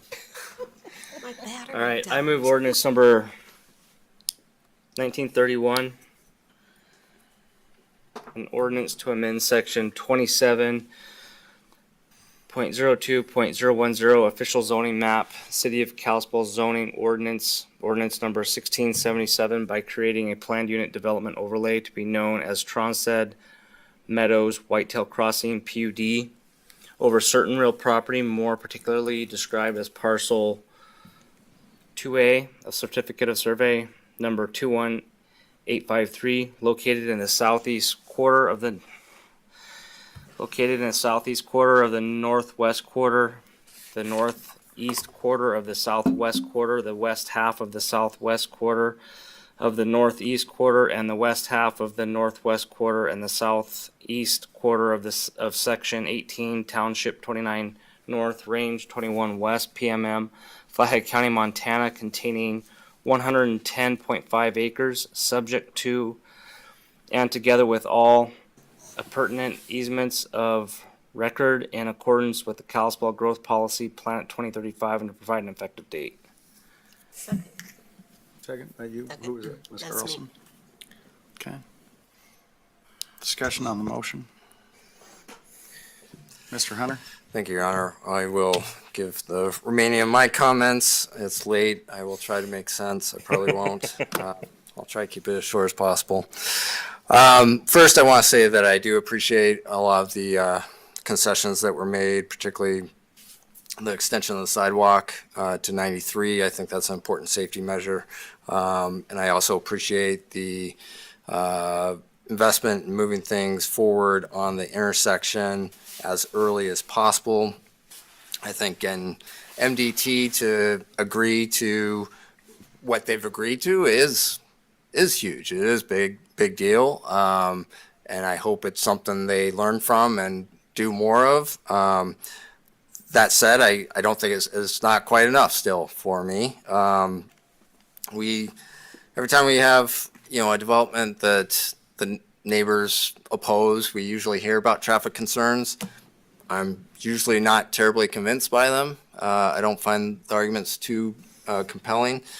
This is a rare case where I actually do, it does give me pause, and particularly concerned about that intersection 193. I do, I'm relieved that it doesn't allow the left-hand turn until the light goes in. That was a big concern of mine. But the fact that it doesn't also raises issues, because then it sends people on Surcheck, all this traffic down Surcheck and through Ponderosa or to the intersection with Whitefish Stage, and I think those are problems as well. I think the intersection with Whitefish Stage, it is a sight problem, a danger there with a sight line at the intersection, and that's not addressed. I understand the capacity is addressed, through the traffic study that that's not a concern, but the safety issue I don't think is adequately addressed there at Whitefish Stage. And that's not anybody's fault. It's not the developer's fault. It's not the city's fault. It's MDT's fault.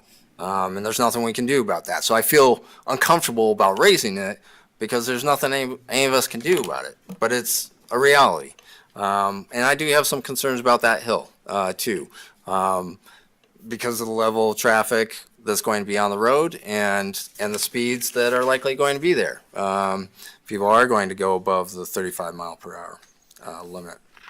So I do have legitimate traffic safety concerns that aren't fully addressed.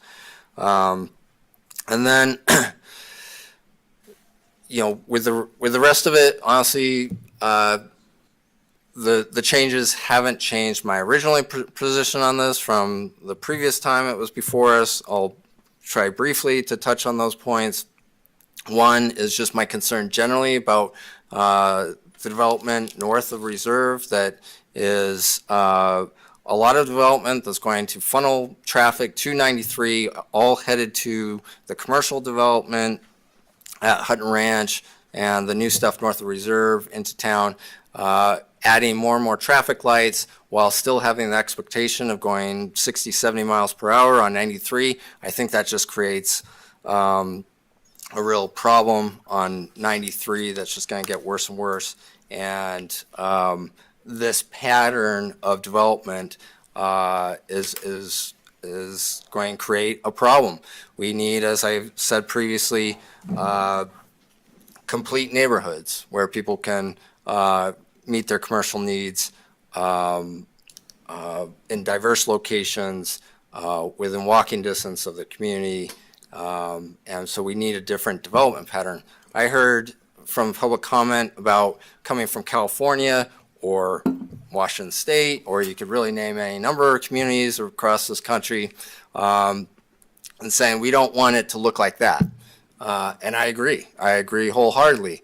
And I, in fact, think that what we're looking at is making it look like that, not because it's too dense, almost because it's not dense enough.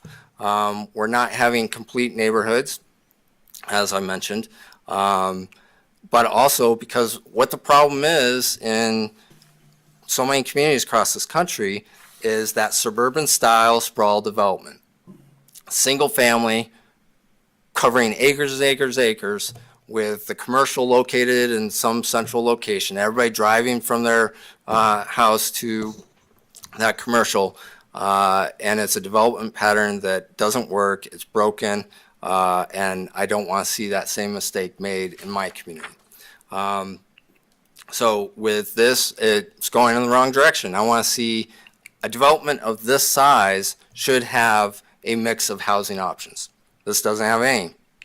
In fact, some of the concessions from the developers going in the wrong direction by prohibiting ADUs and duplexes. I agree with prohibiting short-term rentals. I appreciate that. But I want to see housing diversity because otherwise we're going to eat up our farmland. We're going to sprawl further.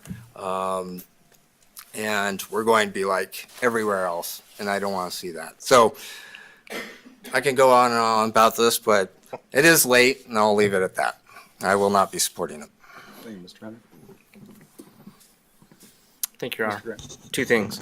Just touching on the intersection. I just want to say that, you know, like I said before, they've come a long way in meeting us more than halfway on this of what the concerns were for the area of the safety of that intersection. I'm putting a lot of trust in MDT that what we have in our condition will happen. So I guess I'm kind of explaining that's why I know I couldn't get the whole enchilada. I could not go through and get the whole thing put in at the very beginning because they have standards that they have to go through and meet as well that are over and above them. So I understand that, but I think we're getting into this area where it's like 75%. And so I'm placing a lot of trust in MDT with my compromise on that. And then I guess I'd like to make a motion for an amendment.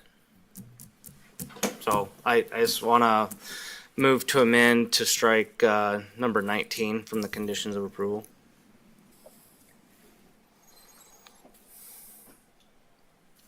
Second. Second? Got a motion, got a second? Discussion So on the I'll just motion? explain why. I understand that, you know, it was a concession that the developer made and everything, but I just don't like, I don't like the requirement that I feel like I'm requiring them to go through and fix something off the front of their property. Or fix the road off the front of their property frontage like they're supposed to do. We're kind of getting away from that. That's why. I think about some of the public comment we heard about the safety issue of women with a stroller or kids on bikes. I wouldn't want them on Tronstad right now with the current condition. They should have a place to, be able to be on the street, a sidewalk that's connected for a length to 93. Provides that space, and I think it's important for safety.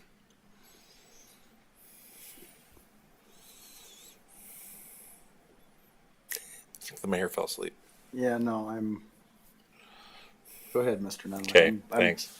I'm thinking through comment on this one. I get it both ways. But this was something that the developer heard and brought up that they were willing to do.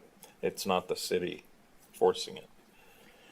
It's something that the developer brought forward after what they heard. And I agree with Ryan that I think when we talk safety, that truly does bring in safety of having a place for folks to walk on the sidewalk. And if the developer's willing to do it, I guess I kind of look at it that way. Well, I think I'm probably also bringing it up because it was in public comment in our emails that we got to go through and Well, do it. this is So part of that, to me, it's that dichotomy. Safety's the number one concern, but, well, I don't want a sidewalk, it might be annexed. Right. Well, no, you won't be annexed, we're not providing other services.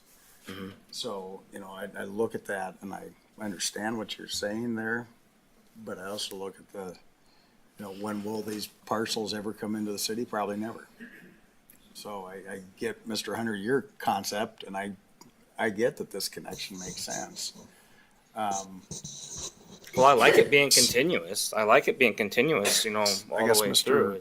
Quick question, real quick. Can we amend 19 and throw the properties in Koenig would not be annexed until water and sewer is provided if requested? They're I just mean- such separate issues. I know, they're so separate. They're not, They're not even connected. the provision of sidewalks doesn't Doesn't predicate, necessitate yeah. or predicate an annexation, nor does it preclude, nor does the absence of sidewalks preclude. Right. All I can say is, in the 12 years I've been here, we've never initiated an annexation. I think a good example was the annexation request you had at the beginning of this meeting. That property is wholly surrounded by miles, Yeah. is immediately adjacent, city limits in town, and the city only annexed it at time they petitioned to annex.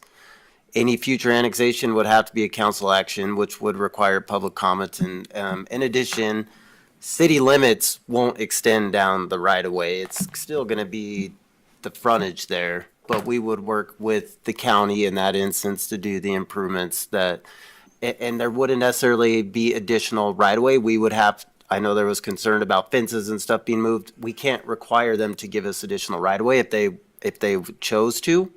So the exact frontage is not going to look exactly like what is at Quail Meadows. We will do what we would have to engineering wise to make it fit. Meaning the road width and the sidewalk. Yeah. Within the existing right of way on the county road. I guess just one quick thing that brings up, I guess maybe this is something that I'm okay with moving forward, but if the county, because I think we heard that there's a moratorium on new sidewalks in the county. So if the county said no, then it wouldn't is there a way that we could make it so that it wouldn't happen if the county said no?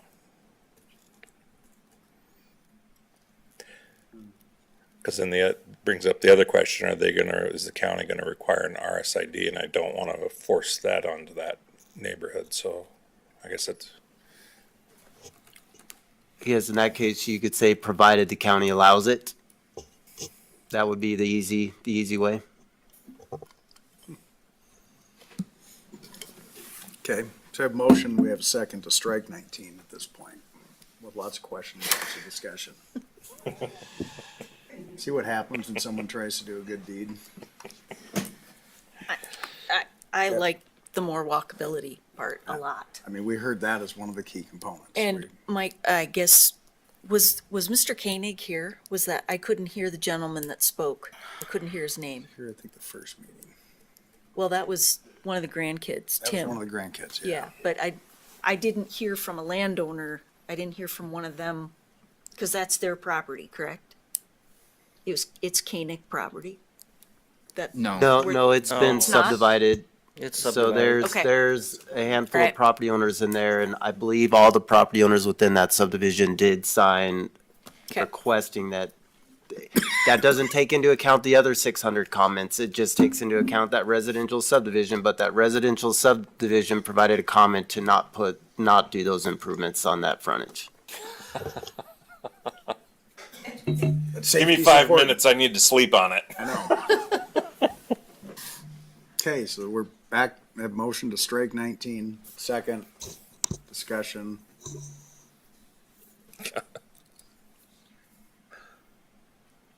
Roll call vote. Counselor Fisher, This is just on the amendment. Yes. Aye. Counselor Hunter, No. Counselor Nunley, No.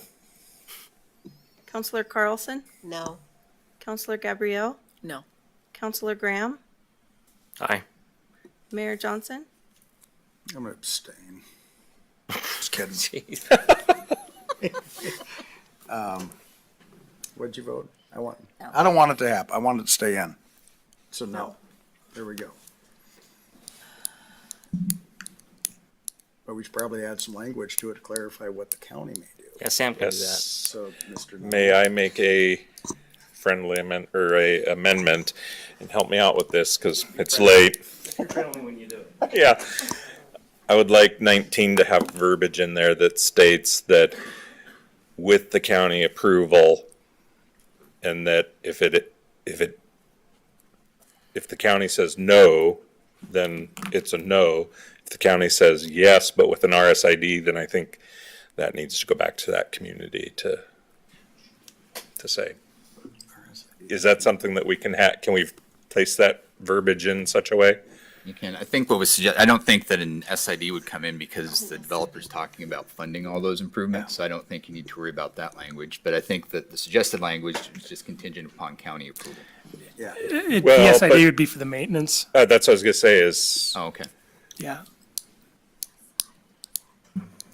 special improvement district. Because County county says- doesn't operate the way the city does. Correct. If the county says no, they can't do it anyways, right? Right. So, doesn't really matter whether we say it or not. But they may say yes, provided they do an SID for, I believe in Evergreen, the sidewalks, all those Correct. property owners had to do an SID for the maintenance. So, Or they would require us to annex the roadway. I believe in sidewalks. I think sidewalks should go I don't know everywhere. if they can without.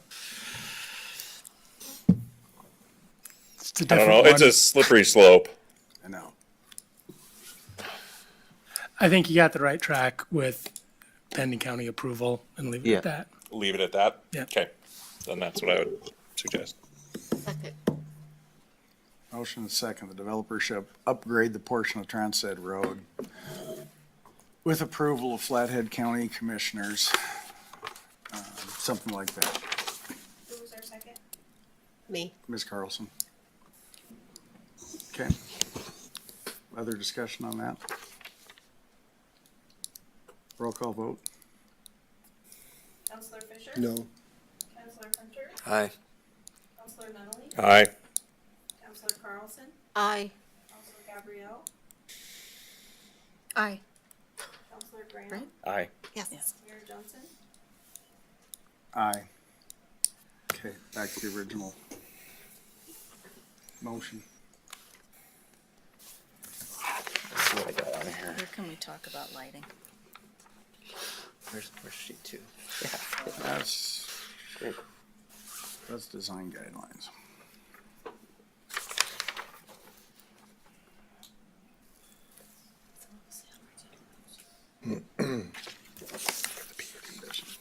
Is that one of them? So what are we doing? I asked about lighting, Oh, how we cannot have it turn into another Ford for the people that live out there. I think that's probably already, I it's think in the that standards. within our- What is our The current? design standards. Design standard. Huh? They How are, did Ford happen? But That was it's our commercial. subdivision lighting standards. Okay, It'd be the same as Quail Meadows. yeah, Right. be the same as Quail Meadows. okay. So back to the original motion. Any other amendments, discussion? Roll call vote? Counselor Fisher, No. Counselor Hunter. No. Counselor Nunley, Aye. Counselor Carlson, Aye. Counselor Gabrielle, Aye. Counselor Graham, Aye. Mayor Johnson. Aye. Motion carries. Next is motion for resolution 6232. This will be the preliminary plat. And I'll just jump in real, if provided the motion, it'll also need to be amended to reflect that condition 19 as well. Just the same language, so if you just, same language is provided on condition 19 for the PUD. As we make this motion. Okay. So pick up what I'm laying down there. It's your turn. My device is dead. Huh? My device is dead. So is mine. So is yours? Yes. Gotta repeat the southwest by northwest. And carry. Yeah, Yep, so, 6232. So we'll make that motion, but with the amendment to 19, okay, Consistent with what was in ordinance 1931. all right, so I would like to move resolution 6232 with what you just said, Okay. being added in. We'll just do it, the amendment. All It'll right. be cleaner. Just read A this. resolution conditionally approving the preliminary plat of Tronstead Meadows and Whitetail Crossing subdivision, more particularly described as parcel 2A of certificate of survey number 21853, located in the southeast quarter of the northwest quarter, the northeast quarter of the southwest quarter, the west half of the southwest quarter of the northeast quarter, and the west half of the northwest quarter of the southeast quarter of Section 18, Township 29 North, Range 21 West, PMM, Flathead County, Montana. We'll just do that separate. Okay, Second. Second. Ms. Carlson was the second. Discussion, amendment. Amendment number 19. yeah. But I don't remember. So we need to add the language in number 19 Yep, that Mr. Nygren suggested With the approval of Flathead. with the approval of Flathead County. That's a friendly. Second. Got a motion, got a second. Discussion on that motion. Roll call vote on the amendment. Counselor Fisher, No. Counselor Hunter, Aye. Counselor Nunley, Aye. Counselor Carlson, Aye. Counselor Gabrielle, Aye. Counselor Graham, Aye. Mayor Johnson. Aye. Back to the original motion on the preliminary plat. Other discussion? I already gave my comment. Roll call vote. Counselor Fisher, No. Counselor Hunter, No. Counselor Nunley, Aye. Counselor Carlson, Aye. Counselor Gabrielle, Aye. Counselor Graham, Aye. Mayor Johnson. Aye, motion carries. City manager report. I will be quick. No meeting next week. Monday's a holiday, and Tuesday, a lot of us will be at the League of Cities. Speaking of that, League of Cities and Towns is supposed to be on the committee report. They elected not to come for concerns over one being a holiday and concerns over having a long meeting over a land use issue, which I think was a terrible missed opportunity for them to see what local governing body experiences. But that being said, they were more than happy to come on the 18th. I said I would check with council to see if council wants to hear from them. I'm So done with them. I'm kind of in the same boat, Mark. The League of Cities and Towns. Oh, Montana League. oh. Till Kelly's gone, I'm done. Yep. You can have that on the record. I will So just- be it. So it sounds like we're good, just moving and we'll schedule a meeting on our legislative platform coming up here, an upcoming work session, but what I'm getting is we're okay without hearing from League of Cities and Towns. It was their decision, so, yeah. Okay, sounds good. That's all I have. Anything from council? I will be very quick.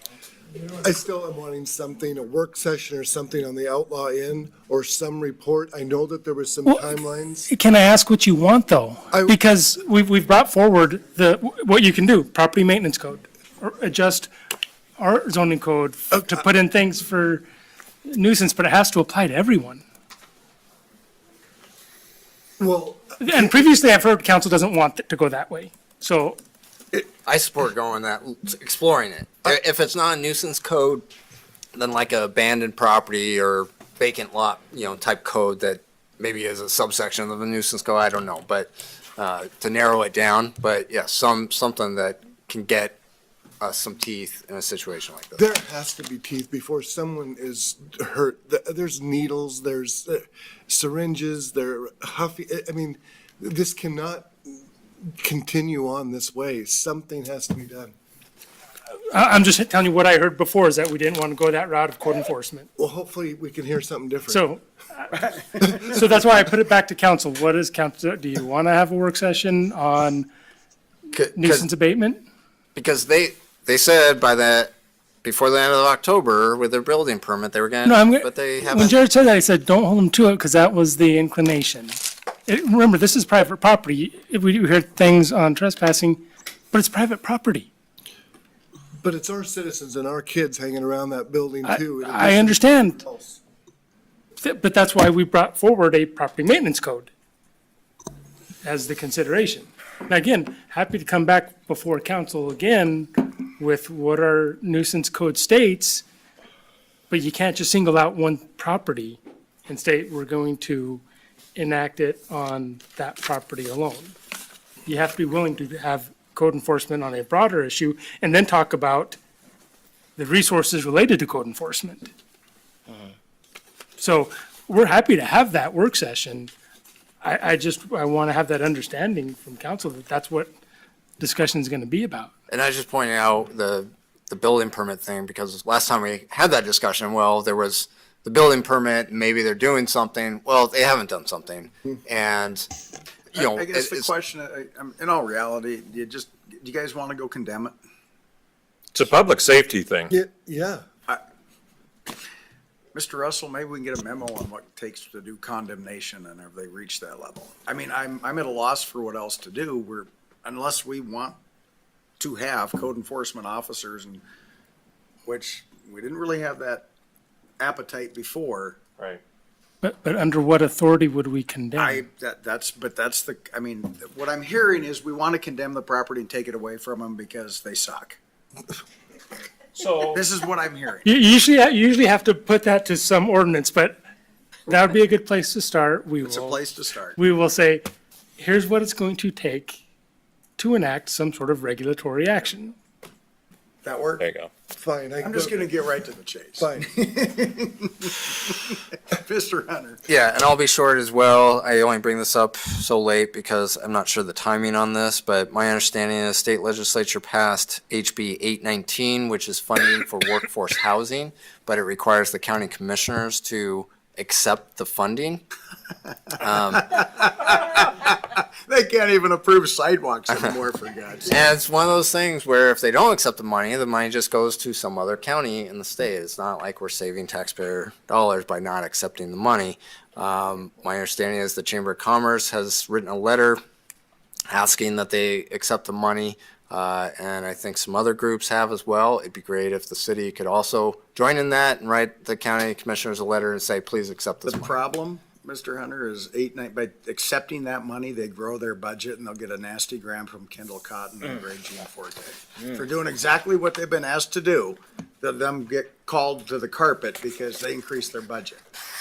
This is the idiocy we have now in Helena, Montana. With One office. with a guy in Bozeman who likes to influence the governor, who doesn't have a brain cell that, oh well.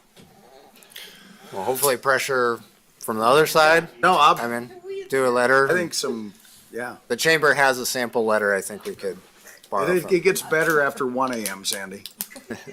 It's one. Go to the bathroom, sorry. Okay, anything else? I'm not sure where we left off on that. Oh, Do the letter? I think do the letter to tell let's support 819. Okay, so you want the mayor to sign off on a letter to send to them based on? Yeah, I'm input? good with Okay, Okay, the only nothing here. Please go vote tomorrow if you haven't already voted. I'm just telling the public, and thank you for staying. Of course. Cup of coffee after we're done. Mr. Russell, is there garbage pickup tomorrow or because it's a holiday? I know tomorrow, so anyone on Wednesday will now be Thursday. Anyone Tuesday's now Wednesday, anyone Wednesdays, I gotta remember to put mine out Thursday, that's why I asked. You kept Right. us all here for So that? I wanted to make that clear. Okay, it was also public, and with that, we're adjourned.